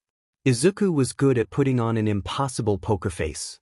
You can't die, Aizawa hissed. You don't have to go back to that's he-hole. He threw an arm out in a vague gesture to the base that fell to his side a second later. You can go to the station with me. Izuku gave a bitter laugh. We have resources to help you, kid. You can do more than this. There was silence. Please. Aizawa didn't plead very often. But this was a special case. This was a child throwing his life away, sacrificing himself for what? For Aizawa. For his mom. For the people Hisashi's plan could hurt. Why did he have to die? What's your name? Izuku. You know mine. It's not fair that I don't know yours. Aizawa. Well, Aizawa-sensei, I'm declining your offer. What? He hissed, tone angry and harsh. Izuku's eyes narrowed back. There was hesitance in his eyes for only a second before it was gone. The kid paused and sighed. I'm past that point of being able to. Hisashi always finds out where I am. He knows where I go, everything I do outside the base. No matter what. If I go with you, I'll live on borrowed time. A few hours at most until he tracks me down. I'll still die. It'll just get more people hurt in the process. Going back myself minimizes damage, and I planned all this to get the least amount of people killed. And how many, pray tell, is that? Aizawa hissed. 1. Aizawa growled in his frustration. Izuku wasn't listening. He was like a problem student who thought they knew more than the teacher and ended up getting hurt when they didn't listen to instructions. Izuku looked away from the teacher, staring up at the gray cloudy sky as a chill raced down the path. I'm not worth saving, you know. Aizawa heard this self-deprecating talk from Izuku before, but this was worse. A family with a stroller walked past, father playing with a laughing young daughter. Aizawa didn't look away from Izuku even as his scarf blew to the side. A chill ran down his spine, and his bag hit his leg. You know that's a lie. Is it though? Izuku didn't look at anyone. I've done a lot of bad things. They haunt me. Every day. Their faces, their voices, their eyes. Most of them I don't know the names of. I'm not allowed to know. Aizawa said nothing and just watched. There isn't anything to miss if I'm gone either. I don't leave behind anything. I have no actual possessions. I'm disposable to Hisashi. Mom probably thinks I'm already dead. No one outside the dyer even knows my name. Izuku's voice was shaking and his breathing was uneven and quick. I don't even dashed, his breath hitched. Izuku's shoulders dropped, like his face. False bravado gone and whatever he was really feeling shining through. From the ground Izuku just looked exhausted. More exhausted than a kid his age should be. I don't even have anything of myself to take with me. I don't know my age. I don't know my birthday. I don't remember anything anymore. My mom's birthday, my old school, most of the names of the neighborhood boys I used to play with, names of the bullies that hung around them. I don't remember what it's like to be cold. To not have this pain in my 'cause my quirks don't fit right. Aizawa's heart twisted in his easy when Izuku took a breath and it came out a dry sob. I've done nothing but hurt people. How many lives did I ruin as Rabbit? I've killed people with families, friends, people who care about them, who mourn them. Doesn't matter if they're shitty people, I took away someone people cared about and for what? To keep Hisashi happy and away from Mom. Because I'm too scared of him to tell him no and just try to run for help. I have no place in people's lives that make them better. I won't be missed like they were. There was nothing to say in the minutes that passed after that. Aizawa could come up with nothing. No reply. No assurance or comfort. He was just frozen. Staring wide-eyed at this kid who believed the lie that he was worth nothing. Heroes don't get to save everyone, sensei. Izuku finally said before he looked down at Aizawa. Face somber, his indescribably sad smile on his features, and cheeks streaked with tears. Aizawa's heart broke. There's innocent people in that base who are worth more than a traitorous murderer. Thunder crashed overhead and Aizawa's eyes were drawn upward for only a second as water pelted down. In that second the kid wasn't standing over him anymore. He was gone. Aizawa didn't even see where he went. The teacher immediately whirled around and looking frantically for any sign of the kid. Aizawa refused to just let him die. A flash of gray and green down the path. Aizawa practically flew after it, shrugging on the yellow backpack and griping the straps to his shoulder bag to keep it from bouncing around as he ran. It was 15 minutes of catching a glimpse of the kid and following it until it was gone completely. Before he knew it, he was standing in the middle of an empty street in a quiet neighborhood.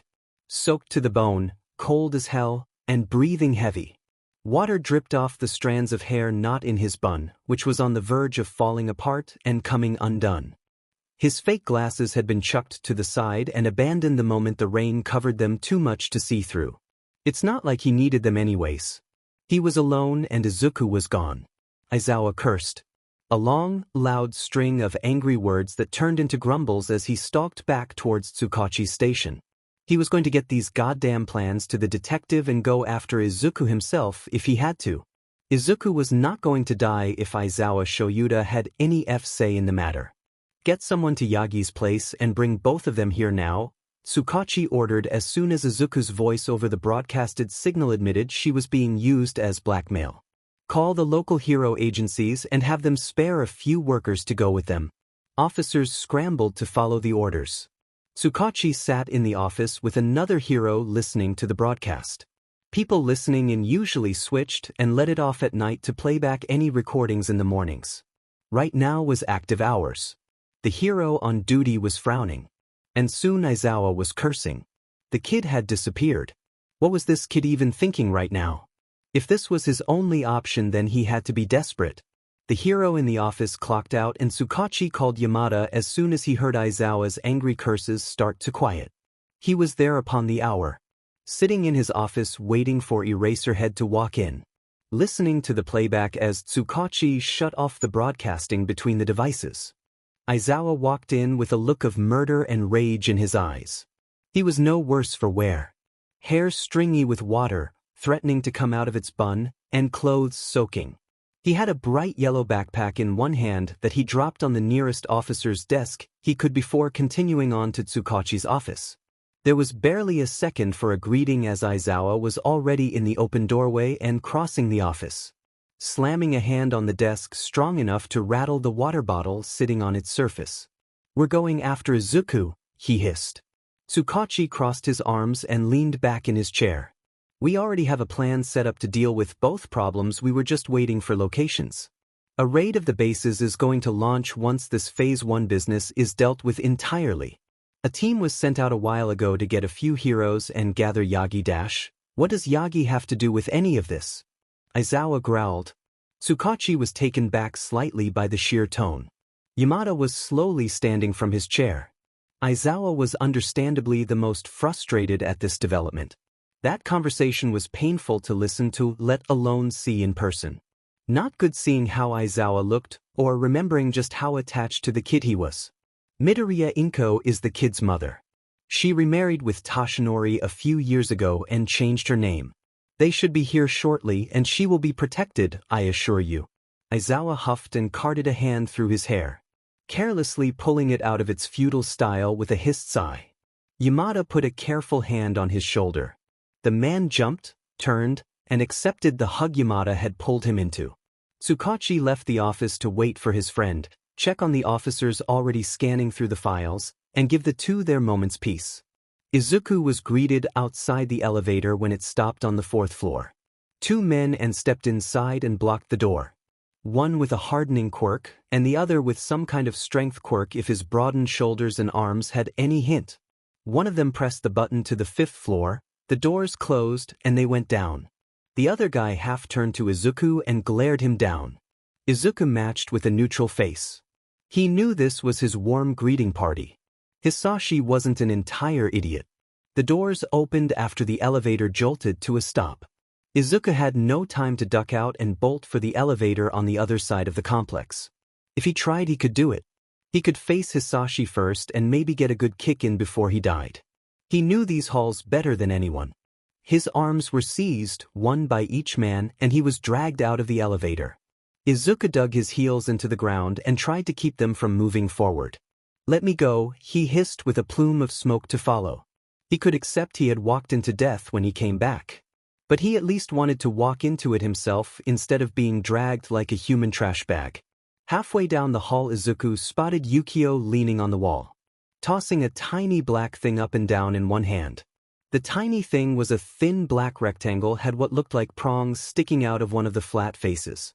Her eyes locked on Izuku once the men stopped walking, holding him a solid inch off the ground by his arms like he was the middle knot in a tug-of-war rope. Yukio walked up to them, threateningly slow, with her tail twitching from side to side and her heels clicking.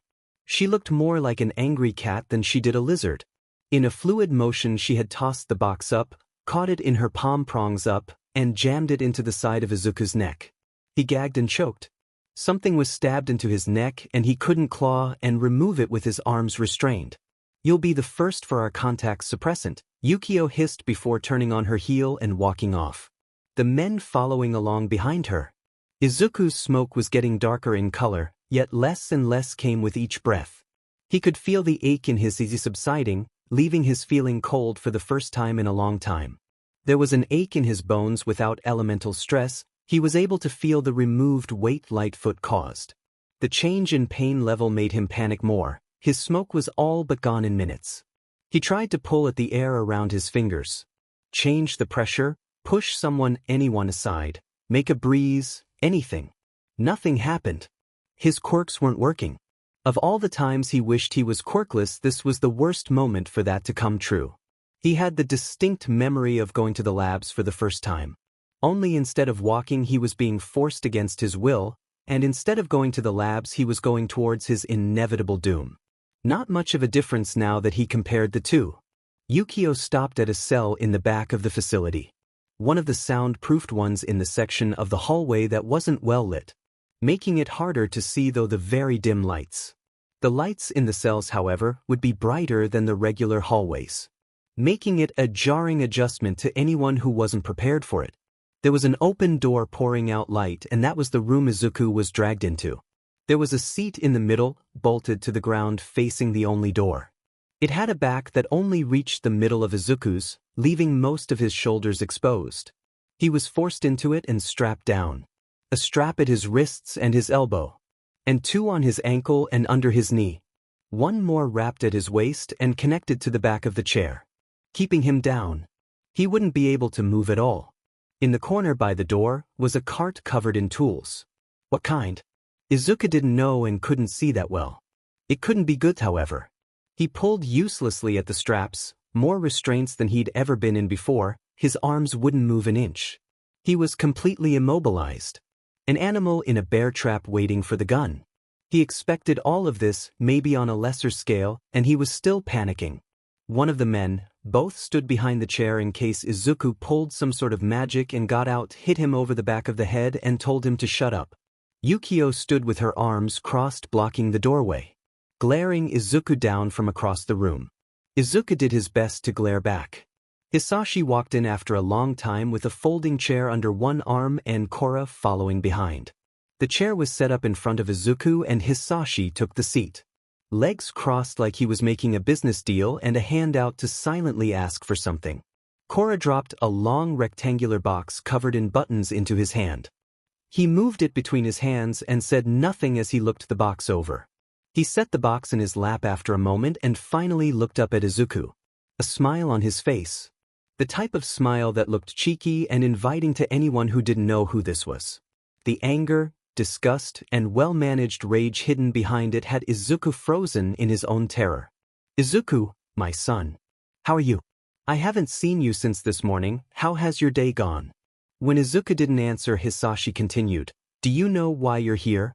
Izuku kept his mouth shut. If he stayed quiet, this would draw out longer. Buy more time for whatever Aizawa was doing with the heroes. Keep the I'm not being tortured yet PRD of time going for however long he could manage. That, and he was unsure which questions Hisashi asked were actually questions and not rhetoric. He was never really clear on that subject. Hisashi's smile didn't change but somehow got more menacing the longer Izuku didn't answer. "Izuku," Hisashi hissed. Izuku immediately shook his head. There was a TSK sound from Hisashi, smile replaced completely by almost tangible disgust. He held the long box up and picked something out of the back of it, holding it up for Korra to take. It was a smaller box not unlike the one Yukio stabbed him with. Korra stabbed it into the empty side of his neck and backed away. Izuku didn't get a chance to curse as Hisashi clicked something on the box. His body seized and his jaw tightened. Every muscle in his body felt sharp and stung, pulled tight enough that it could snap like peanut brittle. It stopped only a moment later. It felt like eternity, and he slumped forward as much as he was able. Gasping for the breath he didn't realize he lost. Anger roared in Hisashi's eyes. "You stole from me. You stole information that could very well DMN the entire organization if put in the wrong hands. And what did you do with it?" Izuku knew he should have answered, but it was a question he automatically registered as don't. At least he did until another surge proved he was wrong. "What did you do with it, Izuku?" Izuku's throat was dry and hurt to even speak wit, but he rasped out a simple, "Gave it away." Hisashi's eyes burned into Izuku's skin. If looks could kill, Izuku would be 6 feet under a dozen times by now. "You what?" It was a slow, low hiss of a question. As if he couldn't process what Izuku's answer was but needed to answer anyways. Hisashi was burying his annoyance and disbelief in the short snap. Izuku looked up at Hisashi and something in him snapped, giving him just a moment of cocky confidence. Ignoring the crack in his throat as he did. "I took your files and my notes and I gave it to Hirayama Masato. I told him to run to his bosses with it." Izuku leaned as far forward as he could to level his best snarl at his father. "The Dire is going to crumble and you will all burn in hell." There was silence and stillness. Eyes trained on him and almost comical shock. Then Hisashi's face turned cold. "Korra, send agents to retrieve Inko." No one moved. "No." Hisashi's roar snapped Korra from her trance and she hurried out of the room. Hisashi stood up from his chair, eyes as bright with fire as his throat, contrasting the dark smoke that poured out of his mouth. "You betrayed me." Izuku didn't do anything but glare upwards and bare his teeth. "For what?" "That rat isn't going to do anything. Moles tend to be cowards. He won't get very far." Smoke clouded around Izuku's feet as Hisashi spoke. Izuku coughed and hissed back, "Then you don't know what a hero can do." Hisashi laughed. It was bittersweet and chilled Izuku to the very bone. "Don't I?" he huffed. "Izuku, you realize you broke our deal, right?" Hisashi's breath was hot as he leaned down and put a hand on Izuku's shoulder. Eyes level. In a second that hand was gripping his hair and pulling upwards. The only thing keeping Izuku in the chair was the unforgiving restraints, which dug into his skin. Hisashi had a snarl on his face. It wasn't the first time Izuku had seen him angry enough to be physical, but it was the first time it was solely turned to him. "You've made the biggest mistake of your useless life. I don't care how much time those idiots put into your development or how successful your tests were. I don't care for your talents or rank as a killer. You've become worthless to everyone." Fire shot past the left side of his neck, just under the pinch of the shocking box, burning the bandages and the scar that was already there, making it roar with a new wave of pain. It felt warm. His neck was growing increasingly warm. Was it bleeding? Nothing new, Izuku hissed anyways.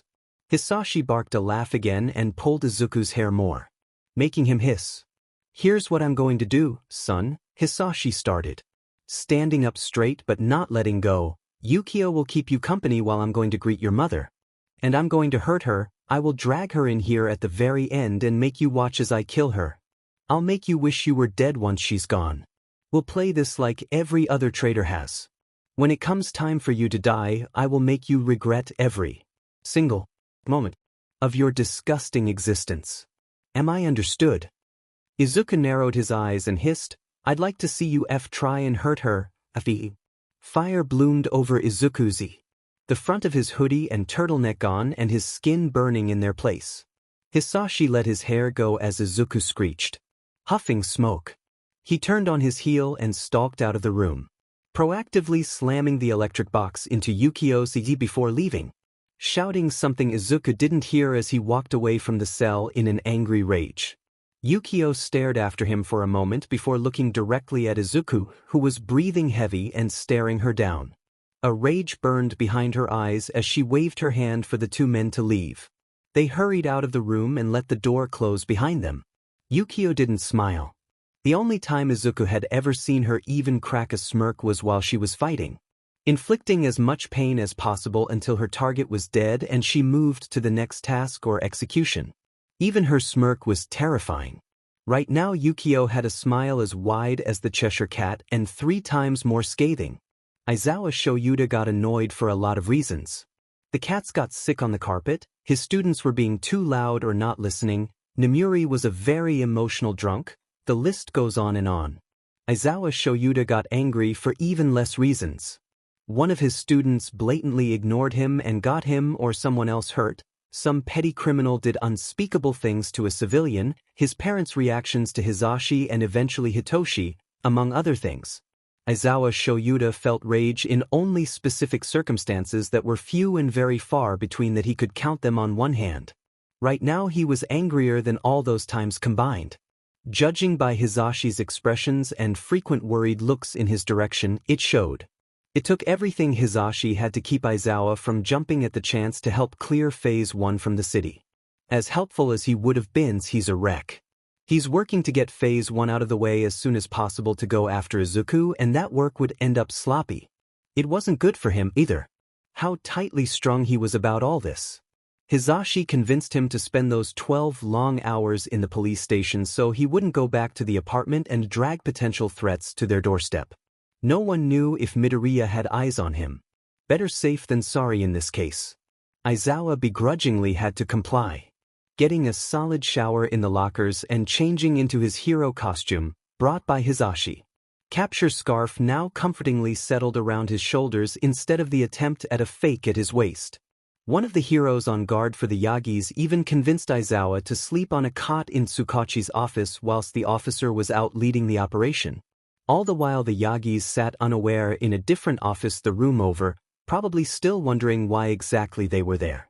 Aizawa skipped the usual process for washing dyed hair, thus the dye had faded after his most recent shower, the ends showing off streaked blonde from the bleach, fading into the dark brown that reached up to his visible roots in a subtle way. The black visible for about an inch. No stark lines, they anticipated this. The bun hairstyle finally ditched to let his hair rest on his shoulders.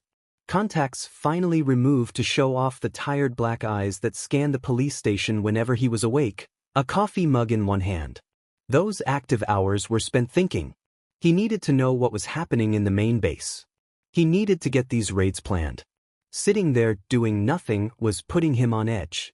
Anxiety and his earlier mentioned rage sitting in his tea the entire time.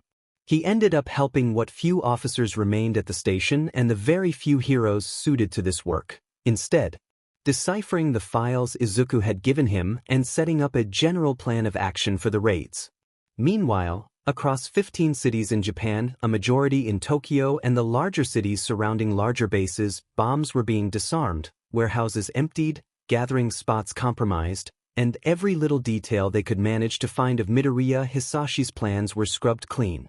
Anyone trying to stop them were swiftly arrested. By Friday morning, Just as the sky turned over to the otherworldly gray-purple of twilight, Phase 1 was impossible to carry out. By the time Tsukachi walked in with a few heroes, Aizawa was ready to move. He was ready to go. Get into the bases and find out about Izuku. Best case scenario was that he was beat up but breathing. Worst case? Aizawa didn't humor with a thought. There would be an added bonus if he could kick Midoriya in the throat. He just needed to get the raid started and get all of this over with. Tsukachi settled a few officers and pro-heroes in the conference room. Aizawa next to Hisashi, who comfortingly held his hand under the table. If only to keep Aizawa's nerves from getting too frayed. There were a few the teachers there, and Tensei had yet to go back to Hosu and sat across from Hisashi. Tsukachi was setting up the video call projected onto one of the walls in the room. The only heroes not joining would be the few guarding Inko and Toshinori himself. Toshinori and Inko were both left in the dark about what was happening. No information as to why they were dragged to a police station and kept there for hours except a simple "for your protection," which had Toshinori more annoyed than anything. Inko once asked Tsukachi if this had anything to do with their conversation about Izuku, something Aizawa had no knowledge of. Tsukachi said nothing about it, and once the Yagis couldn't hear, had informed other officers and the heroes to give out no information on Izuku. Not until he was apprehended, anyways. And not while his situation and status were so unclear. It'd only panic Inko more than she already was. Aizawa zoned out as Tsukachi started off with bare basics for the mission. The goal was to clear the bases, arrest as many dire members as possible, and get Midoriya, Hisashi and his executives in their custody. As soon as possible. One fell swoop, all the bases under simultaneous attack. Aizawa's attention was only drawn back as the hollow display on the conference table lit up with a small-scale map of Japan. On the call, Aizawa could see other stations did the same thing. There are 13 bases all around Japan, 3 smaller ones meant for storage, and 4 large ones. Tsukachi began as a red marker hovered over Tokyo, the largest basin here in Tokyo. It's the main base of operations and where Midoriya resides. They have the other 3 larger ones in Okinawa, Kyoto, and Kobe. The rest are scattered at random. Due to their most recent plan being disarmed as of a few hours ago, they're bound to be on the defensive. The plan is to attack around noon at the latest. As Tsukachi spoke, red markers popped up all over the map. Aizawa crossed his arms and leaned back in his chair, staring at the Tokyo marker as Hisashi's hand still rested on his knee. If they're on the defensive, it would be better to hold off until their guard is down. Started a different hero that Aizawa wasn't paying attention to. It might have been that new up-and-coming Mount Lady. No, both Yamada and Aizawa said at the same time. Aizawa's was more of a hiss while Yamada had more force and volume behind his. His tone unaggressive and heard much easier. Namuri, dressed in her hero costume, raised an eyebrow from across the table. Yamada was the one to continue for the two. We get this done soon and we get it done fast, he started. There's a lot on the line here. There are an unknown amount of captive civilians in the main base, maybe in the others too. We don't know their current status, the mole's information and the leak only goes so far, but we know a majority of those are children. They could be critical and we wouldn't know. At the risk of sounding cliché, just think of the children here. Mike, started Tensei, if we rush in too quickly it could only endanger them, too. Aizawa was still leaning back, his eyes closed as he listened to heroes bickering about what to do next as his leg bounced. Hisashi's hand gone while they moved as he spoke, keeping his anger bottled and controlled best he could. Some agreeing to go now, others wanting to wait, a few other arguments trying to find compromise. Someone said something, he didn't care who, about Phase 1 being done. Their big players are still in the game. It was too dangerous to go and letting them settle would bring their guard down. His limited self-control snapped and he stood up with enough force to push his rolling chair backwards. Hands planted palm down on the table and eyes level with the small camera over the projection screen and pointing at the table of officers. In the corner of his eyes he didn't miss the eyebrows raising and odd looks being sent his way. The Dire is not a group to underestimate. Letting them settle will only make us lose them and give them time to plan something worse. Midoriya Hisashi is a man of revenge and he will not let us heroes get away with taking his plans off course. Not after it took this long for him to organize. If we don't do something now there will be BLD, he hissed. Eyes were trained on him. Especially those of his co-workers. Tensei and Namuri both looking at him in surprise. And Aizawa couldn't blame them, he normally wasn't this upfront about a direct attack to a villain. Opting for stealth or surprise. When guards were down and stakes were lower. They're scrambling, he continued, lifting the pressure on his arms slightly. They're down a lot of members after the arrests taking down Phase 1. Some of their executives have been apprehended and the rabbit is Aizawa hesitated for only half a second, not long enough for strangers to notice, and he dared not look at anyone as he did, out of commission. We attack today or the window of opportunity closes. How are we sure that Rabbit won't be joining the fight? Started Manuel from the screen. He's loyal to the group, he'd fight to defend it like any other member. His bitter tone was poorly concealed by the speakers and his flat expression. Most likely only for his failed mission in Hosu. From what little was reported on it, it was far from a pretty scene. Manuel's emotions were well placed.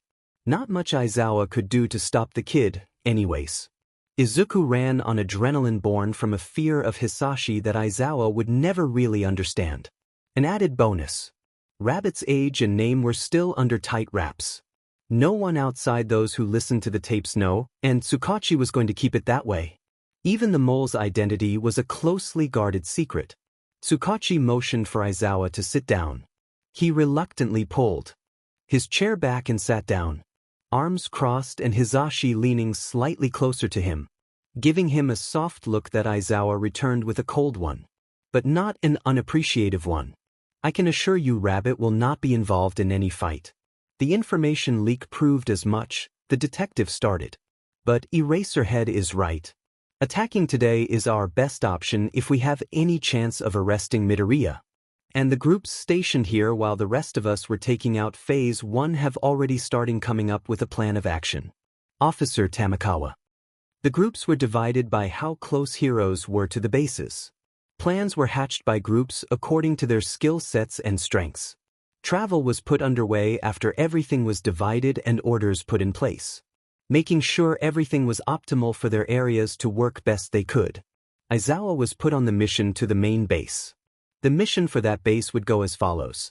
The group would divide into 5 teams of 15, 1 for each floor, with backup of heroes, sidekicks, and officers guarding all known exits in case a floor needed more help or members slipped past the heroes. Once on their floor, the groups would divide further into groups of 3 or 4 and spread out to cover more area at once. They were to disarm and restrain Silver Dire members. Midoriya Hisashi was to be taken in alive and immediately restrained. A prepared set of quirk restraints and a high-security cell waiting for him upon capture. All executives were to have the same treatment. Captives in the holding cell were to be released and taken to one of the 4 hospitals on standby once captures were complete and it was safe to do so. Captives in dire need of emergency services, i.e. they were critical, they were to be taken to the surface as soon as physically possible. The raids were scheduled to launch simultaneously. Traveling heroes suffering from a delay could join the fray as soon as they got into their areas. Aizawa was to expect Ingenium and a few other teachers from UA on his team, though he was assigned to the 4th floor instead of the 5th, where it was suspected Izuku was. Aizawa wouldn't go cause a ruckus about it, there were other people a bit more suited to rescue on the 5th floor. Instead, Yamada had that floor with Manuel, Fatgum, and Fatgum's interning sidekick on his individual team, whose break was on temporary hold for this mission. Same with a few of the other third-year UA students who got their internships the year before. Thankfully, the Wild Pussycats were assigned to this mission, staying on the surface to relay instructions and observations to those who needed it.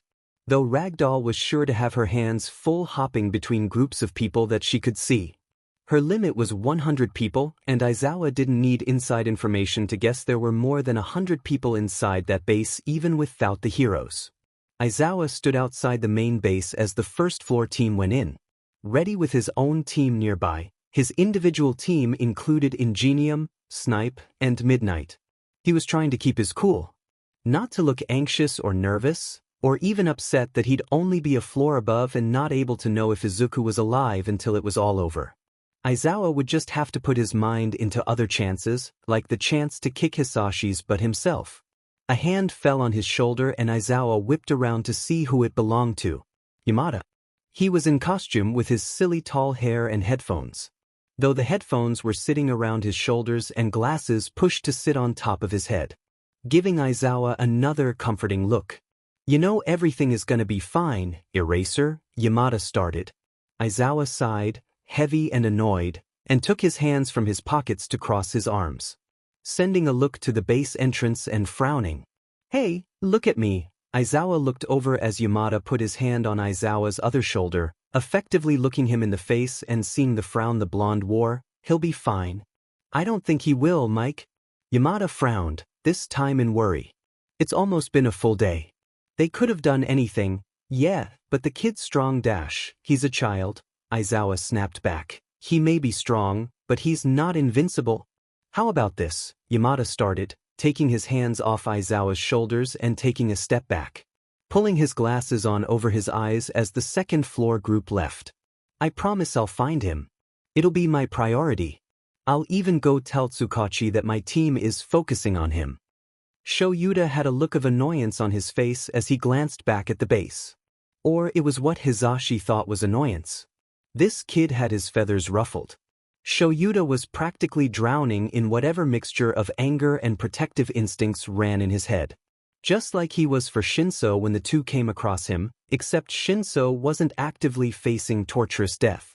Either way, Shouta wouldn't be calming down until Izuku was in the hospital healing from whatever Midoriya had done to him.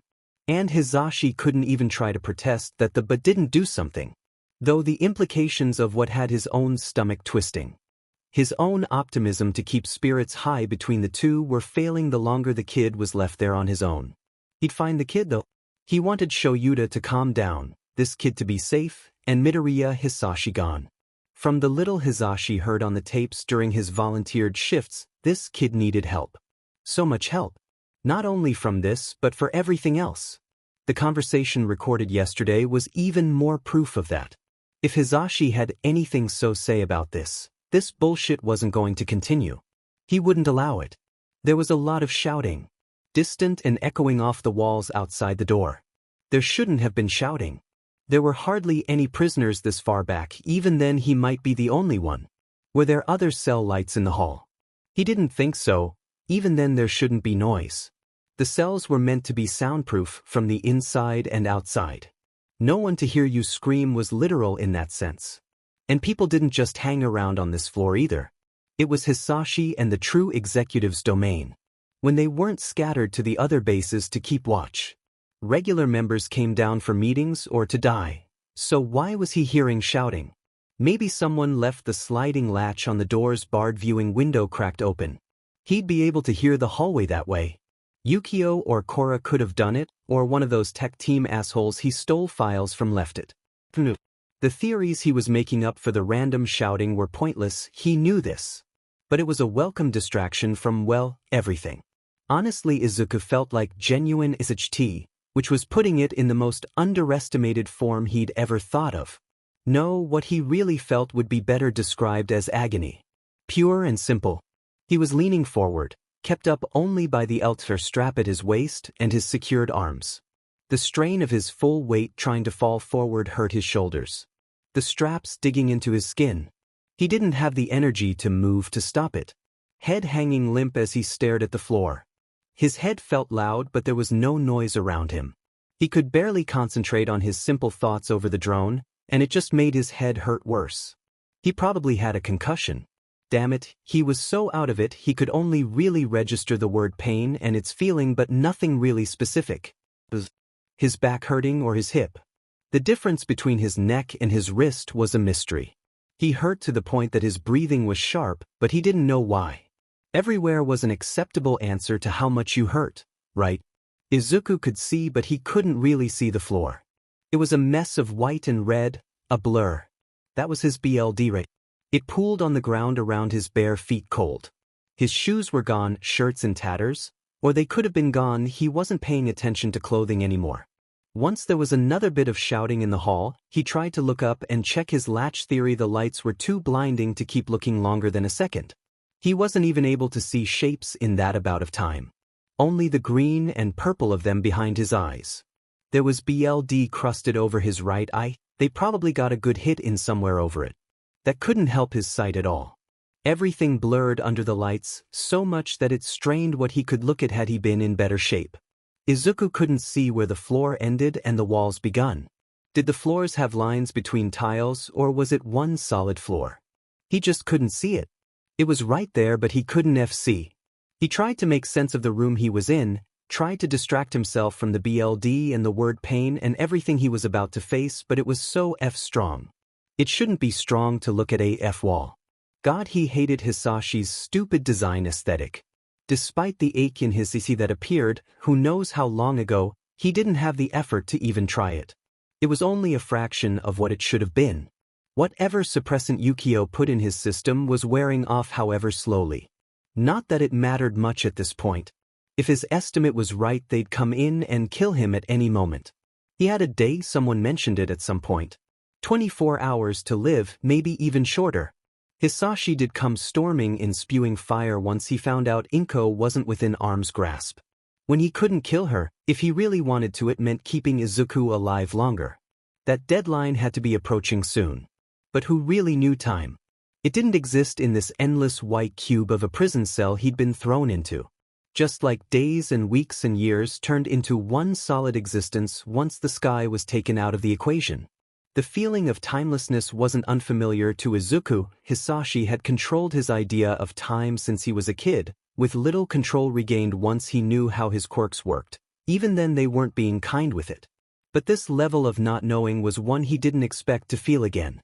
Something in the back of Izuku's mind, an irrational voice he knew was wrong, made the suggestion that the shouting he heard was Inko. Despite knowing she was safe, the thought shout panicked through his mind and opened the floodgate for more questions. Did Aizawa not reach his mother in time? Did he even tell Aizawa her name? He didn't think he did. If the shouting really was Inko, then Izuku failed. Failed her. Failed himself. Fail at the one thing he tried to do on his own. No. She can't be there. The heroes had to have her safe. They had to. Izuku had the idea to burn his restraints. He could check.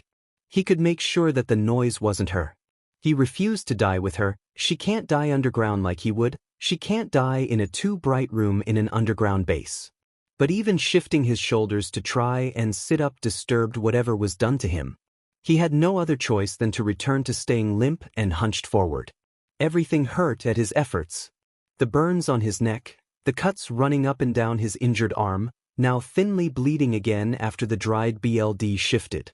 He mainly disturbed whatever the Yukio was doing to his back. It felt like an ongoing effort. The healer came in every few hours, he guessed so anyways, to heal him as much as Yukio allowed, before he was sent away and he was hurt again. And again. And again. Repeatedly being relieved of pain, passing out, and being forced awake a moment later. Maybe this was how they kept their worst prisoners alive before deciding to kill them. Though the specifics of what was done was mainly a blur. He knew of the burns, the shocking from the things in his neck, and those tools on the cart he's long since been able to see. All he could remember was that it wasn't long ago they were there, they all left in a hurry after something called on the radio. Maybe someone put something in his system before they left to keep him unfocused. Yukio was pretty tricky, so was Korra. It wasn't below either to use drags to mess with people. Wouldn't be the first time, hopefully it was the last. Maybe it was an added blood thinner and he'd bleed out and die before Hisashi could decide how to do it. That would be the ultimate miracle. At least his last action was an attempt at something good. Even if he had underlying suspicion Inko was there. It was probably the best thing he could have done in these. How long was it? 9 years in the dire. Maybe 10. No, 9 sounds about right. This way. There's more over here. That was the shouting again. More clear, closer. It sounded like a guy not in pain but more like searching. Searching for something. Down here. But there were other voices. He was with more people. Footsteps were echoing in the hallway. Izuku couldn't look up at the door. There's a light over there, shouted someone else. Before Izuku knew it, the door handle shook. Someone was outside his little square hell. Maybe they moved from physical to psychological hell. Push him to some kind of insanity. He was already exhausted, even passing out gave him a shock. He'd figure out not to. Sleep deprivation and stupid tricks could be what they were using. Clever, he had to give them that. "There's someone in here," someone said, this time clearer. This time it was right outside. There was a loud bang on the door and a rush of new air. Footsteps nearing, and then someone was in his line of sight. Trying to get the straps off his right ankle. Kneeling in BLD like it didn't matter anymore. Izuku managed to mumble a soft hoot that hurt his dry throat. Whoever this guy was looked over the rim of his glasses. Tinted yellow and triangular. Green eyes stared up at him and his yellow hair was pulled straight up. He looked familiar, he couldn't tell how. Everything was a mess. Maybe a Dire member wore stupid glasses like those inside an underground base like in But. Who knew with them, they didn't exactly have a fashion sense. It's why Hisashi chose a uniform in the first place. "I'm present, Mike, listener," he said while going back to undoing the straps. Present, like the hero present Mike. "No way, how? This had to be fake. This had to be a trick. It's good that you're conscious. I was worried you might have been dead with how still you were," Mike chattered, voice not loud like it was during their fights. But softer. More assuring. Mike used on hand to wave someone over. Asking for help with the other straps. Then there was the edge of a white cape to this left and someone's bare feet trying to stay out of the red on the ground. Izuku didn't mean to hiss when a strap on his arm was taken off too quickly and ripped dried BLD off a cut. The person working the strap took a step back. Sorry, their soft voice repeated, younger than Mix, as they hesitantly went back to work. This time somewhat slower, more careful. Though one thought came through his mind, Dire members don't wear capes. Maybe these were actually heroes. Maybe. Was it too optimistic to think that? "Kid?" Present Mike asked as if he asked the question multiple times already and didn't get an answer. Izuku glanced over at him. Worried eyes looked back at him. "Do you know your name? Can you tell me?" His name got lost in his throat. He wasn't really sure if he actually said his name. Did he say rabbit out of instinct? Did he say Izuku? Did present Mike actually hear him? Mike was smiling at him like he did. Relief or maybe recognition in his face. "All right, Izuku, we're gonna get you out of here," Mike said as he got up to undo his arm. Talking in a low voice as he did. Things Izuku wasn't processing. Names, he said a name Izuku didn't know. Or he did, he couldn't tell. But it was a comforting tone, an assuring one, that Izuku wanted to believe was real. Something triggered the box on his neck and a jolt shot through him. He didn't sit up all the way, but he did lean back slightly, gripping the armrests on the chair. He didn't have the voice to vocally react anymore, even as electricity echoed through every last hollow bone in his body. It stopped as suddenly as it started and he slumped forward again. Trying to breathe.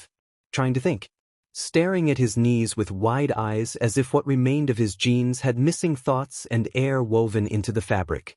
Hisashi had only just undone the strap on the back of the chair, the one keeping Izuku actually in the chair now that his legs and arms were free. Sun Eater was standing off to the side. The kid was in worse shape than thought, but he wasn't dead. Thankfully. If they moved fast enough to get this kid to a hospital, they'd have him healed up in a minimum of a few weeks. Though the extent of those injuries were strong to figure out, with the BLD and the lack of response to any questions Hisashi was asking. His back was covered in it, his left arm was a mixture of burned and cut, his right arm faring somewhat better. He might have taken a blow to the head, his lower legs were cut, and the most confusing part were the two small boxes sandwiching his neck. One a dark green and the other black. It was one of these boxes that beeped once the strap was gone and Hisashi dropped that just starting to move forward and get his attention again and get the strap off him as carefully as possible now that it was free. The tiny box beeped again and the kid went rigid as it crackled. Hisashi threw an arm out as a warning to Sun Eater, "Don't touch him," as he frantically looked around for any explanation as to why the kid was being shocked. Or at least find a way to stop it. There was a tiny box, almost a sticker, right behind the strap's hook. A motion sensor. He did a quick glance around. A cart caught his eye and he went to it. ignoring the tools for the box that was lighting up. He quickly grabbed it and smashed it on the ground as strong as he could, giving it a good stomp so the lights went out. The kid went limp again, breathing ragged and rough. Sun Eater managed to keep Izuku from tumbling out of the chair face first. Hisashi was the one to quickly grab the strap and pull it off, taking dried BLD from Injur's off as he did, doing his best to ignore Izuku's sad attempt at a curse that ended up a jumbled mess of unorganized sounds. Fat Gum, who stood at the doorway keeping watch with Manuel just outside the cell, was staring wide-eyed at the whole scene. "Mike, what just I don't know," Hisashi said, nodding to Sun Eater to move on with getting the kid up. "We need to get him out of here now." Hisashi, with Sun Eater now mirroring him, was careful to put one of Izuku's arms behind his shoulders and supporting the kid's weight. Between the two, and with a count of 3, they attempted to pull Izuku up out of the chair. It worked for 2 glorious seconds, and then the kid's knees buckled underneath him with a yelp and he became pure dead weight. Though he was still lighter than a kid his age should have been. That was one of his quirks, right? The kid was whimpering and Hisashi's arm felt warmer. They opened up injuries with that move. "Not good." Gum started Sun Eater. But Fat Gum was already in the room and swept the kid into both arms. Right side against his seat, probably worried about disturbing his left. Izuku's eyes were still open, looking around, clearly unfocused. Hisashi was positive the kid wasn't even hearing anything they said. He seemed too out of it. "And that was a lot of BL'd. Let's hurry," Manuel said from outside, glancing between the kid and the bloodied chair. Worry clear on his face. Hisashi was the one leading the way out and up. The 5th floor was busy as their hero team took out goons who were down there as defense for a few offices. They passed by Sir Night Eye and his small team who were going to face Hisashi in his office. No words exchanged, just glances and footsteps. They were stopped just as the door to the stairwell was in sight. A door crashed open and hit the opposite wall. Followed by a hero's sidekick. Hisashi didn't have time to name directly. He was clearly passed out. The group had stopped as a woman with white hair left the doorway. She glanced the group over. BLD covered her hands and the lower ends of her rolled-up sleeves were stained. The same liquid splattered over the front of her shirt in gross amounts. Still drying. She tackled Hisashi with some demonic-sounding hiss, who was closest to her. His only response was to screech and throw her backwards. She slammed into the wall as the hero scrambled back onto his feet. Was it purple? Lizard tail whipped behind her like a weapon. She had a rage in her eyes that Hisashi wasn't even going to try and understand. A rage that looked at Fat Gum and then trained on Izuku. All of that anger was pointed at him, and it made her look like she was out for BLD. She growled as she lunged past Hisashi towards Fat Gum and Izuku. Hand outstretched where Hisashi could see pointed nails ready to stab. Manuel was the one who was barely able to tackle her before she could make a scratch. She kicked him off and hit him with her tail with a thwack, throwing him in a different direction. Her eyes burned as she hissed and angry, "The rabbit has to die," before lunging again. Sun Eater's arms turned into octopus tentacles and wrapped around her waist midair, throwing her far down the hall opposite the way the heroes were going. Without hesitating, the group got the door opened and started a quick run up the stairs, knowing they had that furious woman behind them. If Manuel had any questions about her rabbit statement, he wasn't going to ask them. It was in his eyes, though. That much was obvious. Though they kept going. They were passing floor 3 when dark matter rose from the floor and whacked Fat Gum through the wall and onto the floor. The other 3 just ahead now frozen for just a moment as they processed the missing hero and prisoner. Hisashi hurried down the steps in time to see both Fat Gum and Izuku trying to get up, Fat Gum having dropped the kid when he hit the floor. A woman, this one clad in a red shirt and not purple, was walking towards the kid. Hisashi was quick to race up, grab the back of the woman's shirt and throw her back, putting himself between the villain and the 2 she attacked. "You're facing a shadow quirk. There's an approaching enemy on the stairs." Mandalay's voice rung clear in his mind, and Hisashi thanked everything for Ragdoll's quirk. Though with a few lights out in the hall creating at least some shadows for her to work with, there was still a danger all around. Sun Eater and Manuel were still on the stairs fighting the lizard woman. The shadow quirk woman was scowling as she looked from Hisashi to Izuku. Yamada gave a loud screech to throw her backwards. She landed in the wall to the stairwell. Sun Eater and Manuel joined them just as Fat Gum had Izuku again. There's another stairwell to the second entrance. It'd be safer to head that way than to go right past those two, Manuel stated. And it was quietly agreed they'd rush to the other side. Hisashi and Manuel heading the way past multiple other hero fights towards the second stairwell. Sun Eater sticking closer to Fat Gum as a just-in-case. They had just reached the stairs when someone tackled Hisashi from behind and Fat Gum was tripped by his own shadow. The hero twisting to not land on the kid in his arms. This time, instead of just the two, there were 3 extra grunts to handle the other heroes. Izuku was semi-awake. Most likely because of the adrenaline from that first fall and spotting Korra's shirt not so far away. But now he was on the ground again.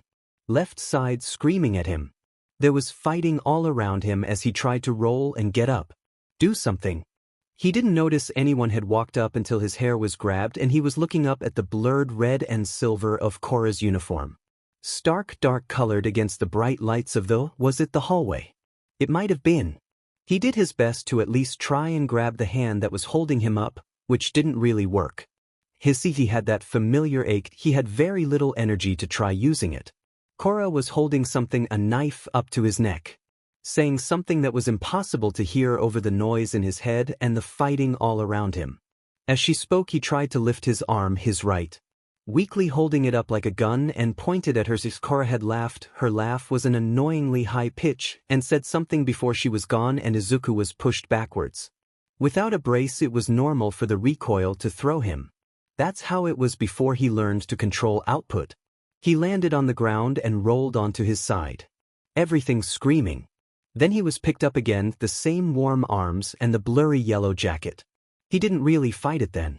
More stares, more voices, and then everything got even brighter. The air was colder. More noise all around. Izuku shut his eyes tight once the bright lights hit. Listening instead. High-pitched sounds, police sirens. People talking. Clicks of radios. When he did open his eyes he saw colors and people dressed like heroes. Someone was saying assurances as a hand went on his head. A deeper voice said something, the one holding him sighed, then he was put down somewhere.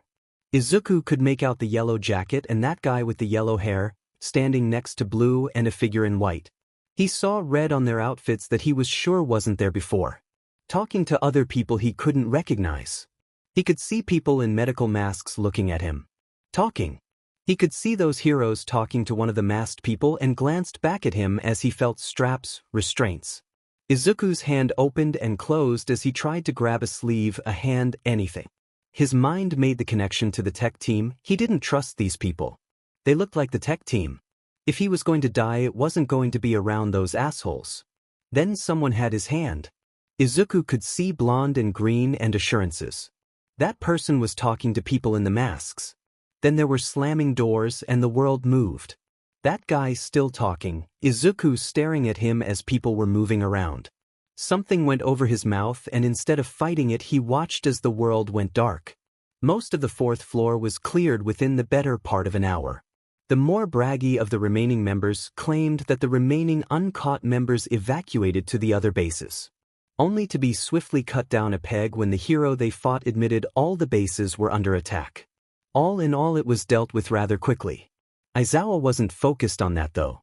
He was more focused on the man he was facing in the hallway at the moment, closer to the back of the base.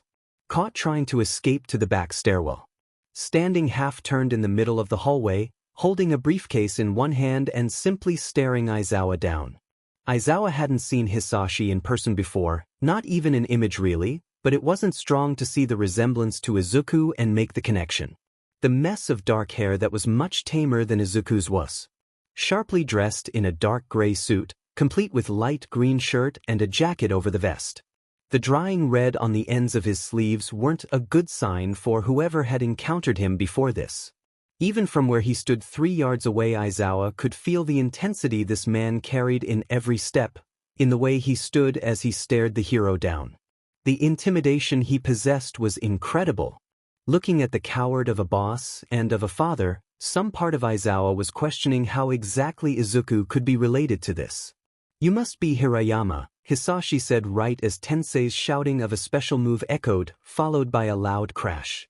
The rest of Aizawa's team was fighting the group that could have been Hisashi's security or a distraction, letting him get away if Aizawa wasn't so quick to follow suit and leave grunts to his teammates. "And you must be Hisashi," Aizawa responded flatly, grip on the ends of his scarf tightening. He could see Hisashi look him up and down, evaluating how much of a threat he was. When their eyes met again, the villain spoke. "You have an erasure quirk. Those are quite strong to come by," he stated. Aizawa just narrowed his eyes and waited for the first move, not daring to get too close lest he wanted to get burned. Izuku might not have control over fire breathing, but Hisashi does. Hisashi gave an unsatisfied shrug when he didn't get any kind of reply. "If you're looking for rabbit, I'm afraid you're in the wrong place. Izuku has already been taken to a hospital," Aizawa lied, hoping it'd throw the leader off guard. And that it was true. He hoped it was true. Hisashi frowned as Aizawa inched forward slightly. "So the brat told you his name. What a pity. He told me days ago. Same with the information he passed along. If you're thinking about keeping him alive, I wouldn't," Hisashi said as if Aizawa hadn't spoken. "It'd be a waste of time. He's not any sort of good doing what he was made for, and certainly lacking in the loyalty department. You'd be better off buying an actual rabbit than keeping him around." Aizawa didn't dignify him with a response. Instead, he darted forward for the first attack. Hisashi barely dodged and twisted, opening his mouth. Smoke already pouring and a light in the back of his throat. Aizawa activated his quirk. The smoke stopped as he pitted his foot and moved forward. A cough as he choked on the smoke already in his lung, the action stunning him for just a moment. A moment was enough to plant an elbow in Hisashi's tea and throw the villain farther away from the stairwell door. The briefcase thrown against a wall and forgotten with a clatter. Hisashi had more up his sleeve, apparently, as he rights himself and rushes forward. Surprisingly agile in a suit so closely tailored. He brandished a knife, though here he got it was a mystery, and a game of dance begun. Hisashi slashing and taking the steps forwards. Aizawa taking steps back to dodge. He got a few swipes in, but nothing of good damage. It was almost lazy. He'd had to blink after one swipe barely missed his goggles. And the heat of fire was the only warning Aizawa had to dodge it, singeing the ends of a few hairs as he did. With some decent footwork and stunning Hisashi with the smoke trick again, Aizawa ended up with Hisashi pinned against the wall. A forearm over his throat and the other gripping a wrist that was aiming a punch at his head before the catch. Aizawa took only a second to blink before everything felt hot. Barely having time to throw himself to the side and Hisashi to the other to avoid the fire rushing past his head again. Distancing himself with a strong jump backwards. Hisashi must have really wanted damage to keep going for the head like that. Hisashi was puffing smoke and rubbing a hand over his neck. Annoyance on his face. "He's going to betray you if you keep him," Hisashi hissed. Aizawa threw out the ends of his scarf to grab Hisashi's arm. "He did it to me, he'll do it to you." Aizawa ran forward at the same time he activated his quirk and dragged Hisashi closer, having them on the path to collision. With Hisashi's arm up in defense in those final seconds before collision, the scarf was taut. And if Aizawa hadn't been so focused on kicking this piece of SHTs, but he would have noticed the arm going down to leave himself open instead of defending. But his mind was focused a bit too much on beating up a SHT bag to care about such minimal movements. "Well, I'm not a piece of SHT, father," Aizawa said after he landed a solid kick to the side of Hisashi's. The man now on the ground reeling from a kick that wasn't even that bad compared to the rest of the fight. "He actually has trust in me." His capture scarf wrapped the villain's arms and stuck them to his sides, effectively making him more of a caterpillar than a scary fire-breathing butt. Aizawa had a foot on Hisashi's tea and his quirk active, both hands holding the scarf taut. Hisashi getting his breath back and glaring. "Congratulations, Eraserhead. You have the trust of a traitor." If anything, Aizawa made a few short notes during the rather quick fight. From how fast Aizawa needed to be to how easy it was to put the boss off guard with words. In total there was one clear verdict, for all Hisashi was good in intimidation, business and probably tortured, his actual combat skills needed work. This was way too easy after he'd been so hyped up. "Eraser. We got these guys tied." Tensei's voice called out and stopped as footsteps neared. Aizawa didn't dare look upwards to blink for more than a second so Hisashi couldn't gather his smoke. The footsteps from the speed hero's armor made clunk sounds on the tile ground. "Whoa, who's that?" "Midoriya Hisashi."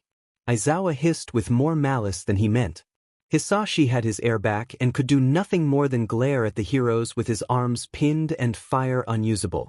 Tensei was giving Aizawa a look behind his helmet. Aizawa ignored it. "It's not going to work," Hisashi said. Aizawa narrowed his eyes behind his goggles. "What won't?" Tensei had asked. "Whatever you have planned for my boy." Hisashi smirked when Aizawa pulled the weapon tighter. Tensei shifted into something between an attentive and an attack stance. "He's on my death list?" Aizawa glared. Hisashi's smirk turned into a grin, one that looked sweet but had something else behind it. Something vicious that Aizawa couldn't figure out. It made the hairs on his neck stand on end, even without his quirk active. "Try what you will," the villain continued, "but we will find him. That useless child will suffer, him and Inko both. No one gets put on that list and lives longer than a year. I promise you that. The prodigal son will return and death will be delivered."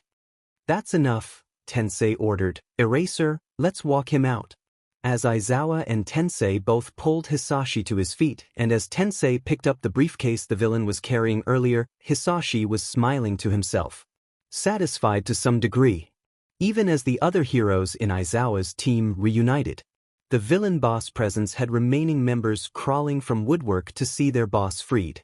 Though the amount of heroes there had them easily stopped before getting close to Hisashi, who was being oddly cooperative on the walkout. They made it to the surface with ease. And as the restraints replaced the capture scarf, Hisashi looked back Aizawa. Though his teammates were keeping a watchful eye in case he tried anything before the restraints were complete. "You're on the list too, Eraserhead?" The look in Hisashi's eyes was murderous. Same with the grin. Aizawa could only somewhat understand exactly why Izuku was terrified of the man.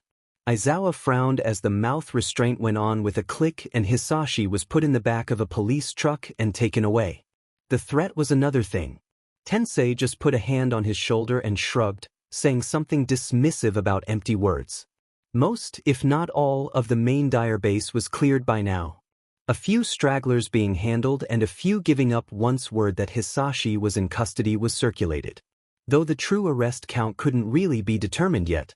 If the radios from the officers had anything to say, the other bases were close to being completed too.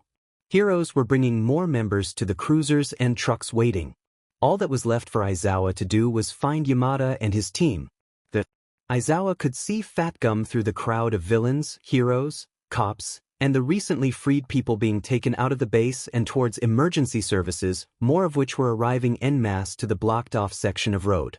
He left his team's sides, Tensei actively following him with his helmet under his arm. If only for lack of anything else to do until there was an all clear. Aizawa neared Fat Gum only to notice Sir Night Eye and Mirio close by. Night Eye and Fat Gum holding a conversation with Manuel close by. Frowning as he thought something over.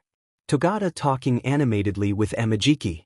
The former was standing with his arms tightly crossed, visibly shaken, with dark reds and browns scattered across one side of his mostly white costume. The colors were jarring and Aizawa quickly looked to Fat Gum, the front of his jacket and his arms smeared with the red color, this time darker, and Yamada nowhere to be found. Aizawa got closer and Fat Gum noticed him. Pausing his conversation. Aizawa took a moment to pull his goggles up to sit on his head and just look both Fat Gum and the bloodied student over. Hoping his face didn't betray his current inner panic.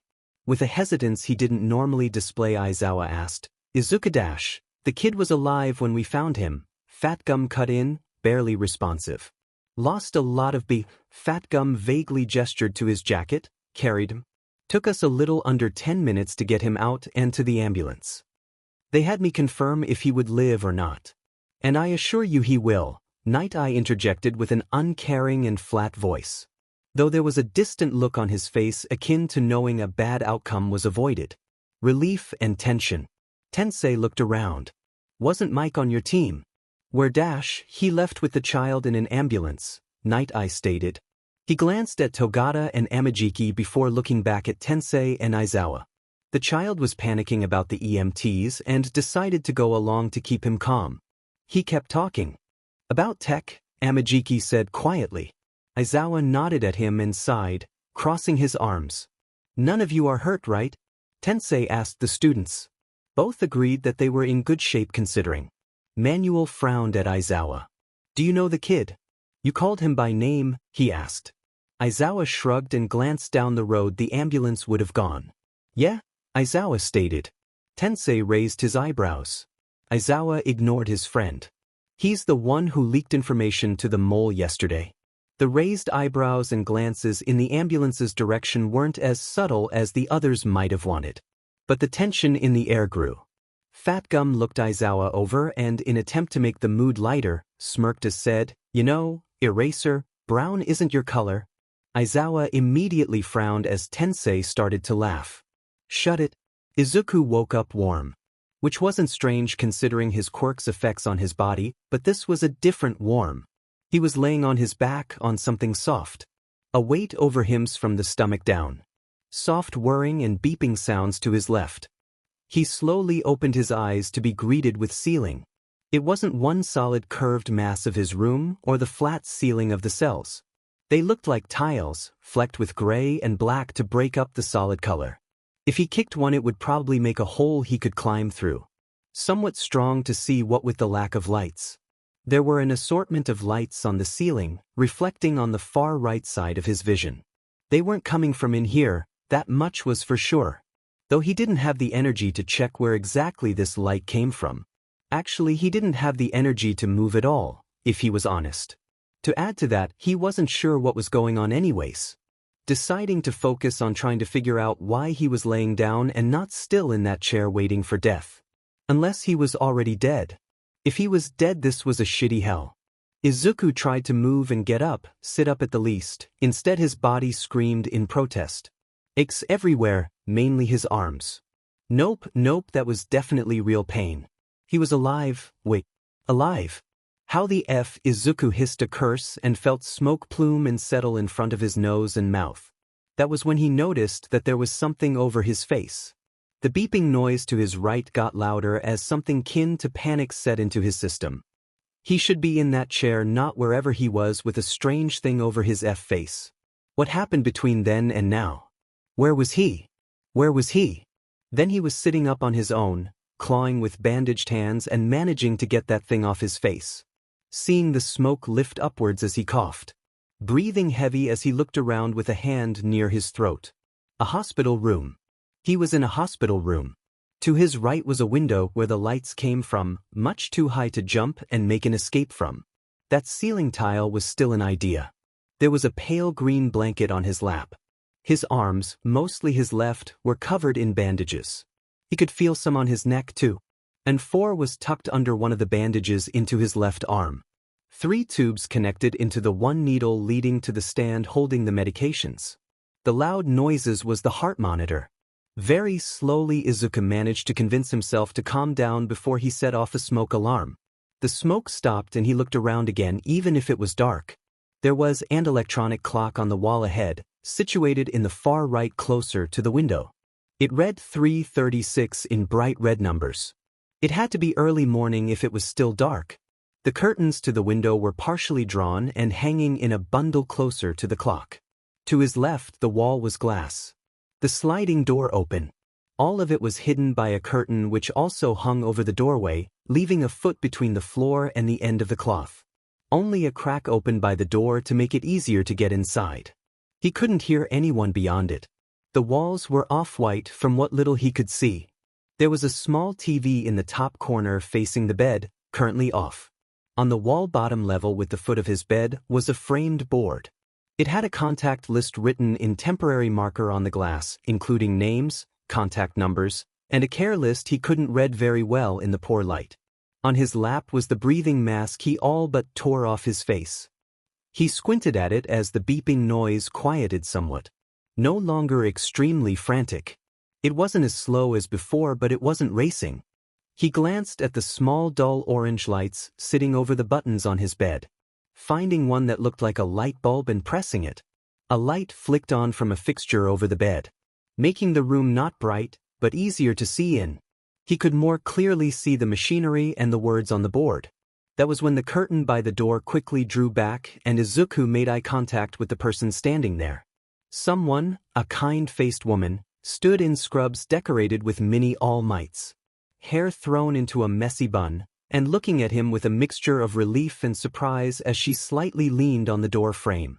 She then stood up straight and crossed the room, greeting him with a smile. She huffed a relieved sigh as she reached the bedside. "Good, you're actually awake," she started, voice soft and reassuring. "How are you feeling?" Izuku squinted at her. Where am I?" His own voice was rough and his throat felt scratched. He flinched at the noise, but the nurse was unfazed. "You're in the hero ward of a hospital. Present Mike brought you in a few days ago." The nurse made a gesture for Izuku to lay down, eventually propping the front of bed up to a sitting position when she found Izuku wasn't keen on laying flat again. He only really leaned back when his rush and panic disappeared and his injuries collectively argued with his sudden sitting up. Izuku's eyes didn't leave the nurse as she looked at the framed board on the wall and went to grab a clipboard hanging on the end of the bed. The nurse hummed as she went about checking vitals and writing things down, talking as she did so and probably pretending she didn't notice Izuku watching her every move. Her name tag read Junrei. "How long was I asleep?" Izuku eventually asked. "Oh, 3 days. You've been in and out of consciousness the last few days, but this is the first time you're actually awake." There was something in her voice that said she was omitting a few details. "Your visitors will be happy to know that when they come back during visiting hours." Izuku's eyebrow raised at this. Visitors? Who the hell would want to visit him? "A few heroes, I think. They've been coming in and staying almost the complete visiting hours every day since you were admitted." Junrei then started chatting about mundane things as she went. Recent weather, asking him if he liked heroes. Izuku gave a non-committal grunt as an answer and about a recent hero interview Izuku hadn't seen. She went about checking the 4 drips, the needle itself, checking to make sure Izuku didn't open any of the unhealed injuries with sudden movement, among other things. She asked Izuku if he was feeling any pain and Izuku was honest with her. He really hurt. A quick note later and Junrei was promising she'd get clearance to up his pain medications a bit. Then she gave another cursory glance at the clipboard and hummed. "I'd say there should be a doctor to come to speak with you soon, but yours isn't on call and your guardians aren't present. Visiting hours aren't until 6 a.m. Junrei glanced at the clock on the wall. 3:48. "You should get rest in the meantime, Midoriya-kun," she hummed before turning towards the door. She was gone, closing the curtain halfway and leaving with the clipboard. Izuku sat in his silence for a few minutes before looking at his hands. Small bandages, the gauze ended just above his wrists. His right arm was in better condition to move, so he felt his head.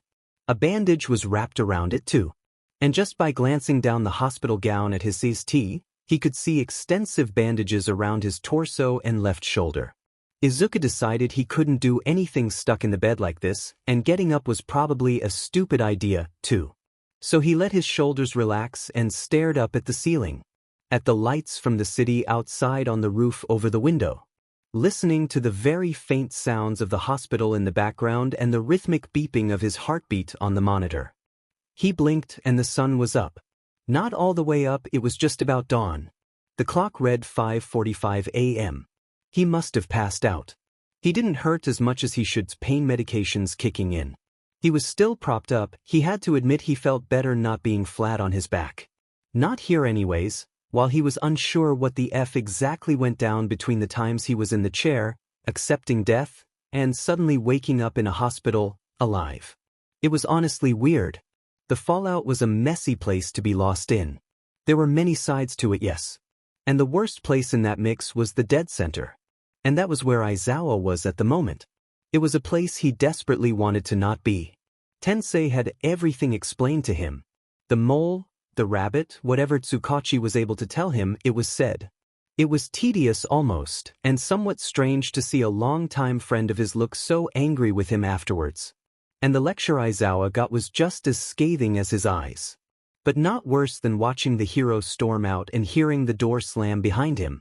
In the spare time between figuring out what would happen with Izuku and waiting for him to wake up, Aizawa took the time to go over his students' finals. The ones he missed in December, marking the first absent days in his teaching career. Putting in his commentary and notes on their future improvement. If not for them to read, then for their future instructors. Asking for the scores meant going into the school, which was currently making sure things were on track for the students. New and old. The building improvements, the resources for the support students, making sure all the other areas were safe for student training, and planning the first year's entrance tests. Though they were the same every year. Going to the school meant seeing his coworkers. The same coworkers who had seen a very anxious Aizawa while waiting for the raids to start. Who had been missing without a DMN word and left other heroes to pick up his patrols the last 3 months. Who had a copycat villain out there during that time. In short, Aizawa did not want to talk to them just yet. Netsu knew everything, and the basics of the raid were common knowledge between those who participated. But questions were questions, and if anyone had questions it would be midnight. Nemuri was allowed to be curious. Aizawa had a 3-month-long secret absence and showed up for a big mission from the blue. She watched Hisashi be paranoid about him, but not about cheating as he had said. She was chasing for a real answer. Like their coworkers did. Nemuri was pulled aside and Aizawa gave her that answer. He was cleared by both his boss as the detective to inform people who needed to know. And Nemuri was on the need to know if the future was to work as he suspected. A SparkNote version, trying to be as short and unbiased as possible, given quietly in a factual tone. Throughout the explanation, Aizawa found it somewhat strong to gauge her expression. She left the hallway in silence. Probably to figure out how she should feel about all of this. Villains had been taken down, but it was how that seemed to have caught her. Netsu was the only other problem in the workspace. He had insisted to be kept up to date while Aizawa's mission was in progress. He was given what Tsukachi was able to give out and not much more. And after the raids and Izuku was in a safe place for recovery, Tsukachi gave the principal a more in-depth explanation of events. Since then he had been quiet. Too quiet. The silence was unappreciated, and at this point it was more annoying than anything else. Aizawa had 2 things he needed to do now. One of those was to visit Izuku to wait for the kid to wake up. Just to make sure he was all right when he woke up. And to have a word about his actions after the backpack. But mostly to give assurance to both sides. Aizawa would know the kid was alive, and Izuku would have a familiar face to start off a rather tough section of his life. Which is being free from that coward of a father and going into a PRD of readjustment. The other thing was the Yagis. It had been 3 whole days since the raids, and even though they were allowed back into their apartment, they had yet to be informed of what was going on beyond that they were safe now. Tsukachi and Aizawa were the ones told to talk to them. Tsukachi as their friend and header of the whole thing, and Aizawa as the person who knew more firsthand. He was the one who knew the most about the subject of this conversation, even though it wasn't all that much to start with. They were to tell them about Izuku, now that the kid was definitely in a safe place recovering, and about Izuku's past actions. Inko was the mother, she was the person deserved to know the most. So there they were, at a dining table in a small apartment with tea sitting before each of them. It wasn't scalding hot, but it wasn't lukewarm. It didn't taste bad either, though Aizawa definitely preferred coffee. Now he was mentally stalling this conversation. He looked up at his blonde friend. 2 years his senior and now halfway through the process of becoming a withering skeleton. Beside him was Inko, who looked more nervous and apprehensive than her husband. With the comparison there, Aizawa saw how Izuku and Inko were related. The hair, the eyes, and almost the same features. Hers were softer, older, and less cold. Both had a tiredness to their eyes, but Inko's could be because of sleepless nights in the last week. Izuku's. Well, his reasons were obvious, weren't they? We wanted to inform you about what happened a few days ago. We're able to release more information about what exactly happened to certain parties, and you both are very high on that list. Tsukachi started with an official tone. First and foremost, we had taken both of you into custody as a precaution to a threat overheard soon before. It was mainly protection and yes, Toshinori, I know you are more than capable of protecting both of you, but this situation was more than All Might could handle. Tsukachi added before Toshinori could get input. Aizawa was the one who heard the threat, thus why he's here to explain. Eyes fell on him. Aizawa went over the mental script he'd been preparing for just this situation. But was there really any good way to tell a worried mother about her ex-husband and missing son? But he'd have to do it anyways. I've been undercover in the Silver Dyer group since December. I gathered intel and information mainly from an unknowing informant. In the end, the informant found me out and gave me the information we needed to go through with the raids that happened earlier this week. The Silver Dyer no longer exists as of 2 days ago. Midoriya Hisashi was detained during the raids and is currently awaiting trial. Aizawa sighed and held his teacup in both hands and a serious look on his face, though it softened after seeing Inko's worry. That informant was the former rabbit assassin, better known as Midoriya Izuku. The silence after that was heavy. Inko stared, wide-eyed. Toshinori was the same. Aizawa continued. Izuku expressed that the information he was giving over was a direct danger to you, Inko. And that is why you were brought into protective custody. We were able to locate him after the raids, though there were some complications with his health. He is slated to wake up in the next few days. You found my son? Inko's voice was soft and almost shaking. There were tears in her eyes. Though Aizawa was unsure if they were happy or sad. Maybe somewhere between. Aizawa nodded. We have, and I can assure you he's safe, Tsukachi pressed. His previous situation has been dealt with. Neither of you are in danger anymore. Is this why you were asking about him a few days ago? Toshinori was the one to ask.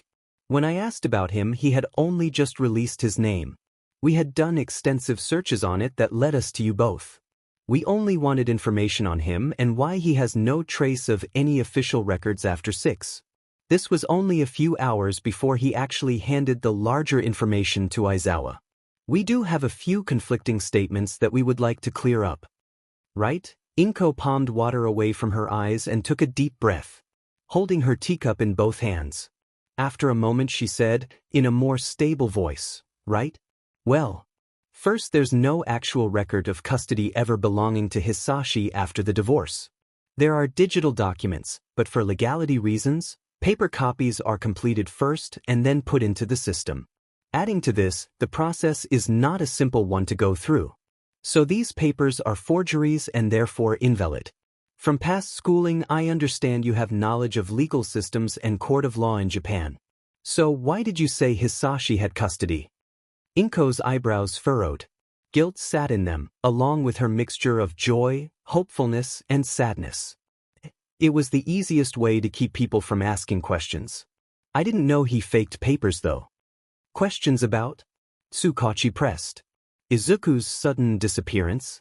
Why did you not want them asking questions?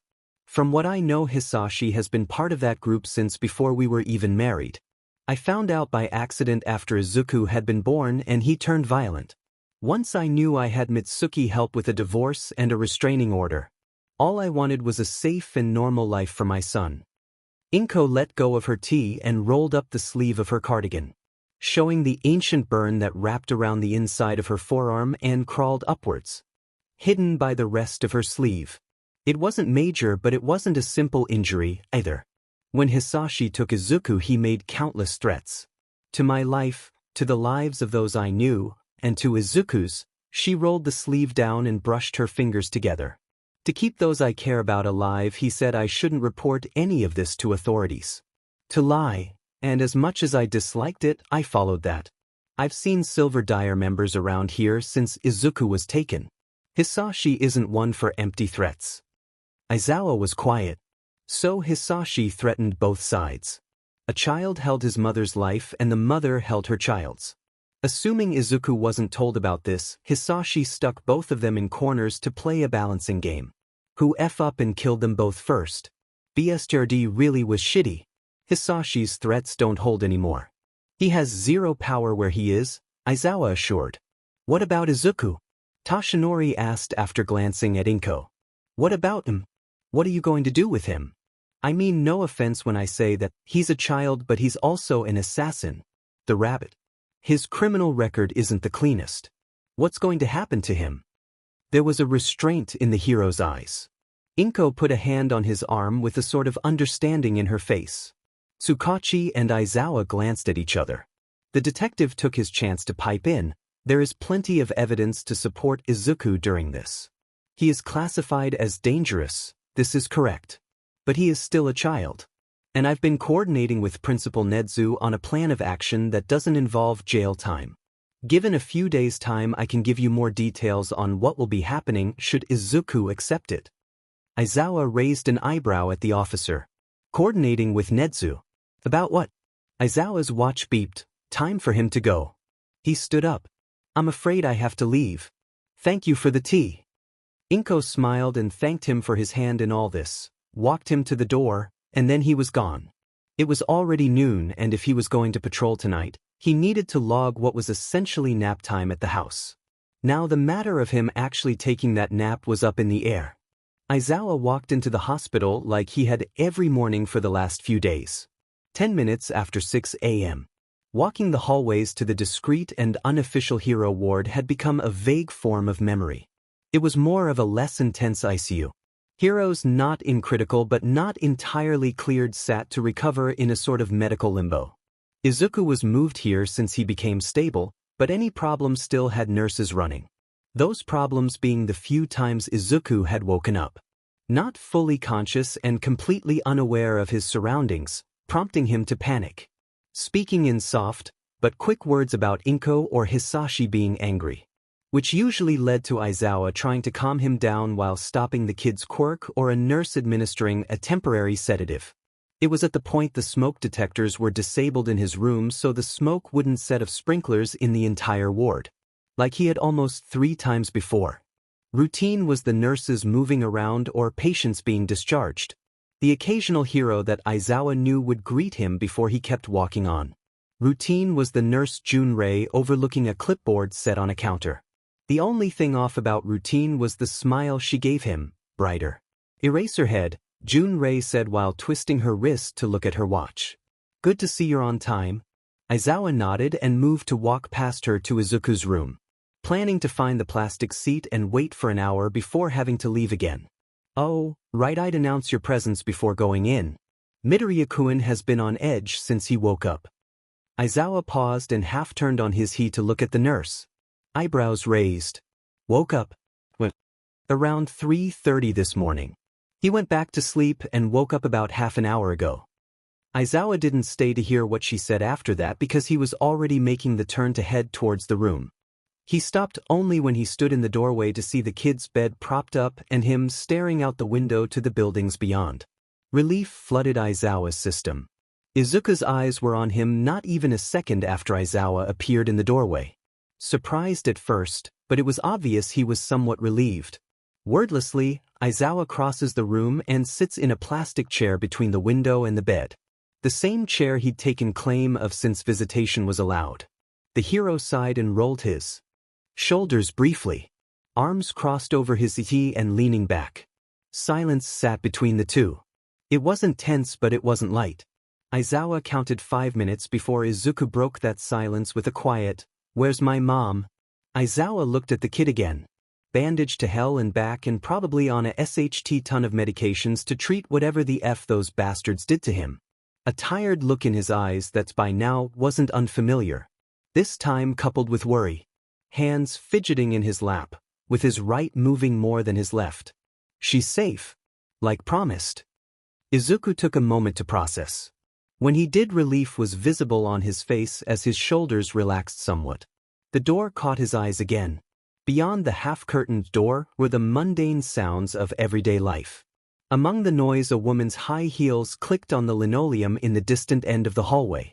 Beeping of machines and the intercom paging a nurse somewhere in the distance. Izuku turned his eyes back to Aizawa and hesitantly asked, "Where am I?" Musafatsu General Hospital in the Hero Ward. It treats heroes that get hurt in the area after dangerous encounters. It's rather from the base, but it's the safest place for you to recover. Aizawa shifted his shoulders and felt the weight of his capture scarf. What a relief it was to finally have it back. What happened during the raids? I don't know what happened to you specifically. I was assigned to handle the floor about above you. Present Mike is the one to ask about that. He's your rescuer. Hisashi was captured, along with most of the executives, including Yukio and Korra, across all bases. And the captives? Most of them were rescued. Some are being treated, others had families informed. All of them left the bases. It was no use lying to the kid.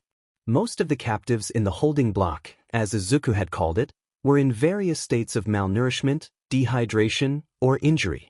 Some mutated grossly, others on the verge of death, and a few already gone.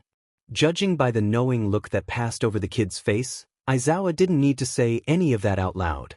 More silence. This time Izuku was less tense but still nervous.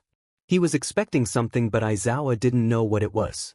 Maybe it was reprimand for his actions after the park. And that was the exact conversation he'd been wanting to have with the kid anyways. What were you thinking? He didn't sound accusatory or angry. It was flat, like it was when he spoke to students. Asking a rhetorical question. Except this was rhetorical. He also felt flat. Anger wasn't there, nor frustration or even the small amount of hurt he felt when the kid told him he couldn't be saved. Annoyance was there, but that was easily hidden. Aizawa didn't need to go into detail about what he was asking. I don't know. The answer didn't feel like enough. It showed on his face. Izuku didn't offer any more. What you tried to do was probably the stupidest thing I've ever seen someone your age do. Aizawa started with a strict tone. Normally reserved for parenting or scolding students that really F up. Usually right before he expelled them. Why did you think it was logical? There weren't any options to go for. Izuku snapped back, eyes narrowed slightly in his defense as he looked back at Aizawa. Regret suddenly replaced whatever emotion Izuku had and he was back to looking at his hands. There was too much happening. Hisashi was going to kill you and I didn't want you to, and I didn't know what to do. So your death was the only rational thing you could think of? Izuku shrugged and looked at the floor on the other side of the bed. Aizawa wasn't in his peripherals. What he? Aizawa's eyebrows raised and the kid glanced at him, to the door, then back at his lap. Hands now tightly held together. Sensei, he started. Why am I here? Hospitals heal, Aizawa sighed. The injuries you had were life-threatening. No. Why am I here? The question was clear. Aizawa took a few minutes to find the words he needed. Properly tell his kid he didn't deserve to die, that he was a good kid, if severely misguided, and was worth the effort of rescuing. Because I won't let you die. Not like that and not to them. Izuku frowned, but I honestly don't care. Aizawa snapped back, silencing the kid, who now stared at him in surprise. Leaving the floor to Aizawa to explain. I do not care for whatever bullshit that coward of a father fed you all your life. I don't care for the lies those executives tried to convince you of, and I don't care for the justifications they crammed into your head to explain what you've done. You are not worthless, not disposable, and you certainly not useless. You are strong-willed, valued, and have full potential to improve as a person when given the right chances. I intend to give you those chances. That's why you're here. Izuku and Aizawa stared at each other for a few minutes. One in complete surprise and the other with a stone-cold determination. It was quiet for a while. Izuku eventually tore his eyes away to look back at his lap. And eventually anywhere that wasn't Aizawa's chair. Aiza's phone buzzed 10 quiet minutes later. He pulled it from his pocket, somewhat unused to having it on him after months of leaving it in the apartment. A text from Hisashi lit up the screen. Zashi, 6:23 a.m.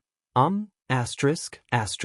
Aizawa felt a tug on his lips as he stuffed his phone in his pocket. Present Mike is on his way now, he said. Izuku visibly tense as he looked directly at the teacher. He's here for a casual visit, Aizawa continued. He's just about as worried about you as I was. You're in no danger around him. Izuku's shoulders relaxed slightly. His nervousness hidden by a new layer of genuine confusion and surprise. Izuku was expecting Present Mike to be in costume when he showed up. With his gelled-up hair and the weird glasses and the crazy high energy levels that he had in interviews or his radio show. Like a weird bird he once saw on a morning news show the many times he stayed up too late to watch late-night newscasts. One with the tall yellow feathers on its head and loud squawk. Instead, a guy with blonde hair, tied half up half down, and plain glasses walked in with a distressed old backpack on. Dressed in dark jeans, a t-shirt, and what looked like a pale gray cardigan. Casually walking in after knocking on the door frame and dropping the backpack on the ground next to Aizawa. Turning to grin at Izuku. "Hey lil listener." Present Mike greeted. He carried that unmatchable energy level in his voice and body language alone. And his smile was bright and, from what Izuku could tell, didn't have a hidden meaning behind it. In short, Present Mike was weird. The man's smile dulled only slightly when Izuku only kept staring at him. "You don't look like a bird," was really the only thing Izuku could think to say other than, "Who the F is this?" The former was probably more polite. Present Mike dramatically hit his open hand on his hihi and faked hurt. Izuku tilted his head at this. Mike smirked when he glanced back at Aizawa and stood up straight. His drama gone. Aizawa had a slight pull on his lips, so this could have been a good thing. "I'm not in costume today. Off duty. You can call me Yamada. Yamada Hisashi." A second later he followed with, "That's with a Z not a say. I'm Izuku." Izuku hesitated for only a second as he remembered Rabbit wasn't his name anymore. Yamada grinned. "Pleasure to meet cha." Yamada glanced at Aizawa as he took the empty chair beside him. A devilish sort of grin over his face. "You know, this one's been worrying about you non-hop." Yamada suddenly wheezed out the last of his sentence as Aizawa promptly elbowed the side of his zizi with his still crossed arms, giving a sharp look to the blonde. "Ow," Yamada whined, arms crossed to protect his zizi and leaning slightly forward. As if that kept him out of Aizawa's line of fire. "What was that for?" "To get you to stop talking," was the simple answer. Yamada frowned and Aizawa stayed stoic. The blonde looked almost like a pouting child. "Shouta, that's mean. So is saying things you aren't supposed to?" "But it's true." Izuku put a hand over his mouth and made a muffled snort as he looked away from the two. When he glanced back he saw two sets of eyes looking at him. The smirk he was hiding behind his hands disappeared as his hands fell back in his lap. "What?" "Nothing, nothing." Izuku squinted at the two as Yamada dismissed the situation, letting quiet fill the room as Yamada busied himself on his phone, searching up something if the Google page reflected in his glasses said anything. Aizawa looked around bored, as if he was waiting for something and it was taking forever to get there.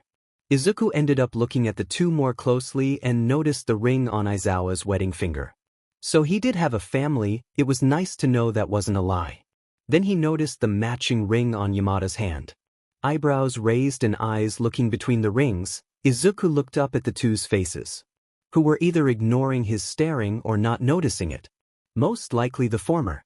"Are you both married?" Izuku asked suddenly. Aizawa looked over as Yamada sputtered and looked away from his phone. Izuku kept a flat face. That was answer enough, if you asked him. Just like the look in Aizawa's eyes when he was called out as Eraserhead. Aizawa didn't have that same face, but the question of how was there. Izuku held up his right hand. "Rings match." At the same time the two men looked at their rings and then Aizawa sighed. Yamada laughed. "Yeah. We officially got married a few years ago. Been together a lot longer than that." Izuku gave a soft smile and then squinted at Aizawa.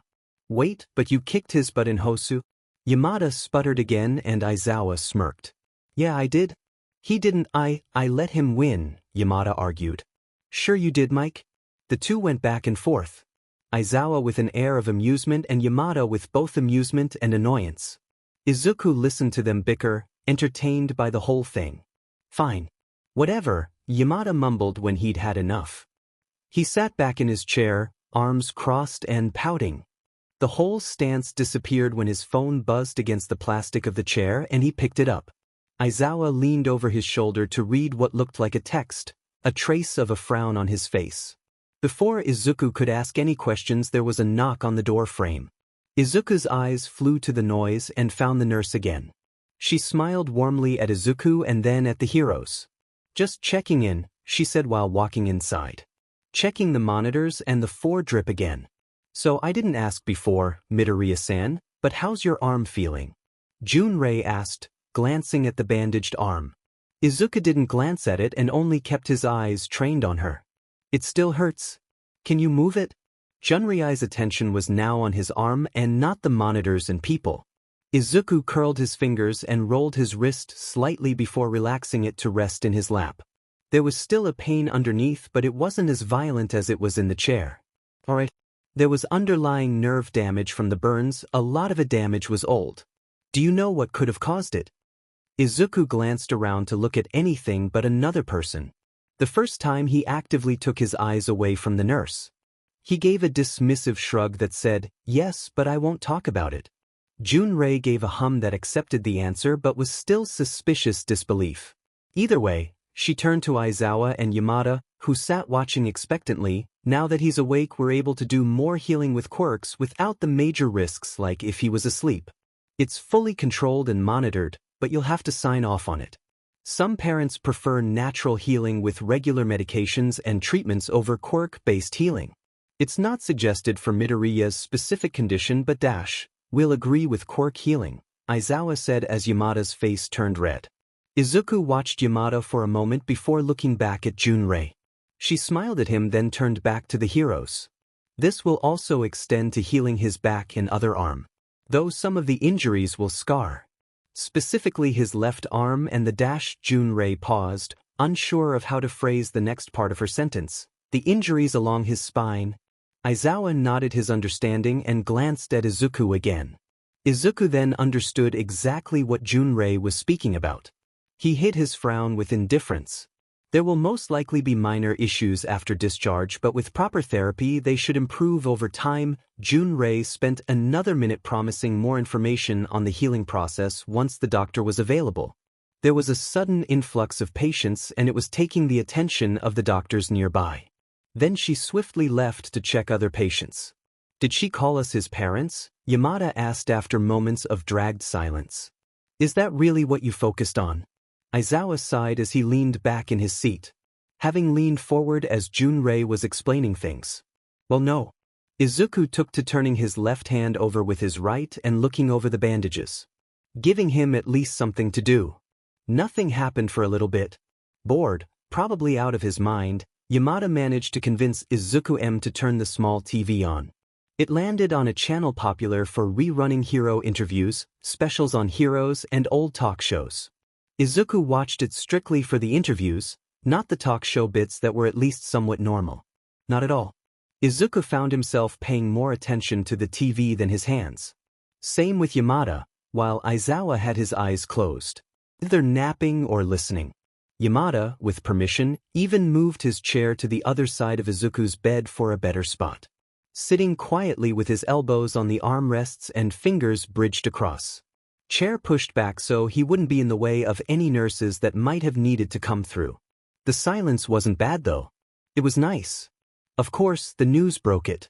It was breaking news, Ingenium catching some of the few dire members that slipped the cracks. There apparently weren't many left out there, which was comforting to a degree. Izuku asked a question that had been somewhat stuck in his mind after Hosu. Was Ingenium really fine after that fight? Aizawa shared a look with Yamada as the story changed. Izuku looked at the blonde expecting to see a worried face or something to show he was going to lie. Instead he saw something casual and almost relieved. Yeah. Some healing and bed rest and he was fine. It was a little scar but nothing more than that. Can't say the same for his armor though. Had to have it completely remade. Gave him an excuse to upgrade things so he didn't complain too much. Izuku gave a simple one-note hum as an answer. A while later, sometime in the afternoon, a doctor, a woman with dark purple hair and large round glasses, had come in. She introduced herself and, after giving Aizawa a packet of papers to look through, started talking a bit more about the healing quirks and their various side effects, most of which was drowsiness or nausea. She continued by explaining the 4 days which the process would take place, and how slowly they would have to heal him to make sure they could fix as much as possible and not miss anything that could be a problem down the road. What to expect afterwards, ranging from lots of naps to a fever depending on which person was on staff around that time, and what could be abnormal reactions to a quirk that sounded more like a standard warning than a common issue. The extent they went to explaining had Izuku somewhat conflicted, and he wasn't quite sure why. Maybe it was because of a full healing they were working towards, or just explaining a process before it was done to him. Not just sitting him down and doing their job without a word directed at him. Sometime before dinner, Yamada and Aizawa left for the night. A hero being posted outside the door as a guard. Whether it was to keep the wrong people from getting in or him getting out, he didn't care. The hospital food wasn't terrible, a surprise considering how many people he'd seen on media complaining about it. All in all, not bad for his first day back in the land of the living. The next day as slow and calm. Izuku had woken up knowing where he was. Panic on that front wasn't the issue. His pain dulled with medications. After he ate, the healing process began. Every 4 hours someone would come in and spend 5 minutes slowly healing the damage. Though it was fairly uncomfortable on Izuku's part. Hands either holding his arm, hovering over his back or knee. Always warm and light, and wary of the green eyes that never really left them as they worked. There were two that he saw the most. One older woman, Izuku knew her as recovery girl, who would simply come in, check how the healing was working on his arms, embrace the back of his hand, and leave after telling him to rest. She came one every day. The other was a kind-faced man in his early 40s named John, some transfer or a foreigner now living in the city for his own reasons, who normally worked on Izuku's back and shoulder while he chatted about various things. Sometimes he would talk about exactly what he was doing, and that seemed to put Izuku at ease. His quirk's side effects were dizziness if used too long on one person. Izuku ended up sleeping that off. Aizawa dropped by for 2 hours before he was called in for work. Hero work, prof. They started to lower the pain medications in small increments. Which was both good and bad. Good because he could get all of his head clear, and bad because he could feel the aches of things not yet healed. He could handle it though. It was fine. The day after that moved in much the same fashion until 2 in the afternoon. Right after Izuku woke up from a nap caused by recovery girl.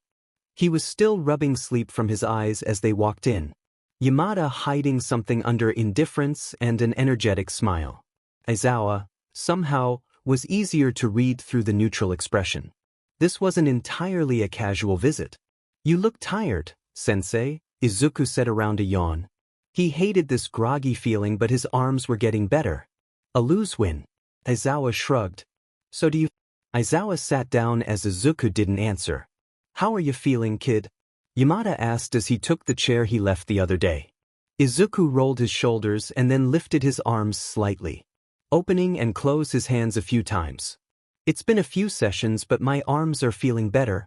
Aizawa nodded, and something beyond the door took his eyes for only a moment. The hero on guard duty was on break. Once the two pros walked in, there shouldn't be anyone out there to get his attention. Izuku glanced at the curtain's half-foot of empty space at the bottom of the glass wall, seeing the shadow of shoes on the very edge of what he was able to see through it. What's wrong? Izuku didn't sound curious. He was saying it like Aizawa knew something and he had to know. Aizawa nodded, presumably at the person outside. And then he shook his head slightly. One person walked in while another pair of shoes waited right beside the door. Waiting. The person who walked in was tall, wearing a long brown coat over a smart suit, and removing his hat as he walked in. Black hair and plain eyes. He stood, reserved to a certain degree, in front of the framed glass board. Hello, the stranger greeted. I'm Detective Tsukachi Naomasa. I was the one running Eraserhead's mission in the Silver Dyer. Izuku wiped his moment of surprise off his face and nodded. Tsukachi gave a reserved smile. I have a few questions to ask you about the Silver Dyer and your time under their influence, if that's all right with you. Izuku fought the urge to mess with his hands again. Instead, he silently nodded and kept his hands still in his lap. Tsukachi took a small pad of paper and a pen from his coat's pocket.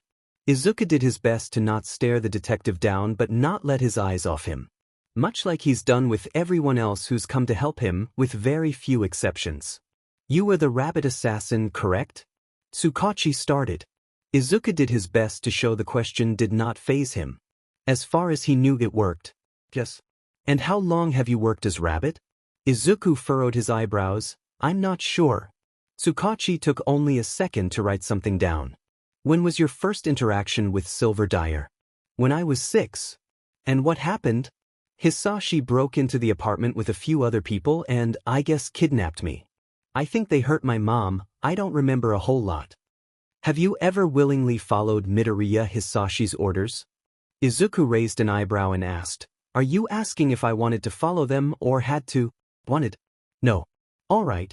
Tsukachi wrote again and looked up at Izuku. Were you an active member of the group? Izuku thought for a moment. In technicality, as an assassin he was. But something told him the detective was asking about the executives. Are you asking about as an exec or an assassin? Exec. Then informally, this. Can you elaborate on that? Aizawa was watching the detective and Izuku could feel Yamada watching him. That person outside was listening in too. Izuku could tell. He gave in and started fiddling with his hands. Well, Hisashi, he didn't want me interacting with people. Probably to avoid a situation like with Sensei. Most members avoided executives and making me one was a way to sort of, divide form a majority. Alienate. I didn't have any power to do anything in the group like Korra and the other executives did, but people outside that loop knew nothing of how they worked. Tsukachi took a few minutes to write something out and then frowned. We interviewed a few Silver Dyer members. Most said they didn't know you were a minor or your actual name. Can you explain why? Most people and Hisashi called me Rabbit. Hisashi refused to call me by my name when in front of other people or specific executives that worked in the main base. He only really called me by it when we were on our own or he was angry because I did something stupid again. And age doesn't matter when no one is asking it, and it's a strong question to answer if you don't know it to begin with. Izuku saw a shift in the person outside. Tsukachi nodded. Define doing something stupid. What do you mean by that? Izuku raised an eyebrow only a bit but his face fell neutral after a second. Like not following Hisashi's rules. Which were? At this Izuku openly frowned. I don't know. They were kinda everywhere for the most part. So they were vague. Tsukachi went to write another thing down. Izuku was wondering what exactly was going into the notebook. More like undefined, Izuku said almost warily. There were a few things I knew not to do, but others I didn't understand. I'd do one thing, it'd be beneficial sometimes, and he wouldn't do anything. I did it again even if it was beneficial a second time, and he'd get angry. It was kinda like what happened after I fought Aizawa and Yamada in the mall. Yamada and Aizawa both perked up. Tsukachi was nodding. After the nightclub murder. Izuku rolled his shoulders. Yeah? And what did he do? Well, he did nothing. Eyebrows went up. Which is weird. Normally he gets pissed and yells or throws something or breathes fire or is completely silent. I'm not supposed to fight heroes. It's normally why I disengage whenever I'm confronted. And he knows when I do because cameras are always on heroes. If I end up on one, Hisashi knows by the time I give my report back to him. But after the mall Hisashi he didn't do anything. Which I'm thankful for because I was up after that fight, but it was weird. Really? Yamada asked, eyes wide. Aizawa shot him a strange look. Between a glare and relief. Izuku gave an affirming shrug. He just warned me of the consequences for doing it again and told me to get back to work. There was quiet interrupted by the scratching of pen on paper. For curiosity's sake, what was the next hero fight after that? Izuku thought for a moment. He asked for fight, not a talk. So after All Might and Kemui it would have to be Hosu, I think. But everything he did after that wasn't just because of the hero fight. It was really my fault. Another shift outside and a look from Aizawa. Tsukachi's expression silently pressed for more.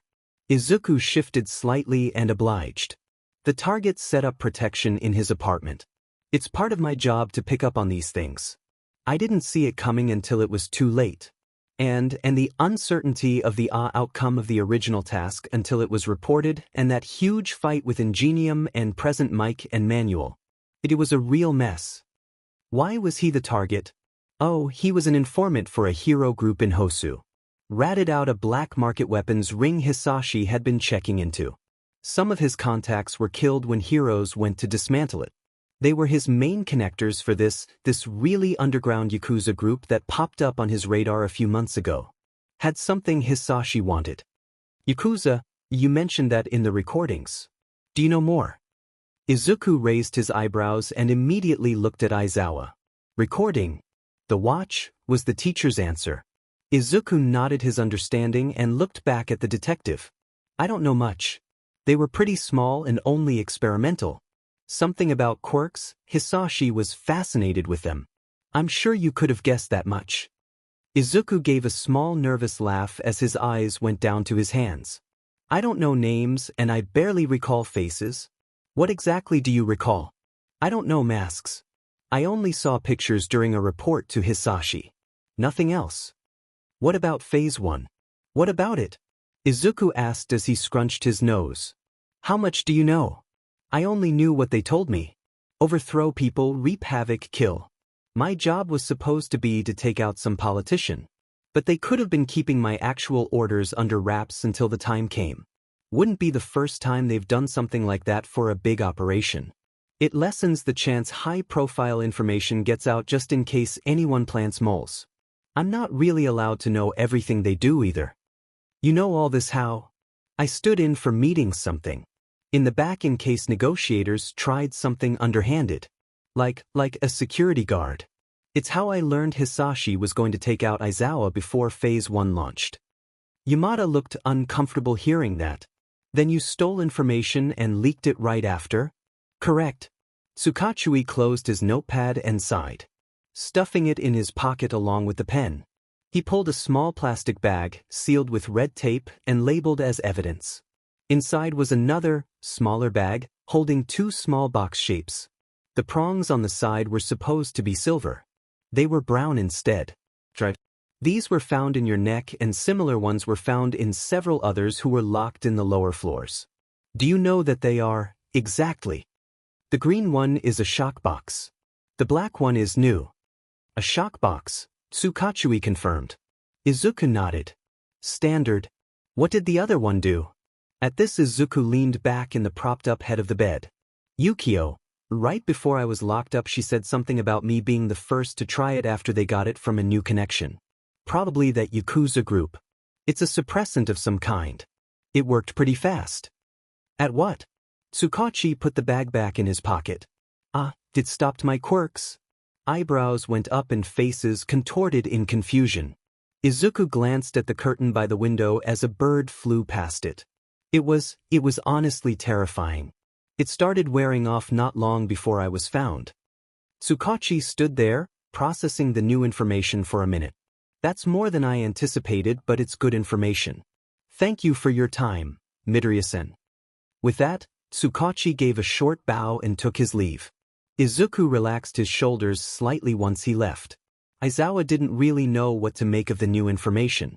He wasn't expecting Izuku to give as much as he did right away, but the kid did still look groggy. Perhaps from the medications the doctor was slowly weaning him off of. His attempts at hiding his expressions faltered only a few times during the interrogation. Izuku relaxed as Tsukachui left, only to tense up again as there was a knock on the doorway. Tensei stood there. He had some sort of smile, but Aizawa could tell he was conflicted. Why the hero insisted on listening in and why Tsukachui allowed him for that matter were unanswered questions. But he was staying after. Tensei gave a nervous wave. Hiya, he greeted. Izuku stared at him blankly, probably trying to read the hero's intentions. Tensei looked to Aizawa for help. Aizawa just shrugged and watched, finding it somewhat amusing. Tensei slowly walked in and stood next to Hisashi's chair. Hisashi, who was now staring at his phone. Start with an introduction, Hisashi staged whispered after another awkward moment of silence. I'm Ida Tensei. Izuku seemed to calm for only a second before sitting up straight. Ingenium. Tensei laughed awkwardly at this and rubbed the back of his neck. In the flesh. It's nice to meet you, Idash. Tensei was pretending to not know Izuku's name. Probably trying to use it as a bridge for conversation. Izuku. Izuku. Nice. Tensei let the words hand. Nad was about to say something when Izuku interrupted almost too quickly. I'm sorry about Hosu. Tensei's strange arrow eyebrows rose and his laughter was nervous. It's not something to apologize for, kiddo. Aye. Tensei stopped his standard response to an apology. Unsure of how to answer to this. Almost like how he couldn't find the response Aizawa gave for the situation. But Tensei couldn't storm out because of his conflicting heroic side. And sympathy towards anyone who could possibly remind him of Tenya. It got quiet and Tensei kept looking around for words in the walls. Understanding crossed Izuku's face. I have a brother your age, you know, Tensei said after a moment. Looking back at Izuku, who had tilted his head slightly. Shinso is about your age too. You guys might get along. Other than the tilted head, Izuku had no visible response. Who's Shinso? That's our son. Hisashi piped up with a wide grin. Interest settled into Izuku's face as Tensei and Hisashi jumped into vague explanations of the kids. Aizawa got up not long after and left the room to find the doctor and get an actual read on Izuku's recovery. Hisashi following after and leaving Tensei and Izuku to talk. Izuku's recovery was going better than expected and was on track. The two were relieved by the news and started to head back. On the way to the room, Aizawa spotted two people looking lost in the hallway. He made eye contact with the shorter of the two. Looking into eyes filled with a want for relief and a surplus of hope, worry, anxiousness, and guilt. Aizawa offered a small smile as a sort of comfort and late apology. Aizawa caled Tensei away in the middle of the two's conversation, which switched from asking about Tensei's quirk, to his work, to how he knew Aizawa, about Tenya, to quirk theory. All in all, Izuku was having a pretty fluid conversation with someone he fought. And it was actually nice while it lasted. Tensei gave a departing remark. Aizawa just gave Izuku a comforting look and practically dragged Tensei away. Yamada bidding him good night and leaving, voice trailing off with the other two. Leaving Izuku on his own and not really knowing why. And then another guest knocked on the door frame. Soft and hesitant. And as cliché and stupid as he knows it sounded, the world froze. Throwing everything into pause for minutes that felt like hours. And it was a moment Izuku always used to think about when he was younger. Before the deal and the rabbit and every shitty thing he had done. When all that good was possible. Then it became impossible. He fought so strong for even the smallest chance of it happening, and throwing it away. And now it was real. It didn't feel real. It didn't feel like he was actually alive and awake and sitting in a hospital bed, locked in a staring contest with his mother. Inko hadn't changed much. She was somewhat shorter and a bit stout, but then again Izuku had grown up too. Her hair was half up half down and almost frazzled looking. Like she hadn't gotten a decent night's rest in a while and didn't have the effort to brush it completely. Worry and relief sitting in watering eyes as her hands moved from the doorframe to covering her mouth. And then the air came back to the both of them. The world moved again and they still stood. At least Inko did. Until Izuku said a quiet and broken, "Hi, Mom." Inko, now openly in tears, crossed the room and immediately pulled her son into a gentle but enveloping hug. Izuku noticed his own eyes spilling over, but he was far from sad. And for the first time in a very long time, Izuku carefully buried his head in her shoulder and hugged his mother back. 10 minutes after the crying had quietly settled down, there was soft talking. It was Inko speaking softly, comfortingly, to Izuku. Her boy. Toshinori was waiting in the hall, just out of view of the doorway and the glass wall. He didn't know what to expect when it came to meeting this mystery boy. Especially after Tsukachi and Aizawa's explanation of him. Toshinori had seen photos of the boy when he was super small. But that was it. This 15-year-old boy who'd gone through his own hell. The hero stole himself and took a single step towards the door, but stopped. He couldn't intrude on this. Inko had been waiting 9 years to see Izuku again and Toshinori had never met him before. He could wait longer to meet his stepson. He stayed in the hall until Inko was kindly asked to leave by a nurse. He had a healing session and would be asleep for a few hours after. He heard Inko promise to return tomorrow before she left. Eyes red and her smile brighter than it had been in the last week. Maybe even brighter. Inko left and was fairly reluctant to do so. Izuku could have sworn there was someone outside waiting. Either for Inko or for him. Probably for Inko. He didn't know anyone except for the few who had been in his room since he woke up. A few healing sessions left that day and dinner, then he was out like a light for the night. Feeling better than when he first woke up, finally able to roll onto his right side and not have it hurt. Izuku made the questioning noise when, at 5 a.m. the next morning, Junrei had said he was being moved to a more general room. A nicer one outside of the ICU but still within the hero ward boundaries. Most of his injuries were healed, the medications were at a very low amount, and he wasn't in as intense a state as when he arrived. It's where you'll finish the healing and rest for another day before you're discharged, Junrei had said with a kind smile. And then Izuku was swiftly moved out. The new room was slightly larger. There was an actual solid wall and a bathroom. Walls painted a light tan and the tiles unchanged. Only the view from his window had shifted down half the block. He was even allowed to leave the bed if he so chose, as long as he didn't leave the room unattended. The hero guard was still posted outside the door as a just-in-case. Standing on his own was a feat by itself, with a nurse watching him, ready if he fell, as he actually stood up, barefoot on cold tile. His knees shook a little and he was unsteady at first, but his balance returned quick enough, accompanied by a no pain in his once injured knee. No limp when he took steps forward. The new nurse, this one named Tuko, smiled at him for the accomplishment. Which was strange, yes, but not unwelcome. The sun was high later that day and Izuku sat cross-legged on the bed looking through a magazine Tuko gave him. Aizawa walked in carrying a subtle smug air with him as Yamada followed, looking energetic. Izuku squinted at them when he looked up from the magazine. Aizawa's expression wasn't comforting. Why was he smug of all things? More? Whoa kid, are you alright? Yamada cut himself off quickly. Izuku tiled his head in question. Yeah, why? You look exhausted, Aizawa commented while dropping himself into a plastic chair. Arms crossed. Almost as bad as Shouta. Yamada laughed when Aizawa gave him a look. Izuku shrugged and went back to the magazine. Whatcha readin' kiddo? Yamada walked to the side of the bed and looked at the page Izuku was reading. The frown that replaced curiosity didn't go unnoticed. Aizawa raised an eyebrow from his seat. The article in question was run the day before about the raids. More specifically about the high profiles arrested during it, of which Izuku's name and rabbit alias was a part of. No image was attached to this one, but his name was still there. It said he was 15. Did that mean his guess was right? The current paragraph, along with most of the article, was about Hisashi and his date with Court. Who gave you this? Yamada asked, distaste in his tone, but he didn't move to grab it. Which was good. Izuku glanced at him and back down at the page. The nurse. I think he gave me the first thing he could so I wouldn't be bored.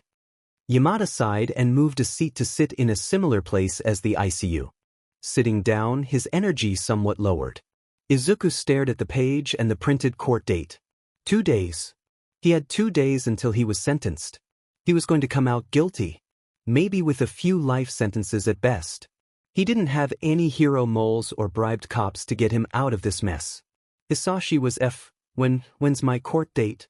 Izuku asked the silence. Aizawa frowned and Yamada did too. Izuku didn't look up. I mean, a lot of members are getting them for even minor involvement. I'm far from an outlier. Aizawa sighed. Izuku huffed a soft laugh. Prison that's strong to get into? Izuku, you're not getting a court date and you're not going to prison. Aizawa had a finality to his tone. Izuku frowned this time. I'm not following. The teacher leaned forward and shifted his arms to explain. We have everything settled. A testimony against him in your favor dash. Hisashi is when it comes to stand. Yamada interrupted with a grin when Aizawa briefly glared before continuing. Moving a chair to the end of the bed before standing with his arms crossed next to it as he continued, and we've developed a program to help. A program? Izuku asked, genuinely surprised. Was he going to be thrown into an AA-style meeting with young troubled ex-assassins? Yeah. Yamada chimed in, energy now completely returned. Nizu finalized it and it went through last night? Oh, Izuku took only a minute to really process what was said. Wait, Nizu. As in you.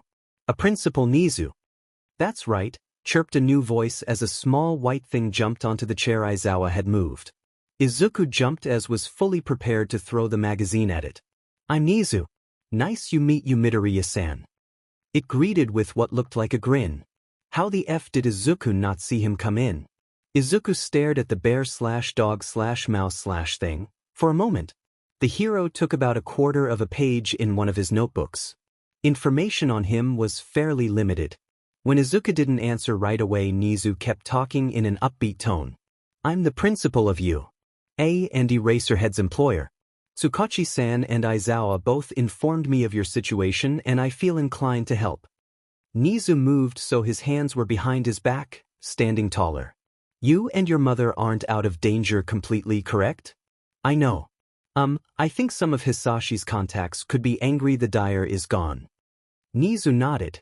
Needless to say, it's not smart to jail you for the damage you've been forced to cause, and with your past it is unwise to let you attempt a casual civilian life.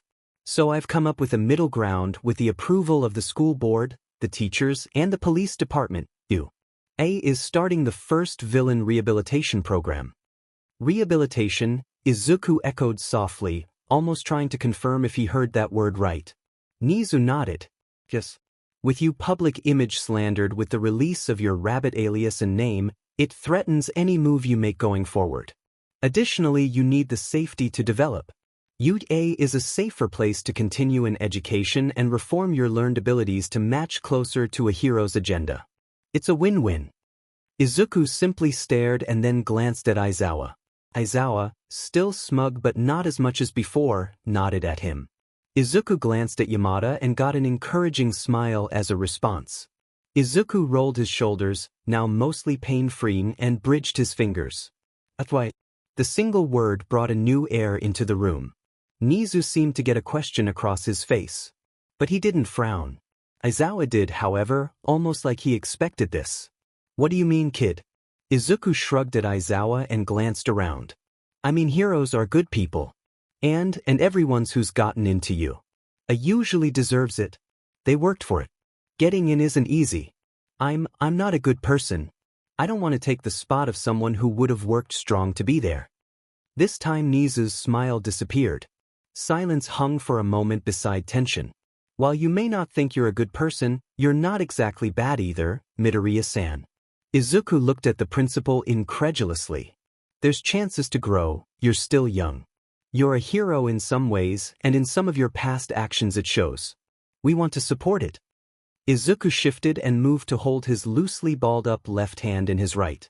A bad person would have let me die, Aizawa said after a moment.